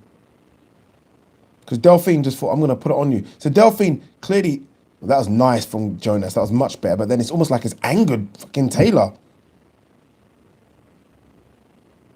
Jesus Christ, man. Katie Taylor, aggressive, boy. This is good work from Katie Taylor. Jonas is firing back as well, but it's a more slower. But she's landing. They're both throwing down, But these girls are throwing. I'm liking this fight. These girls are throwing down. Katie Taylor going to the body. She's landed a couple of big body shots, which has got Jonas on the back foot here. Jonas does not like those body shots. She tries to land a right up top as well. She then clinches. It's always Jonas going for the clinches, always, which says to me that she's feeding the pace a little bit here already. We're only in round number 3. This is a 10 rounder.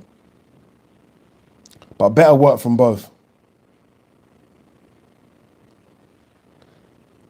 Katie Taylor goes from, I don't like talking and I smile a lot, to in the ring, I'm going to kill you. Jonas's punches look like they've got some pop on them. They're just a bit slow for me. Oh, she landed there, though. Katie Taylor definitely felt that, but then she fires back as well as Katie Taylor. Lands a nice 1-2. Jonas goes down the back, goes down the middle with a nice little jab. Nothing on the jabs, though. Nothing at all on the jabs from Jonas. Just weak. She got power. She definitely got power in that left hand, but the jabs are just range finders at best. Katie Taylor is so aggressive with her punches. Like, it's literally 3-4. She rarely throws single shots. Very impressive. Katie Taylor round, but better round from both. Mate, fucking best fight of the night.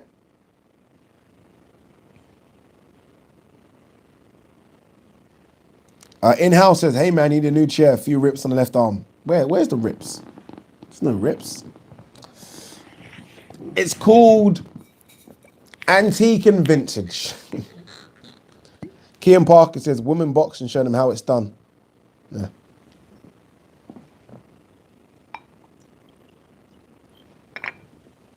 And today's video is sponsored by Sly Dog Spiced Rum. That's what it's called. She-Man Lamb says, shabby chic. Okay. I'm not listening to the commentators. They just said that they've given that round to Jonas. They must be crazy.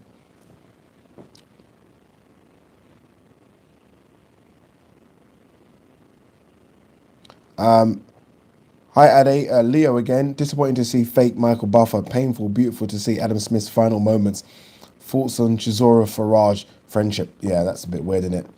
Chisora and Nigel. I think even Chisora, like, when he does the British flag, I find that a bit strange sometimes. I feel like he overdoes it. Like, he's over selling his Britishness.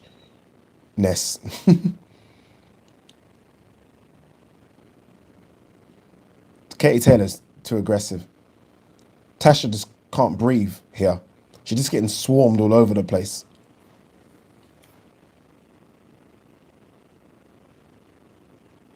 Katie Taylor, like, she only spars men, don't she? Like, she only spars men. Jeez. You know what? Jonas almost like she's waiting for that one punch. Very slow, thinking about it, but maybe this is what works for her. It worked against Terry Harper, but mate, there's Terry Harper and there's Katie Taylor. There's a big, big difference here. Cheers, everyone. Nice straight left jab there from Tasha. Landed, stopped Katie Taylor in her tracks, but Katie Taylor responds back with 1-2, 1-2. Again, the thing is, Tasha's throwing single shots. Some of them are getting through, but it's just single shots. If you're trying to win this on points, you're not winning this on points.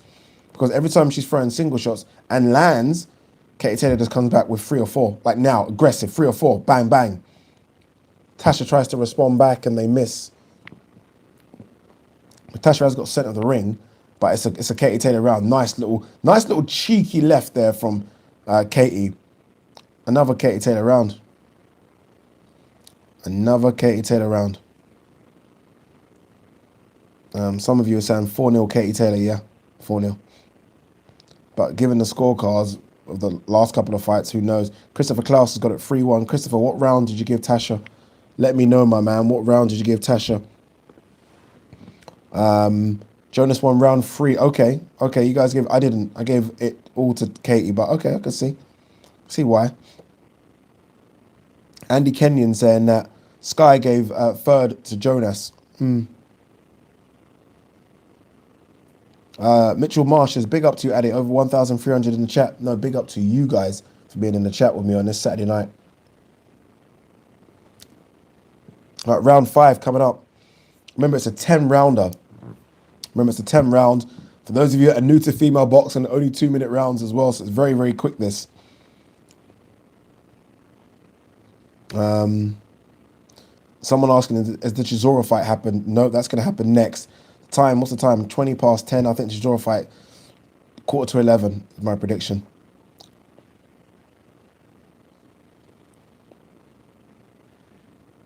Ali, do you think Amazon will purchase BT Sport? Yeah, I do. All right, let's go. Round number 5 here. Again, Katie Taylor, very aggressive. Tasha Jonas, very, very, very tentative to do something. Again, this is probably the game plan. I'm saying she hasn't pulled the trigger. Maybe this is part of what they're trying to do. Maybe get Taylor into the later rounds, But Taylor, super aggressive. Tasha trying to bully her on the ropes. You can't bully Katie Taylor. I mean, Delphine Passoon can, but she big. Tasha Jonas ain't big enough to bully her, I don't think. And I don't think there's been a lot of talk in the build-up about Tasha Jonas's punch power, like she's knocked everyone out. Don't know where that's come from. Yes, she hurt Terry Harper a little bit, but come on.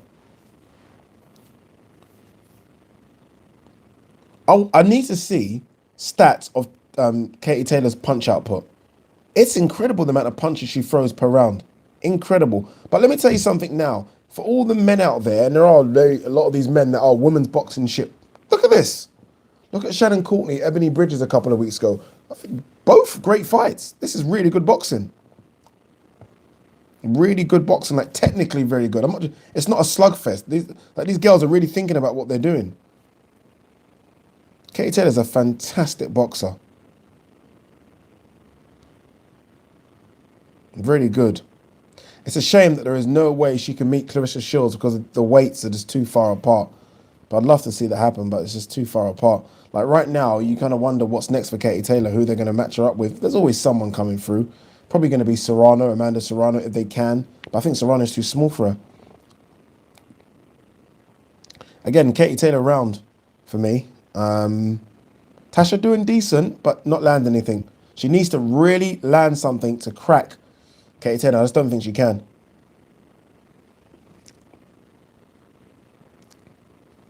Jack Sheridan says, could see a shock Chisora KO. We'll see, not long to go.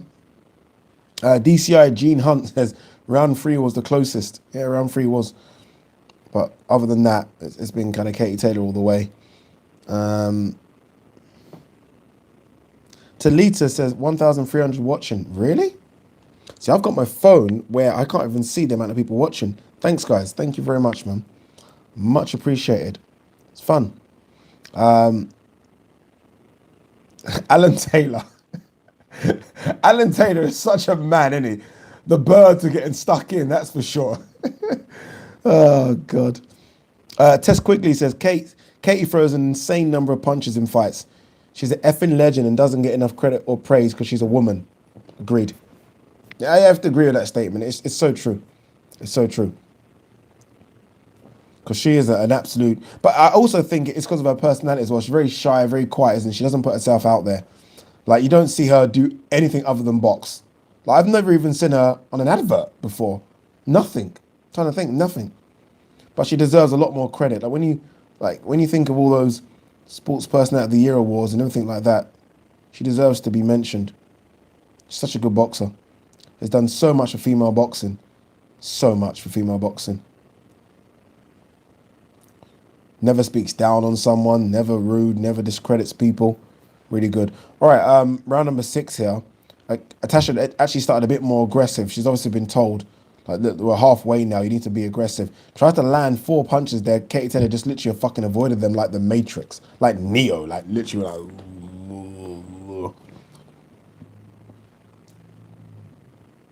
She is trying to, like, she's biting on the gum shield though. You can actually physically see her, like, really biting down on the gum shield, trying to land. So she really is trying to dig now. But Katie just looks too fast. Too far.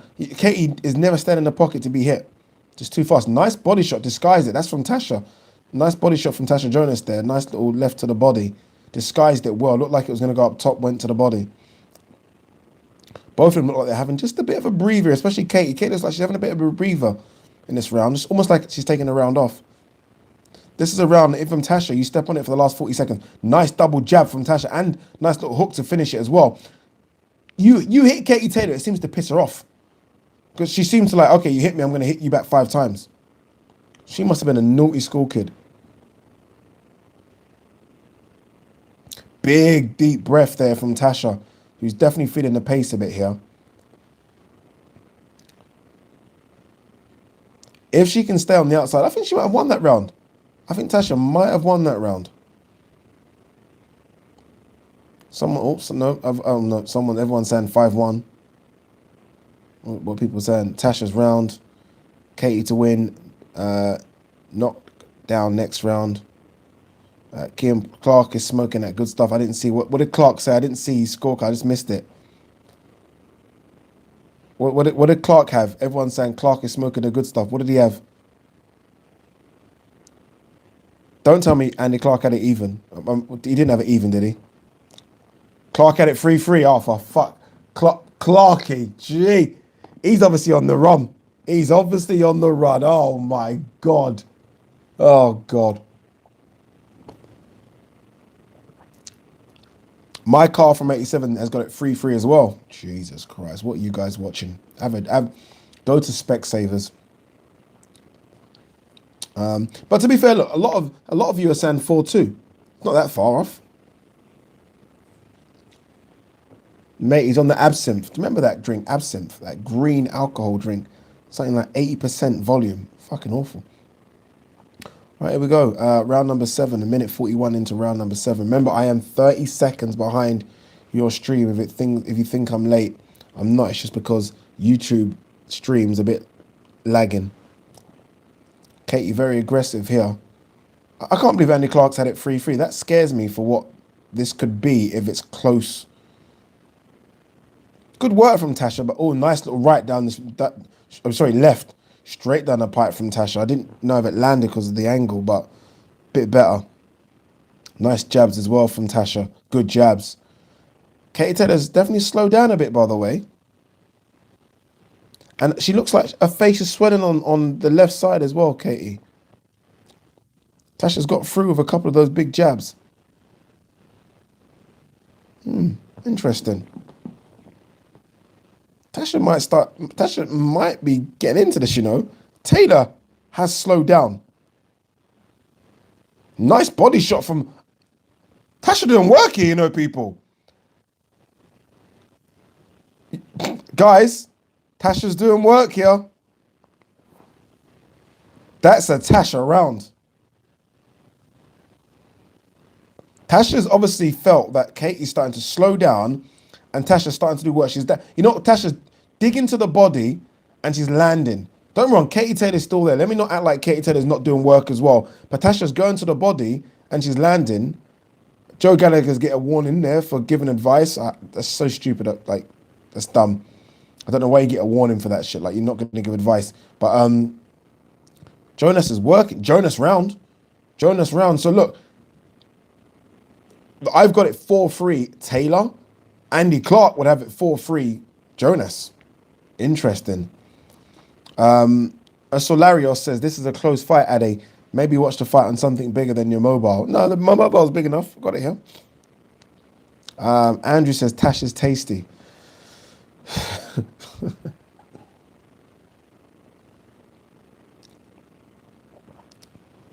Karma Serene's got it 4-3 Katie. That's kind of what Adam Watson says. Evening, Adam. Hope you're well, my brother. Hope you're well.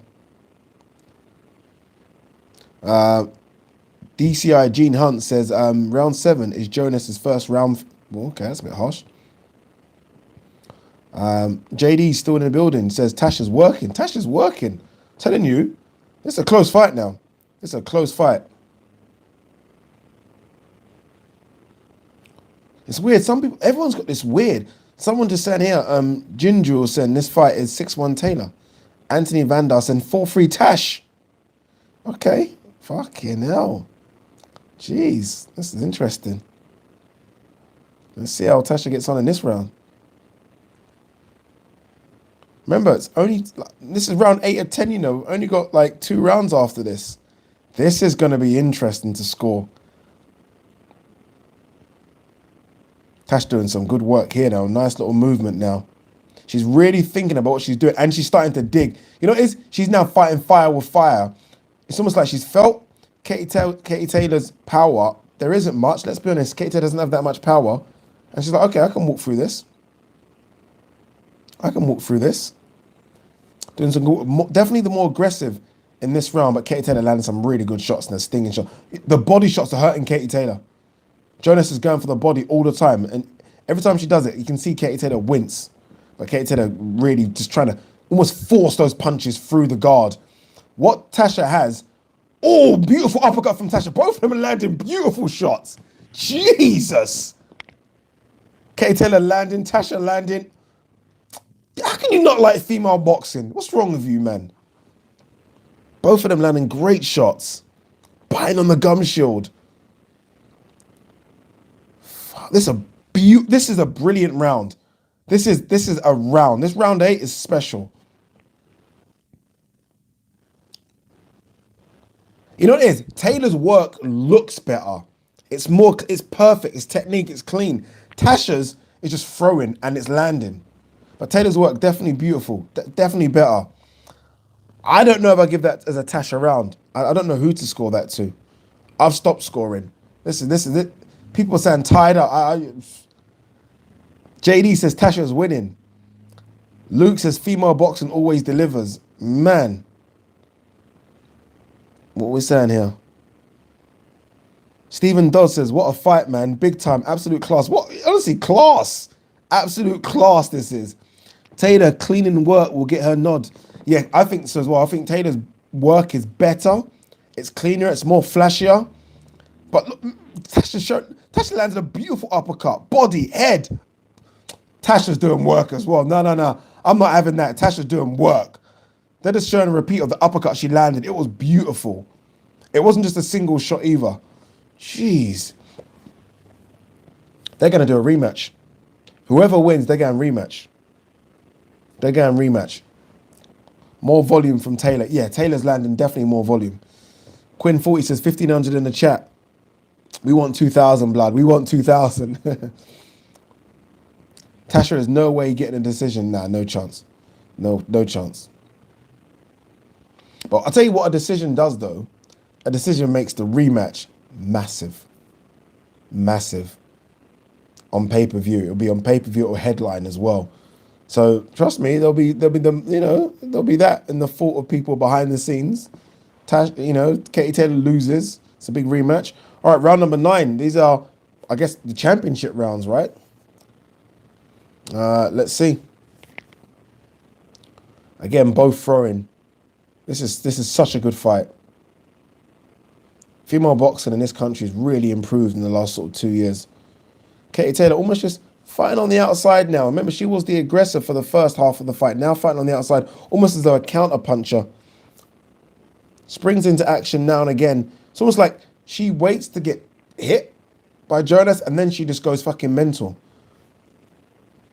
Oh, a nice little right hand from Katie Taylor lands on the button there. Tasha done well to take that. Done very well to take that. Tasha's built of some stuff, boy, because she's been hit. She's been cracked a couple of times. She's been head-butted. Still there, man. These girls are tough. Andy Stone saying Tash looking a bit tired. I agree. I think better round from Katie Taylor. Much better round. Yeah. This is the championship round now. Taylor looking much better in this round. Taylor round, by the way. Good round from Katie Taylor. This is kind of, as a champion, this is the kind of round you want. Good fight. Very, very good fight, this one.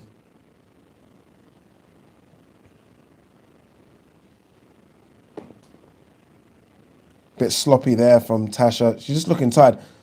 You know, a lot of what Taylor's doing is hitting Tasha on the gloves, but it's still work. If I'm a judge, I'm looking at that, I'm like, okay, but it's still work. Taylor round, by the way. Taylor round. What have we got? What are people saying in there? Let me have a look at some of the stuff. A lot of you saying, Sammy Pate. Weird how, see, we moan about judges and them getting it wrong. Look at us. Christopher Klaus has got it 5-4 Taylor. Sammy Pavley's got it 7-2 Katie. What else have we got here? So 5-4-7. Rowan Harris has got it 6-3. All different scores. A couple of 6-3s coming in. Andy Stone's got it 5-4. Rooney 8 MUFC. Welcome, bro. I didn't know he was in the building. Has got a 5-4 Katie. Danish, what time is the main event? The main event is in about, I want to say 11 o'clock. 6-3, Paul Mack. All right, final round. Final round has what been a really good scrap. I'm actually gonna give both ladies a round of applause when this is over because this is really good. It's really good.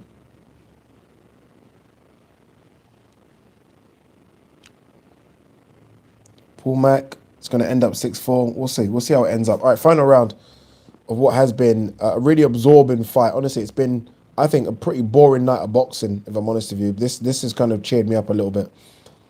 Obviously, we've got the main event coming up. This should have been the main event, by the way, but that's another discussion altogether. I hope it isn't a draw. Someone's saying it could be a draw here. Let's hope not. Remember the last time it was a draw. We don't want that. Oh, that hurt. Another headbutt. Katie Taylor throws her head in, don't she? That's almost pissed off Tasha. Tasha landed a couple of clean shots there as well, by the way.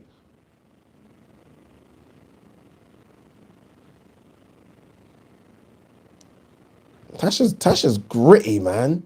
Body shot crumbled Katie Taylor, but Katie Taylor lands back as well. Both of them get the body shots. Jesus Christ, man. These ladies are not walking tomorrow. These body shots are going to cripple their legs when they get up in the morning. Jesus Christ. Both of them landing big shots. Tasha's looking for that one big left hand. What a final round, though. Final minute of this as well. What a great fight. Honestly, what a great fight, people. Both of them just standing in the middle and trading. Thing is, Katie, it's a bit more flashier. It's 5s and 4s. It's really fast. Oh, she's now landing big shots, Katie Taylor. Landed a couple of big straights there. Last 30 seconds. Come on, Tasha. Just dig and throw and throw. Come on, let's have a nice little final 30-second burst from both of them. Tasha Jonas on the ropes there. Katie Taylor just landed a couple on the ropes. Both of them are very tired, understandably so. Tasha now just almost defending herself. There's nothing left in the tank. Whereas Katie's showing like, I'm the champion. I've got more than you. I've got more. I've got more that's in the tank. And Katie Taylor ends it well. Katie Taylor won the final 2 rounds and wins it.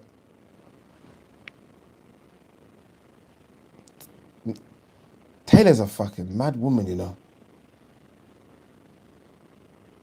Taylor's a mad one. Joe knows she's lost as well. He gives Tasha Jonas a kiss on the head. It's almost like he knows, but he's proud of her, regardless. 7-3 Taylor. I wasn't really scoring it like that. Difficult to score when you're watching it, but I'm gonna say 7-3 Taylor. What's Karma saying?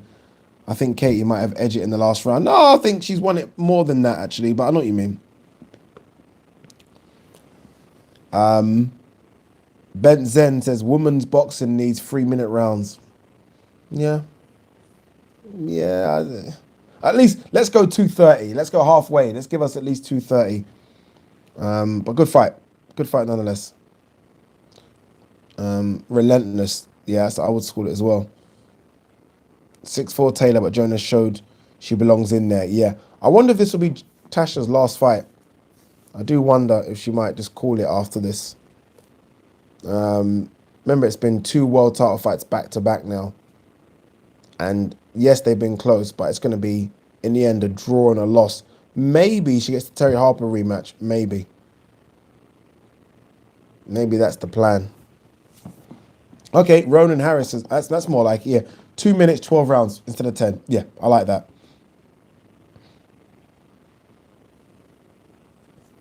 Paul Clayton says, Ade, is nearly 2,000 watching the live. Big up. Is there? Is there really that much? Oh, there is, nearly. We're getting there. Split decision says Andy Kenyon. No, I don't think it will be. Joan Cahill says Chantel Cameron in the mix as well. Eventually. Not nowhere near yet.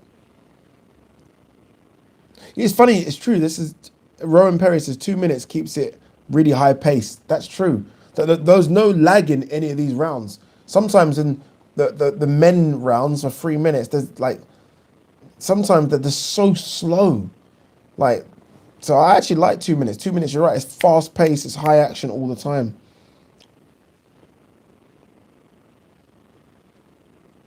All right, let's see.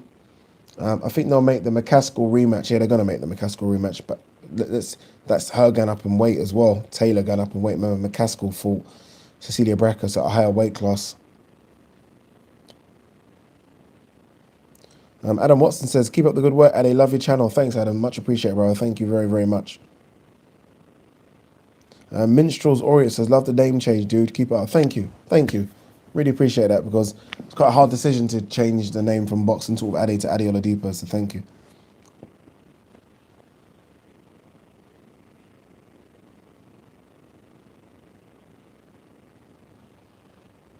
Close cards, close. Fair? What do you think? Fair? I know some people don't think it. Yeah, Muzzy Moyo says, yeah, like Junior was walking around and clowning. If it was 2 minutes, it'd be better. So, honestly, it's weird how the feeling's now gone the other way. Like, if it was 2 minutes for men, imagine 2 minute men rounds. How explosive that would be. Interesting. So 96.94 and 96.95 twice. 96.95 is a bit close to me, but in the end, the right person won. That's what I care about. The right person won. All right, guys, we're down to the final hour. I've been doing it. How long have I been doing this for now? 3 hours. It's a long night, boy. It's a long night. Let's get a bit more of this Sly Dog spiced rum in me. They actually sent this out to me, this company.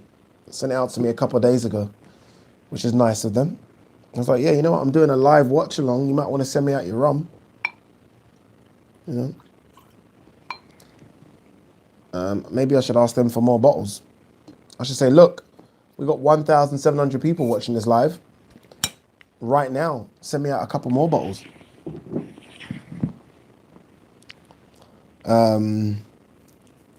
My car from 87 says, where does Chisora go if he loses? Nowhere. Chisora lost his last fight and he's in a pay-per-view event in his next fight. Chisora goes nowhere.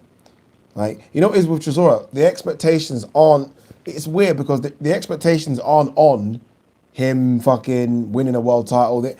He's got this weird fucking cult following. And so I think Chisora goes absolutely nowhere. Karma Serene said, he's going to be blitzed at the wedding. Honestly, blitzed. I've got to get there so I've got to get to my friend's house for 2 o'clock. No, we'll be all right. We'll be all right.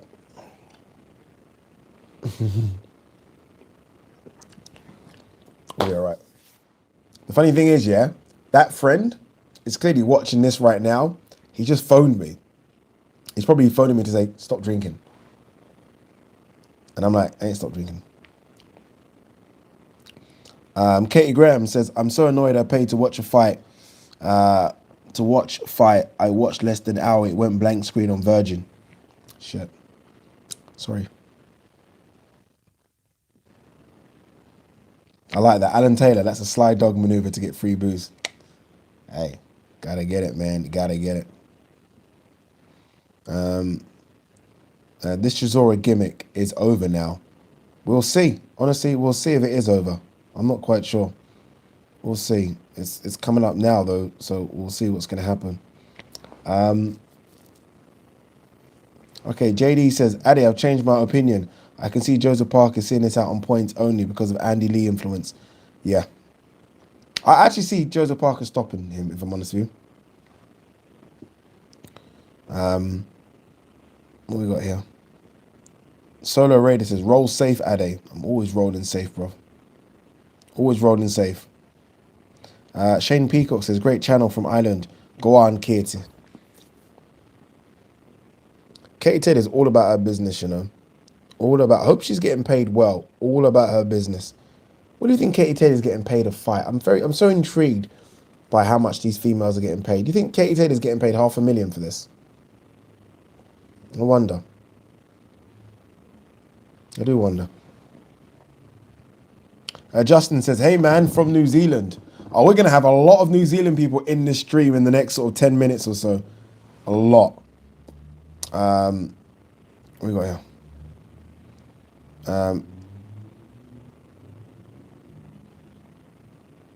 100,000. You think that's it? Think she's only get 100,000? Jeez. She surely must get more than that. HBU says Parker doesn't have the dog in him to KO Chisora. He'll be on his bike as always. No. He's not on his bike. He actually doesn't fight on his bike. The problem is he's just not aggressive enough. Andrew Hope says 300,000. Yeah, I'm with you. 300,000 sounds about right to me. But I know that Tasha got paid well for this because she's been campaigning about, she wants to fight, but she wants to get paid for it. So I think she got paid decent for this. So I think Tasha probably got paid around 100,000, I'd say, and I think Katie around 300,000.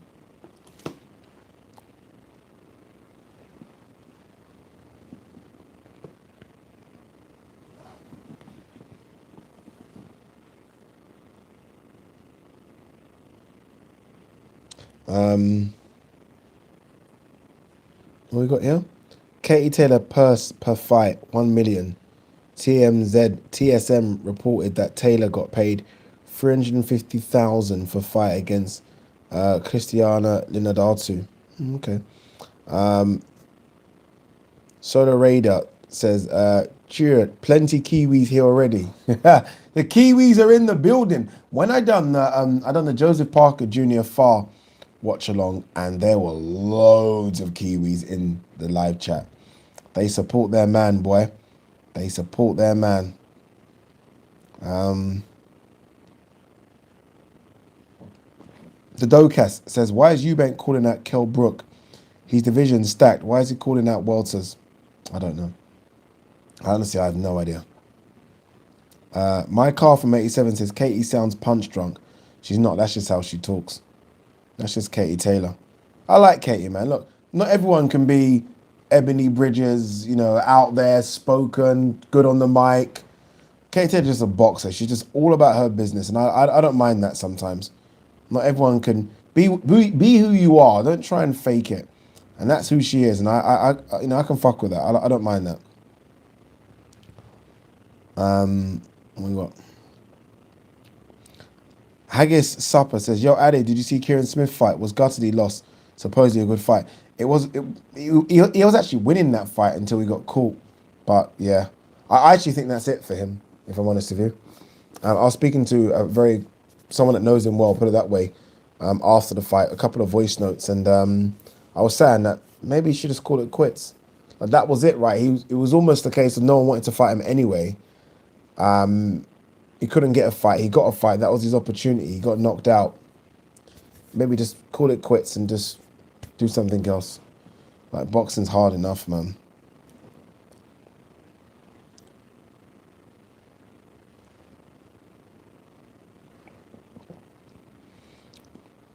My car from 87 says, why is women's MMA of such a high standard compared to women's boxing? I don't know. That's the honest answer. I don't know. I will say that having gone to watch, I went to what's my thing cracking? Sorry. I was at the Copper Box last year for the Olympic qualifiers. When was I there? Yeah, for the Olympic qualifiers. So I was there around April last year, and I watched a lot of female boxers. There are tons of good female boxers, but they just don't turn pro. It's like they do the amateur setup, and then that's it. They stop boxing, and they maybe want to start families, go and have a career. I don't know, but they just stop. So it's like maybe there's not enough money in it. I don't know what it is, but I haven't seen them. Even in Africa, watching a lot of the females box, they can box. They just stop. It's just not considered a thing that's going to make them a career yet. That's probably what it is, and they just decide not to do it anymore. That's the only thing. Don't know. I don't know. Andy Stone says, press the like button, people. Yeah, press it, please, peeps. BG London says, main event is running late. You're telling me. I'm tired. You're telling me. I'm shattered.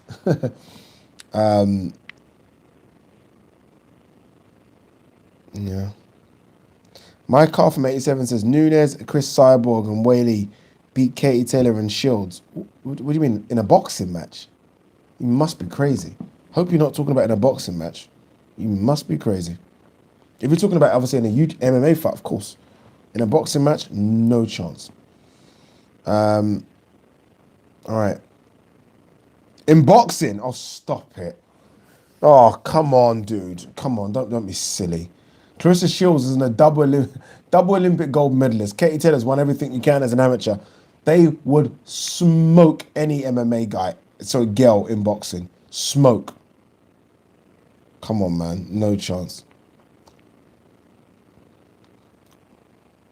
Oh, is it Murphy and Selby in the World Championship snooker final? Your money's on Murphy. My money's on Selby in that one. Dragon of the West says Nunes is the GOAT. Nunes is the GOAT. But in MMA, in boxing, she would get smoked by these girls. Come on. Not going to happen.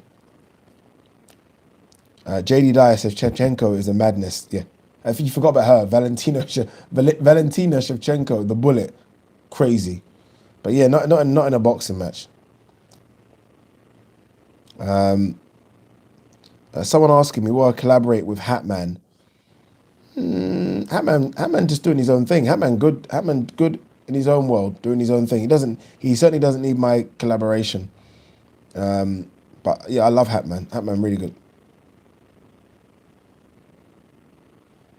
My car from 87 says, Ade, Nunes is too big and has male like punching power. Nunes isn't too big. Nunes fights 135 and 145 pounds. She's not too big at all. Karma Serene says, Chisora looks less fat than usual. What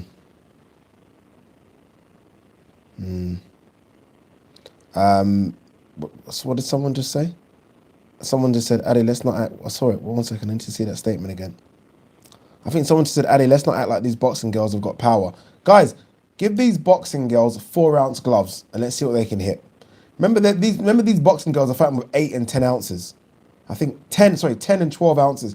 Give them 4 ounces and then you'll start to see knockouts. Like the females have in MMA. Give them the same equivalent of them. Come on, man. It's a different thing. 4-ounce gloves, you know. Give these girls, give Katie Taylor 4-ounce gloves and let her crack someone. They're getting put to sleep as well.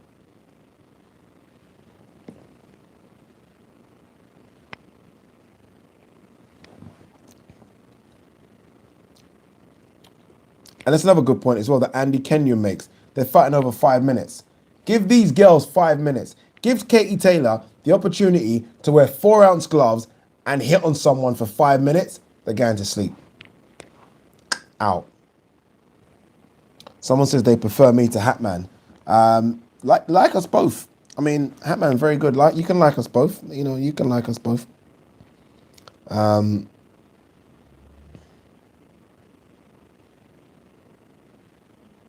Nunes doesn't have a... Okay, guys, look. I love MMA. Trust me, I love MMA. You guys know this. But come on, man. Like, there's striking and there's striking ability. Like, these girls are pure boxers. When it comes to a striking match, like just boxing, like, come on. There's levels to this. Honestly, there's levels to this. Like, yeah. Like, oh, God. Don't, come on, people. Like, Nunes, stop it, man. She's so good. She's so good. But you're talking about in boxing. Like, even Clarissa Shields asked Nunes to come and fight her in a boxing match. And Nunes was like, no, let's do it in MMA. Boxing's a whole different thing. It's a whole different thing. Like, okay. That's very well put, Deccan. The way I see it is the boxers will win in boxing and the MMA will win in MMA. That's it. That's all it is. That's all it is. All right, can this fucking Chisora Parker fight happen so I can go to bed? Mark says, I've just got back from work. Can you give a summary, please? Mark, summary, Katie Taylor, Tasha Jonas, good fight. Very good fight. Fight of the night. Fight of the night between that one. Katie Taylor won it on points. Very close, though.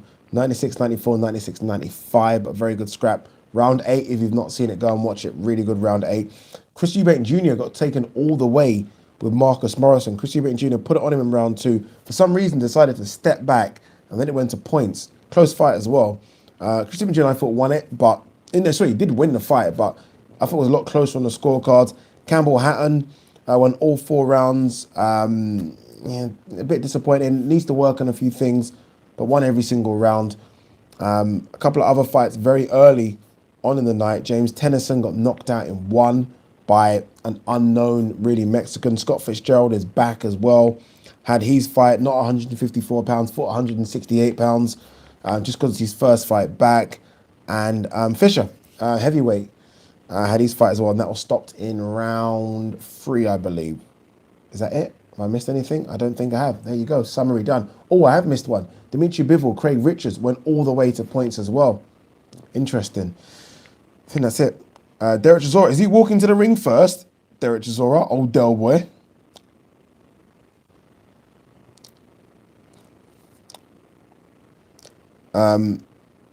Benson says, if this card is worth 40, it's worth £20, then Fury AJ card would be worth 40. Mate, Fury AJ is going to cost 50 quid. Yeah. Thomas Marley says, do you think Francis Ngannou could beat any of the top heavyweights, for example, Dillian White? No, he can't. No, he can't strike at all. He's got the worst boxing. His boxing ability is horrendous. Oh, God.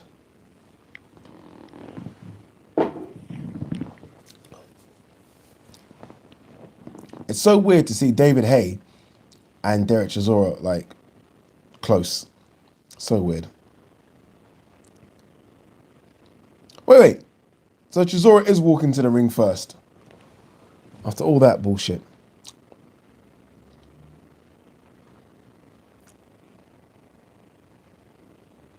Gazmaster General says, what whiskey are you drinking? I'm not drinking whiskey now. I just drank some rum, which I've actually stopped now. It's my last. I'm not drinking anymore because I am tired. Oh, that's a good matchup. I think Morris Hooker's a bit too experienced, but Conor Benn versus Morris Hooker, perfect fight. Question mark. Also, you're asking the question with it. I'm not sure about perfect fight. Morris Hooker, very experienced, although small, because he's obviously a 140 natural.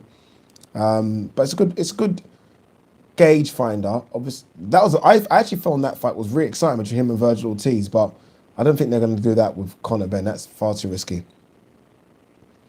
Ben 10 said, Addy, I'm really enjoying this tonight. You are very entertaining. I try to be. I'm very tired. Very entertaining. The Broken 1980 says, I'm going to physically shoot David Haye. Has to be one of the best lines in boxing history, top 10 at least. I just don't, like, do they really like each other? I just don't, like, you know, someone glassed you on their head and you like them.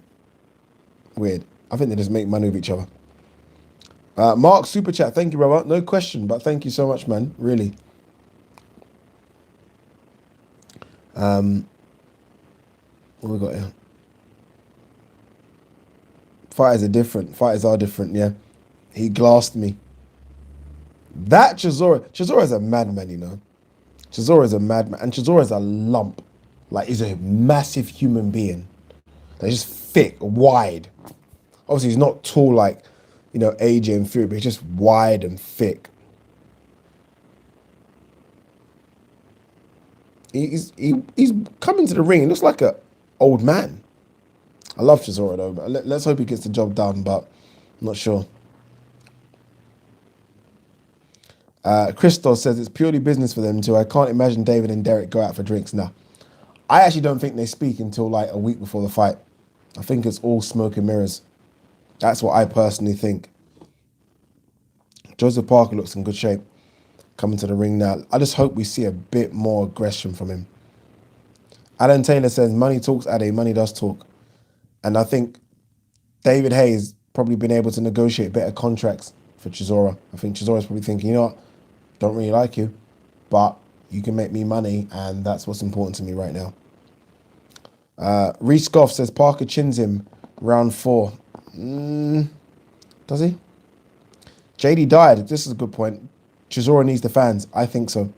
I think Chisora feeds off that. Feeds off the energy of the fans. Really do. Adam Chatfield says Chisora is probably the baddest man in boxing. Yeah, that's why him and White have fire when they, like, them two, it's always going to be that. Them two could never be real friends. I don't care what anyone tells me, because they're both the same. Them two is just fire. Like that fucking thing where Chisora threw water at Dillian White's face. You can't beat that. You can't beat that. Tonka says, Kiwis have your back, Joseph. Rock and roll, brother. Let's see what he can do, man. I need to see a Joseph Parker performance just because Parker right now is sitting outside my top 10 heavyweights. He's outside it just. I need him to get back in the mix. He needs to look good here. You think of the last 3 times we've seen him on English soil. Hughie Fury, poor performance. AJ came to just survive in that fight, hugging. A lot of referee breaking up. Horrible fight. Dylan White got beat. He needs a statement in the UK. Because where the money is right now for boxing, needs a statement win over here. And then he could fight the winner of Usyk Joyce. So he's close. He's not too far away for another world title shot.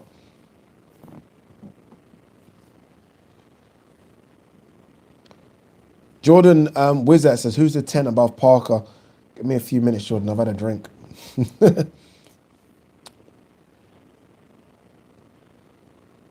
Someone asked me, why am I not showing the fight? Yeah, sure. Let me just show you it. Go on. You want to see it? Nah. Let me ban my channel. The channel I've worked so hard to grow.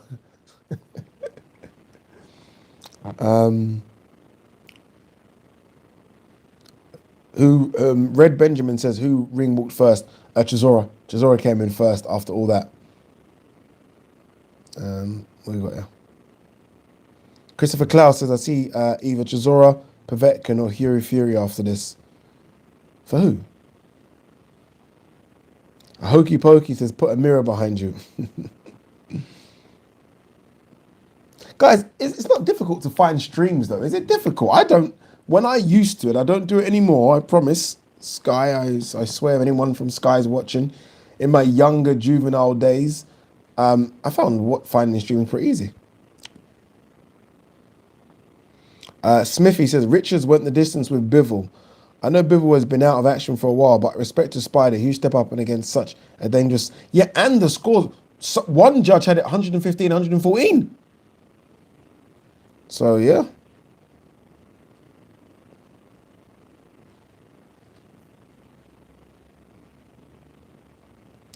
Classic Man 90 says, Fresh Ego Kid, the first sponsor for the channel. Nice. You know, Fresh Ego came through to me. I went to go and see Marvin today. I was like, Marvin, give me some shit, man. I've got a live stream going on. He's like, what? Boom. Hook me up.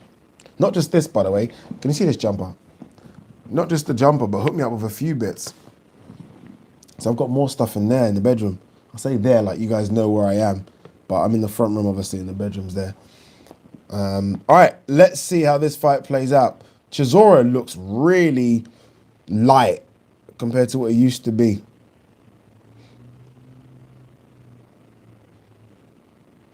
Jamie Gimlin says, where's the old Parker gone? Oh, I don't know. See that yawn? Connor Bonner says, has it started yet? Not yet, Connor. Not yet. We've got about another 5 minutes. David Diamante. By the way, the switch has definitely turned with Chisora. He's looking mean now. Someone saying Chisora looks old. He is old, to be fair. What people are saying for... Okay, guys, predictions before it starts. Because I don't want anyone to say I told you so.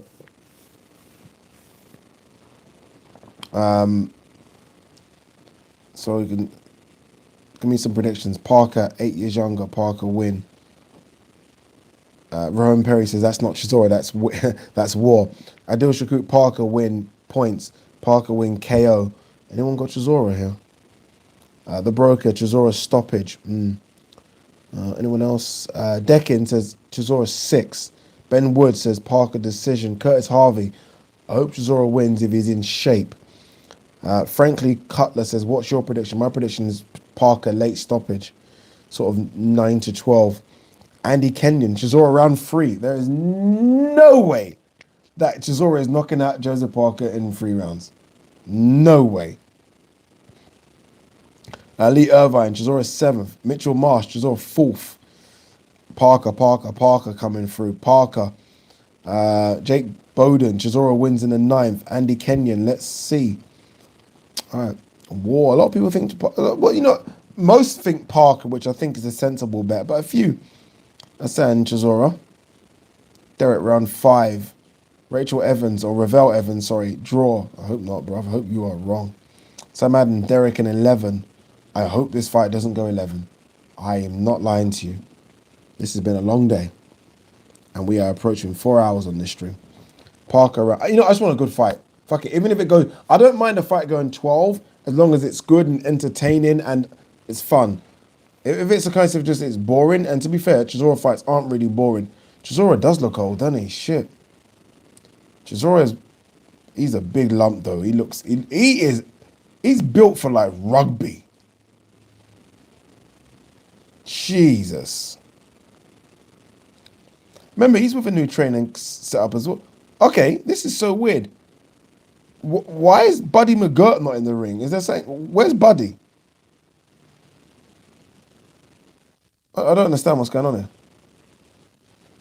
Is Buddy McGirt in the corner of Chisora? Am I missing something, people?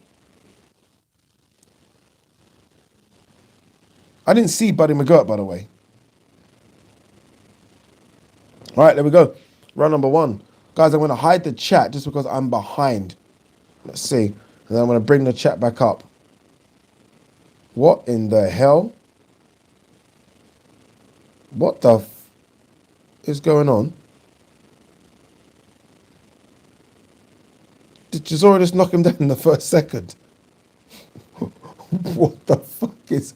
Chisora has just put down Joseph Parker in the first minute. Parker's clearly okay, but the fact is he went down. All right, Chisora's come for war. Chisora clearly has come for war.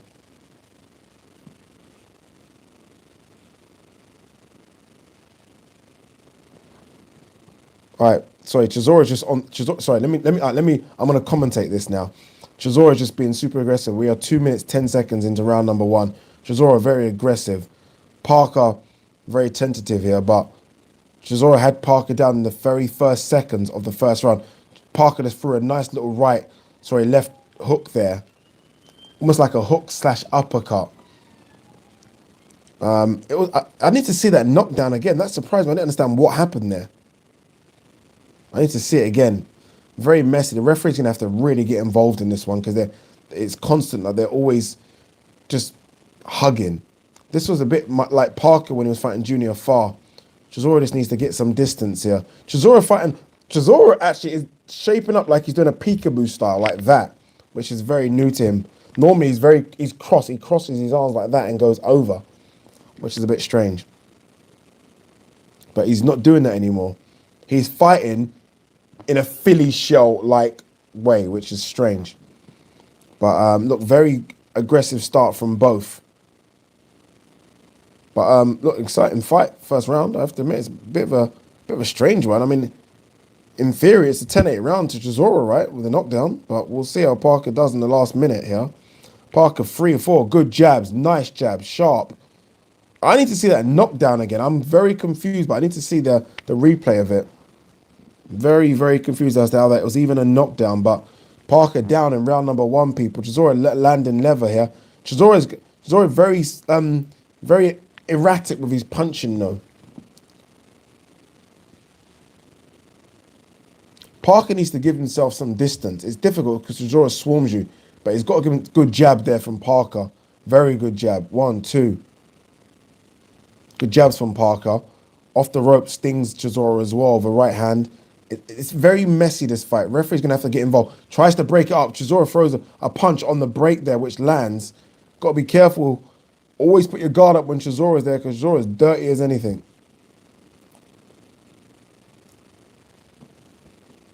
Couple of big shots from Chisora on the belt. Okay, I need to have a look at this knockdown. I have no idea what happened. By the way, Chisora's hitting Parker on the back of the head with a lot of... let me see this knockdown again, people, so I can describe it to you. Parker's on the back foot. It's on the back of the head. I don't know why Parker didn't say anything. It's literally on the back of the head. It's a dirty punch on the back of the head.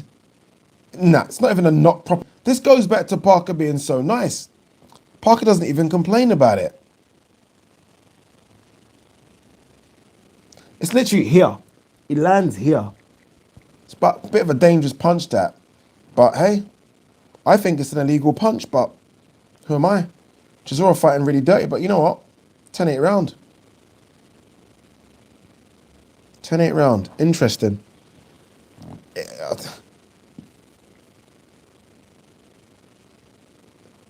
Buddy McGirt in the corner with Chisora? I'm so confused. Anyway, look, round number 2 of this round. Sorry, round number 2 of this round. Round number 2 of the fight.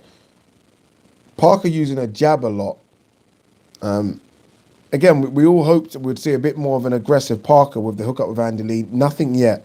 Parker using the jab. It's Chisora that's coming forward. This is the best bet for Parker, though. He should be able to land something like an uppercut. Chisora always comes in. When Chisora comes in, it always comes in with his head really low down, as he's doing there. Now, Parker on the back foot, landing that jab on the ropes. Parker, again, initiates the hold. It's Parker initiating the hold here. Referee breaking it up. Parker again, jab on the jab. Parker jab. Chisora trying to do what Chisora does, which is coming very aggressive. Chisora comes in with his jab very low and then tries to swing over the top. And that's kind of what he's doing. But Parker on the move. Parker on his toes. Parker fights like he's a small 5'6" scared man. Parker's the bigger guy in here in terms of height anyway. I just want to see him fight a bit more aggressive. I just don't know if he has it in him. Chisora landing body shot. Chisora's just a dirty fighter. Like, Chisora literally, any chance he can get, whether your head's down, whether the ref's trying to come in, Chisora's trying to throw. Nice little overhand right from Chisora. Nearly land through a left as well. Parker landing a couple of nice shots inside. Nothing too deep, but a nice little combination inside. Again, these are scoring punches. Remember, he did lose the first round, and the ref's finally warning Chisora about the punch on the back of the head there, because he's been doing it quite a lot. Chisora doesn't even look at the ref. He's almost like, oh, fuck you. Parker on the jab again. Parker's not really throwing that right hand jab. He done this against Junior Farr. Just jab, jab, jab. Nice little hook as Chisora's coming in there. Jab on the back foot. Parker moving. Chisora bang to the body. Chisora just closes the distance and goes immediately to the body. Bang, bang. Parker needs to be way more aggressive. It's far too passive from Parker. Finally lands a nice little 1-2 does Parker on the back foot, but Chisora comes in close. Bang, clubbing punches. Really clubbing from Chisora. Not much skill or any tactic in them. Chisora's idea is, I'm just going to get close. If I have to take one, it doesn't matter. But when I get in close, I'm going to do work. And that's what he's doing. Last 20 seconds of round number 2. I think it might be a Parker round. But Chisora's had his success as well. See, it's weird seeing Chisora come in with this kind of Philly shell. Again, I'm used to seeing him come in with his hands almost crossed over. Very reminiscent of Joe Frazier. He's doing it a bit different this time.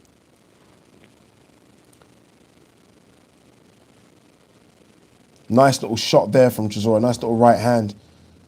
You know what I don't like from Parker? At the end of the round, he kind of smiled at Chisora like, hey, fucking, my guy, this is war. We're in a fight. Stop the smiling, fuck's sake.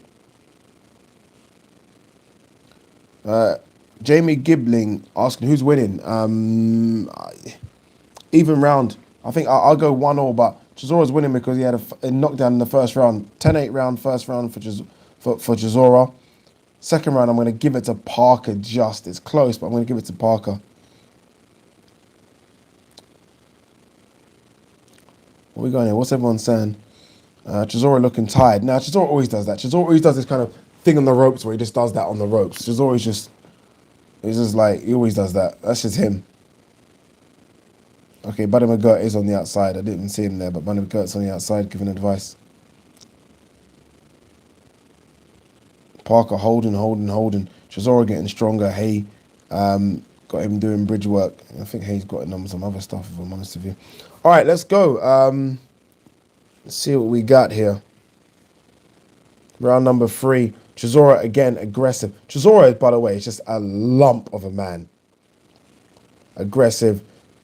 Chisora's jab is very strange. Chisora never throws his jab up top. Chisora aims for his jab right down the chest, which is very weird. Stops that breathing, I'm guessing. Never aims to the head of his jab. Again, the referee trying to break into the two there. He does break in. Joseph Parker on the back foot, throwing jabs again. Not really throwing that right hand. Okay, threw it now. But then Parker always insinuates and holding. It's him that initiates it all the time. It's like, I'm going to hold. I'm going to throw, then I'm going to hold. He's done that against Junior Farr. Come on, Parker, man. Be aggressive. Come on. Nice double jab there from Parker. But we want to see, finish the double jab with a right hand. Finish it with a right hand. Come on. Oh, nice little hook there from Joseph Parker with the left. Again, it would look like it was a jab. That's it. A bit more aggressive from Parker. You know what it is? Yeah, Chisora's throwing around the head, like clipping him around the back of the head. Chisora's like, Parker's like, I'm going to do it as well now. Better. Be more aggressive. Chisora's a dirty fighter. You've got to be dirty with him. Chisora closing the distance. Parker waiting to throw punches. Let Chisora get in. Chisora gets in close, lands some clubbing rights to the body. Parker's waiting for Chisora to come. I don't know why he's doing that. Nice jab again from Parker. He's got to finish that jab with a right hand. That's better. More like it. 1-2 from Parker. But Chisora comes in close again. Boom. Thudding punches to the body. Parker pushes him off, which is better. I don't think Parker can keep Chisora off like this for 12 rounds. And we always say Chisora looks tired. We've seen Chisora do this for 12 before, people. He'll do this for 12 rounds. Bit messy there. Bit messy from both. Referee comes in. I think referee's going to have a word of both of them in a minute, you know. Good jab from Parker. Nice jab from Parker again. Chisora, to be fair, had that jab on the gloves, but it's a nice jab. Stiff. Ramrod. Last 30 seconds of this one. Parker's not built to fight someone like Chisora, you know. I don't know what's happened to Parker, but all the aggression seems to have gone out of him. It's like the fight's gone out of this man. I'm not sure. I'm not sure. Look, it's only one camp with Andy Lee. We need to see more, but yeah. And then I'm going to reserve judgment on Joseph Parker until I see him with... Like, if he wins this, I need to see him have one more with Andy Lee, so another fight camp. But round number 3 in the can, I'm not sure.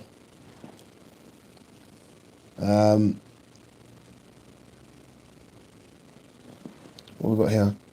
Parker's being patient to gash Chisora. No, he's not. I've seen Parker do this before. This is what Parker does. This is what Parker does. Paul Taylor says, this is a terrible heavyweight fight. Yeah, kind of is. Talita says, 2,300 watching. Really? Jeez, there is.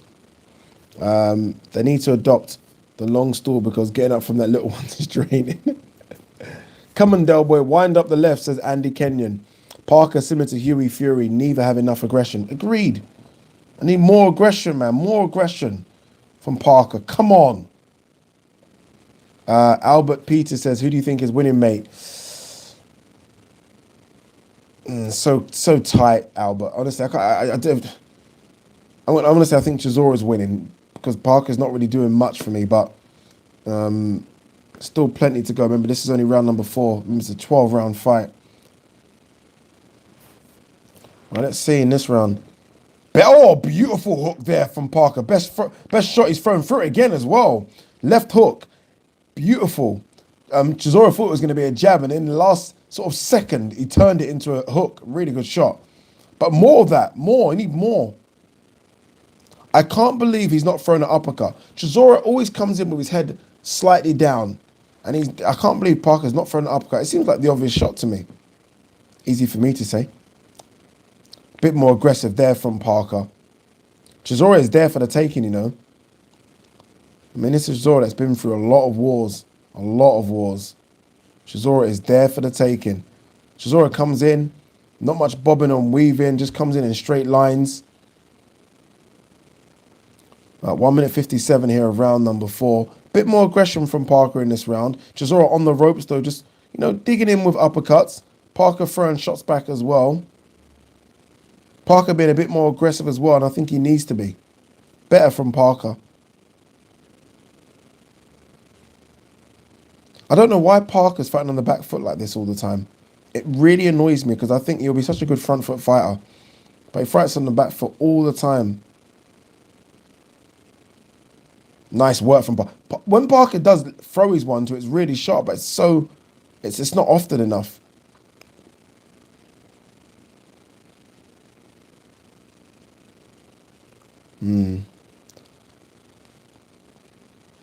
Sorry, I'm just going silent because I'm just trying to see what Parker's trying to do here. I'm trying to work out, is there a game plan? I don't think there is. I think that this is what he's going to do for 12 rounds. So basically, he's going to try and pot shot, now and again land a right hand. The thing is, Chisora's walking him down and Chisora trying to throw shots all the time. Chisora's not landed anything clean, by the way, but he's walking him down. This is a bit better from Parker. Landed a 1-2 there. Parker ain't got it anymore. I could turn this off right now and not watch any of this again. Parker doesn't have it anymore, people. Big right hand there from Chisora landed. Come on, Parker, a bit more aggression. Ain't got it anymore. He hasn't got the aggression for me anymore.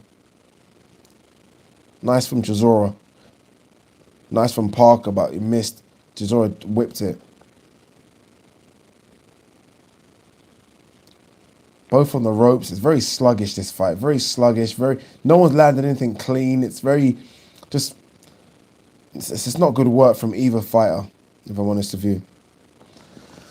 Man. I need to see more from Parker, man. I need to see way more from Parker.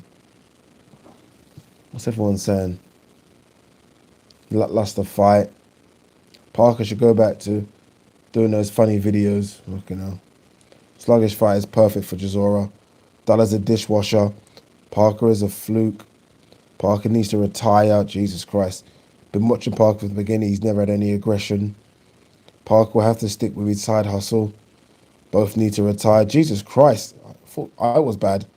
Parker always thinks to play this out. Why is anyone surprised? Jesus Christ, man. Sad to say Parker is shit. Bloody hell, people. Breakfast got to Parker. Jake Paul would beat Parker. Oh, stop it. Stop.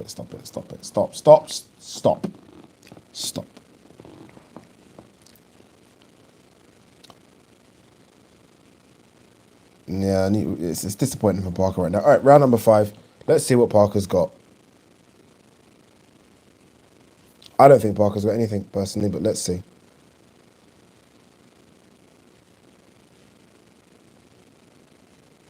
Chisora, the great. You know, the thing is, I'm not even going to diss Chisora. Like, people might be asking, what, you not saying anything about Chisora? Chisora's got 10 losses. Chisora's got 10 losses. I know exactly what Chisora can and can't do. You know, I know Chisora's limits. I know Chisora's levels. He's got 10 losses. Parker's only got 2. You know? And those 2 are to Dillian White and AJ. They're not bad losses. Dillian White fight, 10 more seconds, he wins that.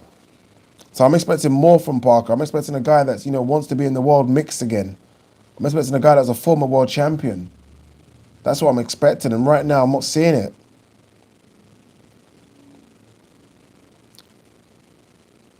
He just looks like he doesn't want it. Come on, Joseph. Fuck's sake, do something. My God. He's like he needs a slap in the corner. Like a Manny Stewart, like, wake up. Anyway, round number 5 of this 12-round fight. Guys, this is going on 12, you know, because Joseph Parker is not going to do anything, and I don't think Chisora is going to knock out Joseph Parker. Parker is literally fighting on the back foot, throwing single jabs, and he is annoying me.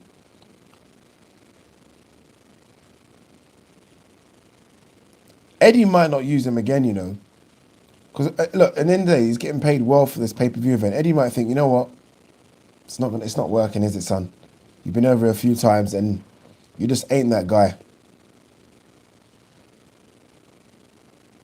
You just ain't that guy. Nice. That's a bit better from Joseph Parker. Throws a nice little 1-2, but not much in that.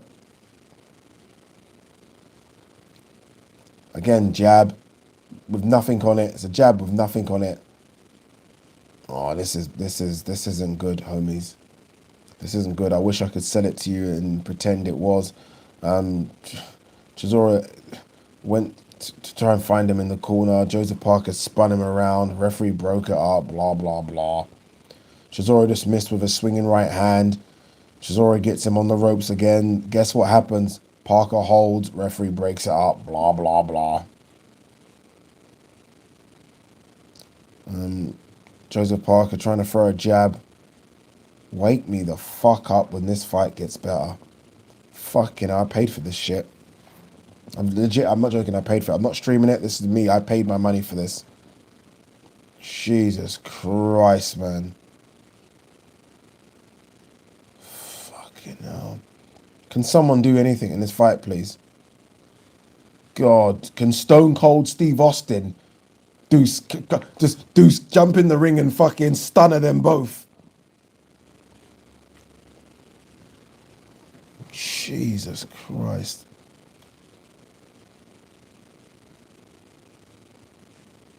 James Paul, good point. He's been knocked down and he's in the enemy's backyard. How the hell does he expect to win like this? I do not know.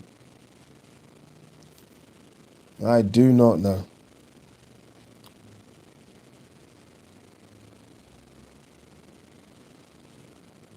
Why is Andy Lee telling him to jab? I don't know.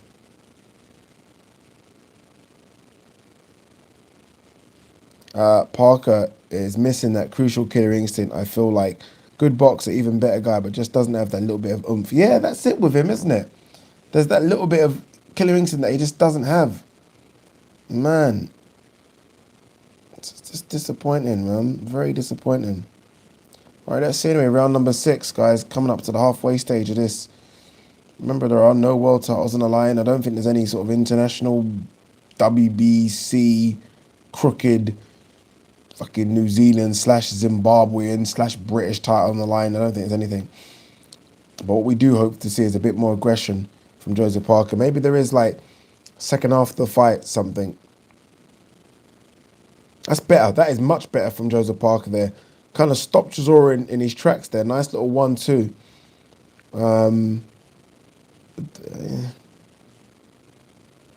Who would win? Joe Joyce or Joseph Parker? What do you think? Imagine how boring that fight would be.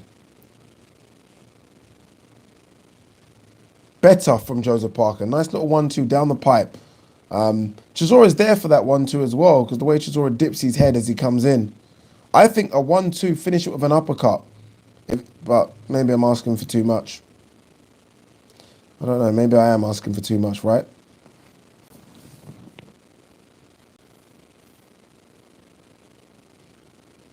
Chisora has slowed down a lot, by the way. Like, a lot. Better from Joseph Parker. Lands nice little shots as well. Off the ropes. Chisora eats them, though. Chisora just eats the punches. Man, I feel like Chisora in a few years' time, he's got to get out of boxing now. I feel like he's taking a lot of punches, Chisora. And he absorbs them now as well. He just walks through the punches. Like, his brain's going to be fried in a few years. I hope it isn't, because I like the man, but I feel like it will be.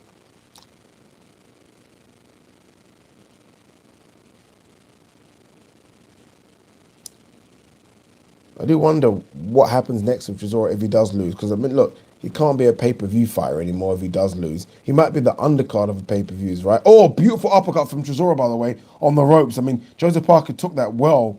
That was a nice uppercut. Nice different punch from Chisora. We don't normally see Chisora throw uppercuts. Like, his punches are all the same. Parker lands an uppercut as well, just to say, okay, you hit me with one, I'll hit you with one. I'm trying to get excited about uppercuts, people. That's the best punches of the fight. Not much to get excited about in this one.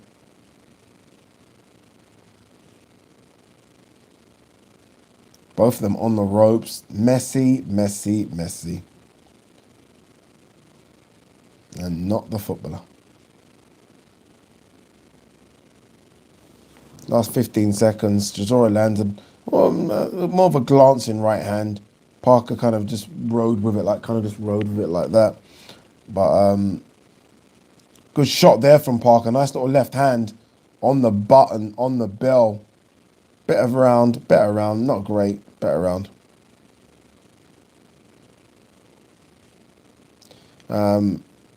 Loads of questions coming in. Andy Clark. What's he scoring this? Andy Clark has got this 58-55 Chisora. Oh yeah, obviously the 10-8 round. Yeah, don't know about that. Possibly. Quinn 40 says, wasted 20 quid. Parker just says no aggression, but I'll give him 2 more fights with Andy Lee. Can he change? Bring on next weekend. Yeah, exactly. Bring on Canelo Saunders. You know, they're just showing the uppercut that Chisora threw. Good uppercut. I think best punch he's thrown all night. Ian Tauluka, if I pronounced that right, says Parker needs to stick to fighting taxi drivers in New Zealand. Bit harsh. Junior Farr isn't a taxi driver. Junior Farr's a decent fighter. Ricky Murray says Chisora is just a journeyman nowadays. Kind of always been that, if I'm honest with you. Like, he's always been an opponent. He's never been the man going into a fight, especially against the elite guys. But every fight he's lost, apart from Caballero, I kind of expected him to lose. True. Yeah, actually, that's quite true. Maybe the Dillian White, the first one, I didn't expect him to lose that. I actually didn't think he lost that fight as well, though. Better work here from Parker. Look, Parker's the younger of the two. He's the fresher of the two. Parker should be really going through the gears now. We should start seeing a lot more from Parker. Double jab from Parker. Nothing on it. Honestly, nothing. Better on the right hand from Parker though there, but nothing on the jab.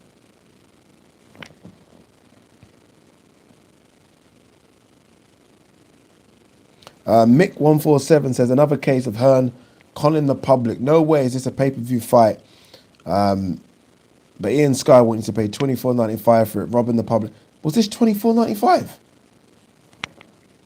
Couldn't have been. Wasn't it 19? My car from 87 says, Parker is an old 29, doesn't look fresh. Doesn't. Making me yawn this fight. Nice little shot there from Parker. Nice little right hand from Joseph Parker. Again, they go to the ropes. A bit of holding from Parker. Parker's holding Chisora's left hand. Chisora can't get away. The referee breaks it up.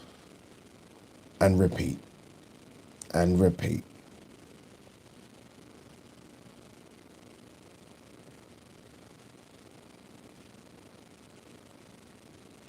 Referee warning Chisora about hitting on the back of the head. It wasn't really on the back of the head from Chisora that time.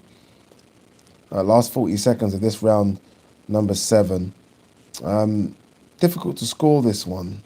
Chisora is the aggressor, but Parker's landing better shots. Nice little combination for Parker there. For some reason, I think he thinks he's hurt Chisora there. Parker lands 3-4, tries to kind of step on the gas and then just stops. We need to see more of that from him. Chisora switched southpaw there for a second. I don't know why. Maybe that's just, don't know, like he got his legs tangled up. Nice little right hand from Chisora on the button there.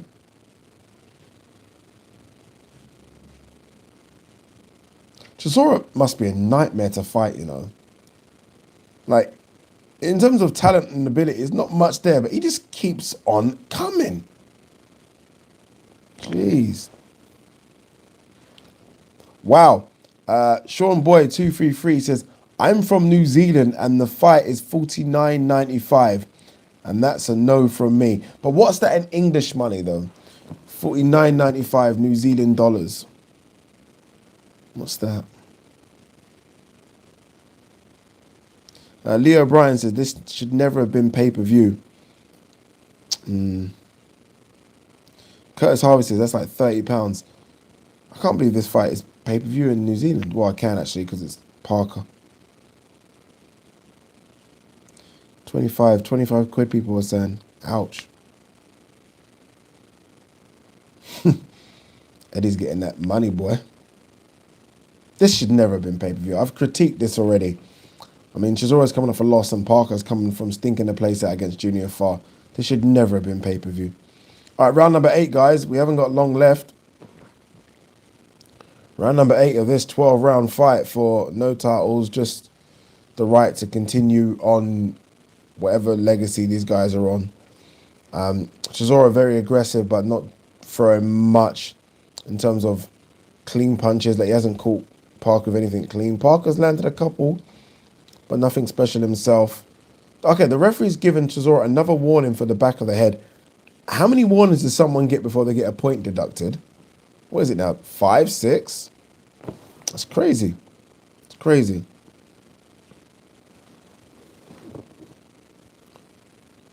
Chisora landing It's basically to the body. I don't think there's even much oomph left in Chisora's punches either. When you think of the fight we just watched, Katie Taylor versus Tasha Jonas, and you compare it to this, Jesus Christ, man, levels. Parker throwing a jab, not much in the jabs now.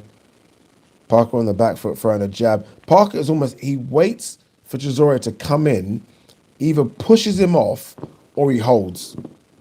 That's all what's happening right now, guys.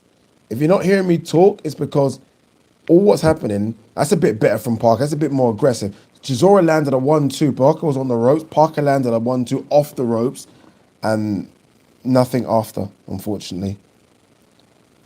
That was a bit better, though, from Parker. Trying to show a bit more aggression. Tried to throw a little uppercut to Parker, missed it. Sorry, not an uppercut, a hook. Missed that. Referee kind of stops them, breaks them up again. Chisora's, again, walking down Parker, walking him down. One thing Parker is good at is he doesn't allow Chisora to land clean.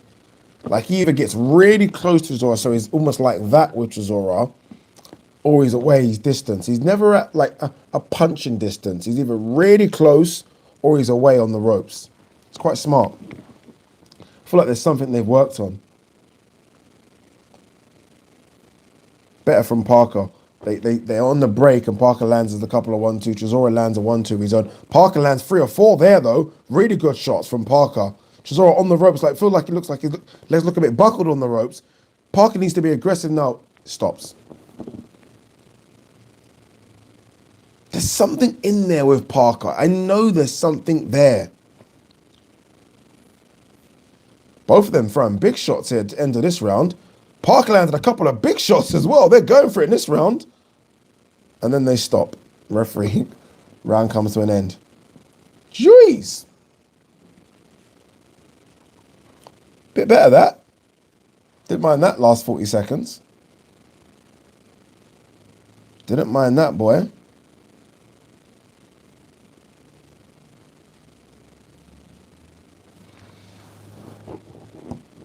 Isaac Santos says, better than the far fight for sure. Anything's better than that far fight. Fucking the far fight. I could fucking find guys in the pub in the corner better than that.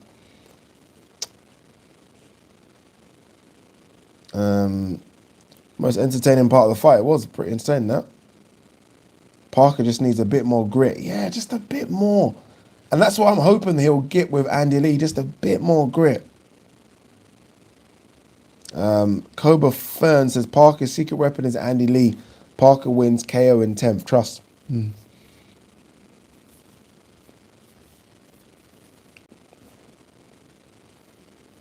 here we go. Round number 9 of this 12-round fight. A lot of you were predicting this didn't even get to round number 9. A lot of you were predicting that Parker stops Chisora already. Chisora's, I don't know what you're going to do with Chisora after this, if I'm honest with you. I don't know what other story you can sell for Chisora. The only reason Chisora's got this fight is because this was supposed to happen. Don't know what you can keep doing. I mean, what levels does Chisora go down to keep getting fights? Because I think Chisora's losing this, by the way.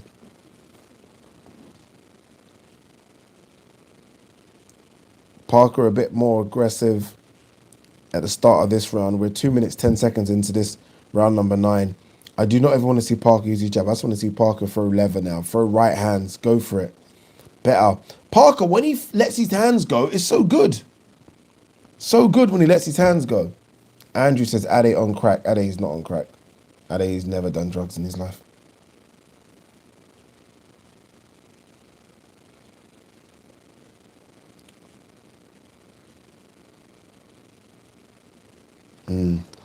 Chisora walking in, Parker holding, referee splitting it up. 1 minute 30 of round number 9. Difficult round to score this one.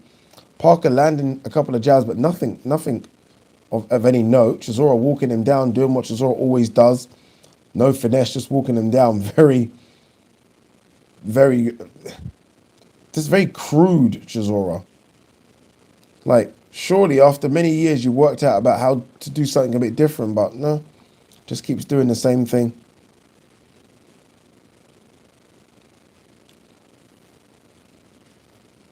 Chisora doesn't even throw jabs.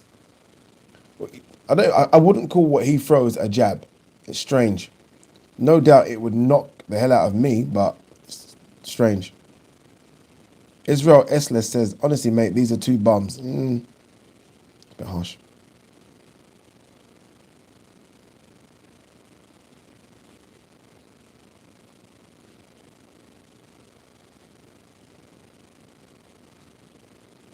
Okay, Karma doesn't think that Parker's winning. I kind of got Parker winning these rounds. These rounds are awful and ugly, but I've got Parker winning them. Because, I don't know, I feel like he's landed a couple of nice jabs in each round. I think he's landed the better shots. Chisora's definitely thrown more punches, but nothing. Chisora hasn't landed anything. It's going to be interesting then that you think that.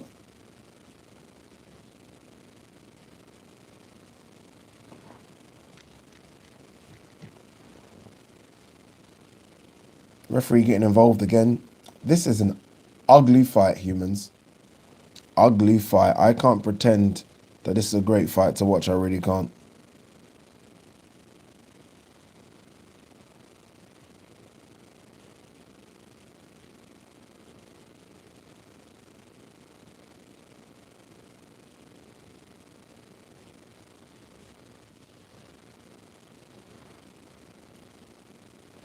Round number 10. I wish it was a 10-rounder. I do wish it was a 10-rounder. All right, what's we got here? Chisora needs to retire soon, says Itzad Ahmed. I think this should be his last little scrap as well, to be honest with you. Chisora winning. Interesting, right? 6-3 Chisora. Karma Serene says Chisora's breathing so hard in the corner. It sounds like he needs to be on a vent. It's not. Boxing's tough, man. Boxing is fucking hard.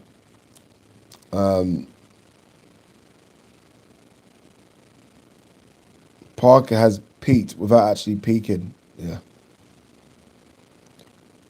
Boxing scene have it 77 to 74 Chisora, and I don't disagree with that. Parker's not doing enough. Well, look, if Chisora wins, then that's the end of Parker. Sorry. In terms of, getting your shots and being an elite fighter, that could be that. Or, to be fair, look, there's so many nice work from Parker. There's a couple of Brits coming up. I think Parker's a bit too far in front of those, but there's still potential fights out there for him over here. But just that there's no like heavyweight Brits that are like 15 and 16 and 0. But there are good fights out there. Like, would he go over to America and fight the likes of F.A. Jagba, as an example? Would he fight Tony Yokers of the world? Would he take those fights? Don't know. Would he fight Hergovich? I'm not sure.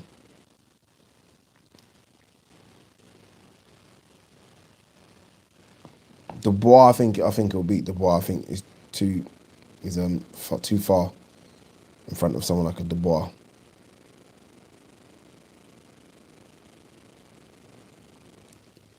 Andy Clark has got an 85-85.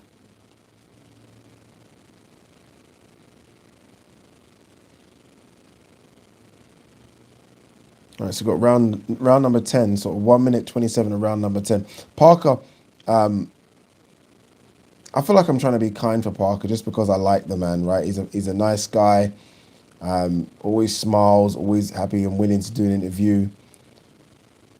It's just, I just don't know anymore, man. I feel like I see something in him, but the way I say that, it's almost like he's a 25-year-old. He's not. He's not a young kid anymore. And I need to see more of what I think I see. And I just don't see it. It's a shame. It's a shame.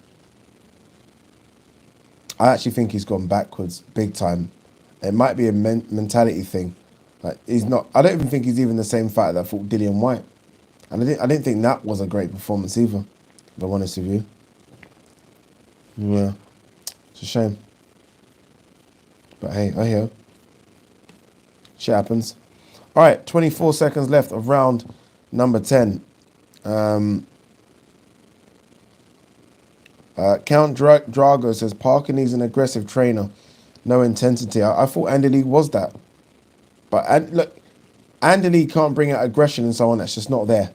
If you're not an aggressive human being, It's going to take a lot to bring out aggression in you. He's just not that guy. He's not that guy.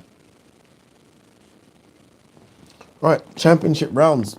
That's what they call them, right? Championship rounds coming up, peeps.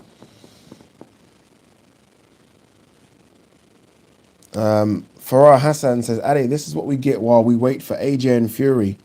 Yeah, this is what we get. 2 rounds left. Trillo G says, Parker definitely flatters to deceive. He does, doesn't he? He does, man. It's a shame. It's a shame.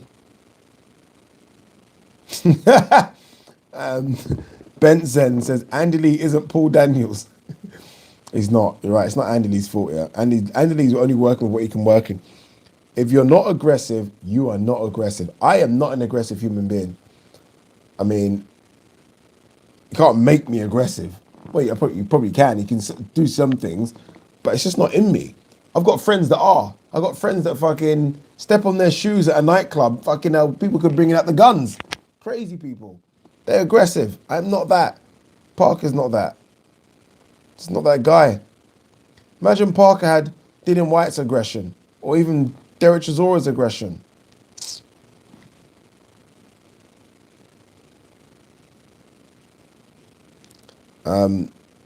Anthony Vander said we should forget this fight and talk movies. Now we'll continue. We'll do movie chat tomorrow. All right, round number 11. Let's see. Let's see. Right, there's a minute. There's what, 3 minutes of round number 12 and a couple of minutes of this left. Let's see what he can do. Nice little right hand from Parker. Parker's career, this is no exaggeration, is on the line. And what I mean by that is big money fights. Like your pay packet goes down considerably if you look. I think he's hurt Chisora there. He's hurt Chisora, and he's come on. Parker's. I don't. It's not that I want Parker to win because I want Chisora to win, but I want to see some aggression from Parker. He clearly hurt Chisora there, and Chisora walked back to the ropes, and he's let him off.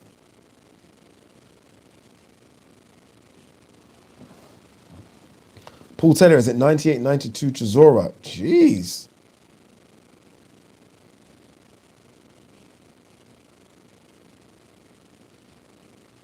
Chisora's still winning.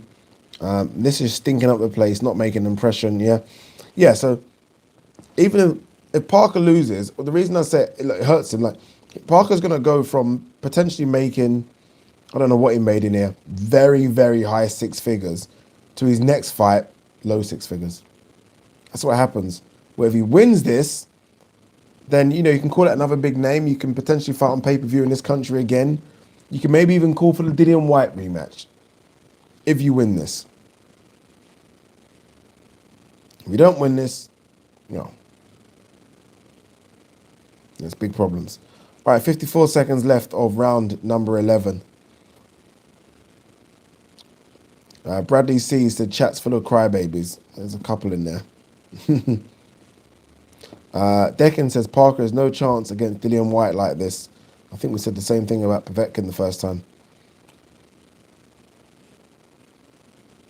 They should make. Did someone say they should make winner takes all fights? That would be something. That would be something, boy. Winner takes all. Better from Parker there. A bit more aggression from Parker. Finally, last 20 seconds of round number 11. I think Parker's doing enough to win the rounds, but obviously, maybe I'm seeing this fight differently.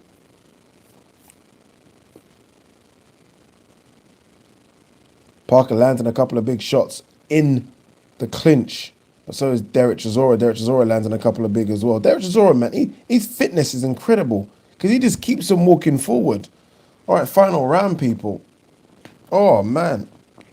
I am tired. How long have I been doing this now? 4 hours. Jeezy, wheezy. All right, anyway, we've got another 10 minutes left.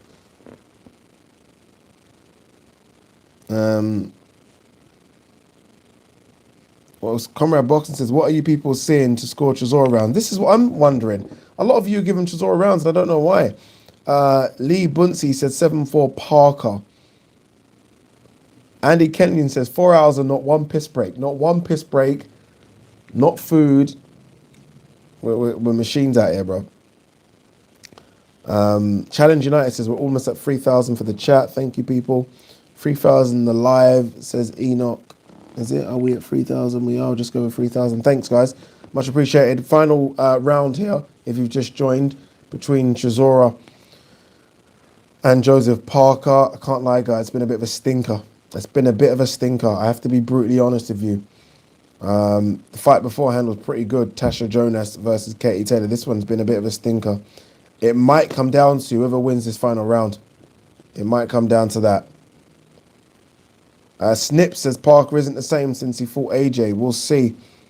Nice big overhand right from Chisora landed as well. Again, it might come down to who wins this round. I don't think it is. Another overhand right from fucking Chisora. Is Parker not seeing these overhand rights? I mean, they're coming from like bloody San Marino. You got to see them, surely.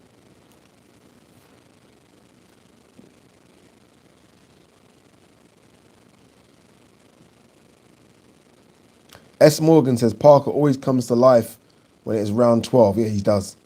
He does. By the way, just before we go here, credit to Craig Richards in that Dimitri Bivol fight. The scorecards will make it seem like it was a lot closer than it was, but credit to him nonetheless for putting on a good performance. Credit to Tasha as well, Tasha Jonas. Again, I'm saying credit because those were the massive underdogs and they put on performances. Frankie says AJ and White took it out of Parker. No, I just think he's just maybe made some good money. I think made some good money in these fights. There's some really big fights. Maybe that's just it. Maybe, when you're fighting for something, it's a bit different, right? When you have no money and you're fighting for it, as opposed when you get money and then it's just difficult.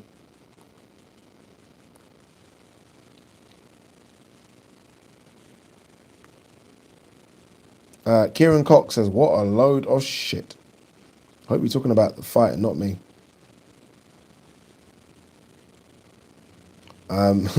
Super chat here from Kamlishwar Shetty says, loser will get a job in the circus to play Spider-Man character. Worse than that, mate. Honestly, it's going to be a difficult comeback here for Joseph Parker. I don't know how you sell him. I don't know what you sell him on if you can't beat Chisora. Maybe this is his level. This is his level, maybe. Credit to Chisora, man. 10 losses, and look at him, still going strong. Still going strong. 38 years old or 39, however age he is. Last 25 seconds in this one.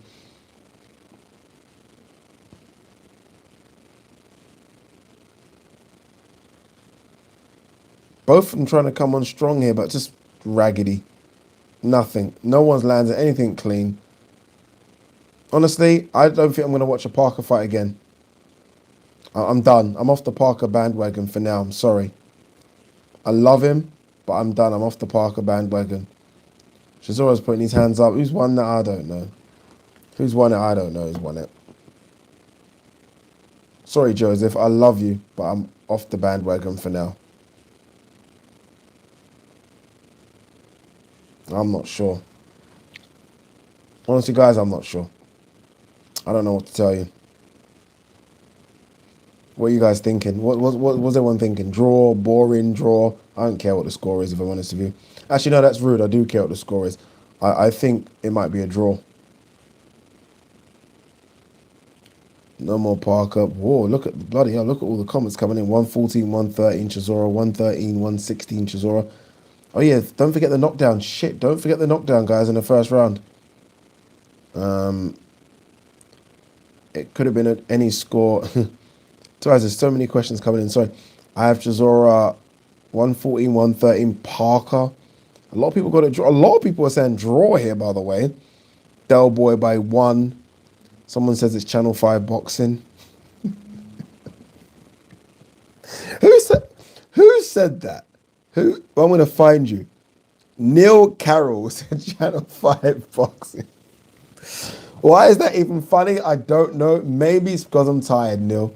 But that just seems funny. It's now midnight. I've been doing this since 7:30 by myself. What we got here?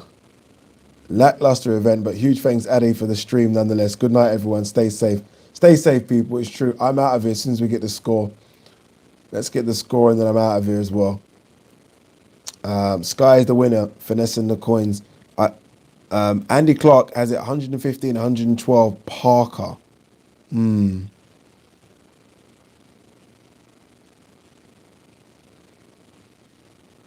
Interesting.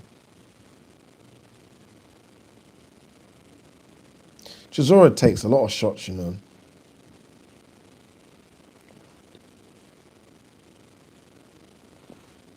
Parker is done. Can they just bloody give the scores, please?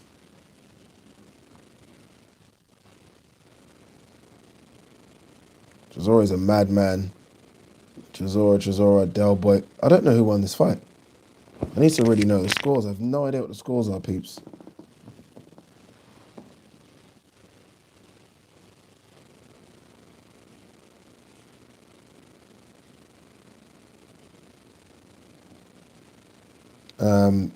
Kian Nine says, big up Ade, got me through the last 12. Dude, jeez, I just got it as well. But 115, 113 Chisora, 116, 111 Parker. 115, 113 Parker, split decision.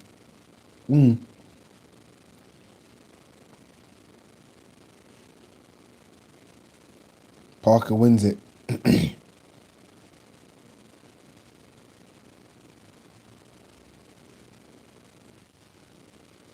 Interesting. Interesting that. Parker winning that. Very interesting. Just because,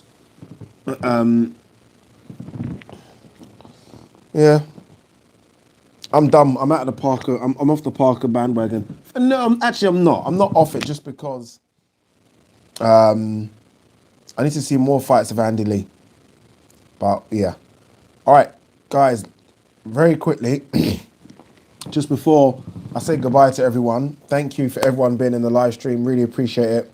Honestly, can't thank you enough. It's been a long day, but we got through it. Remember, if you're new to the channel, hit that subscribe button. If you're wondering who the fuck is this bald-headed guy sitting on the green chair, my name is Ade. We talk boxing on this show. We have a lot of fun. We do videos like 4 or 5 times a week. And we do a couple of live streams as well. Now and again, the next live stream will be for the Canelo versus Billy Joe Saunders, which I promise will be better. But guys, thank you very much. It's been a long one. I am tired. Peace out. Love you loads. Karma, I'm going to message you actually right now. Peace, people. Ugh.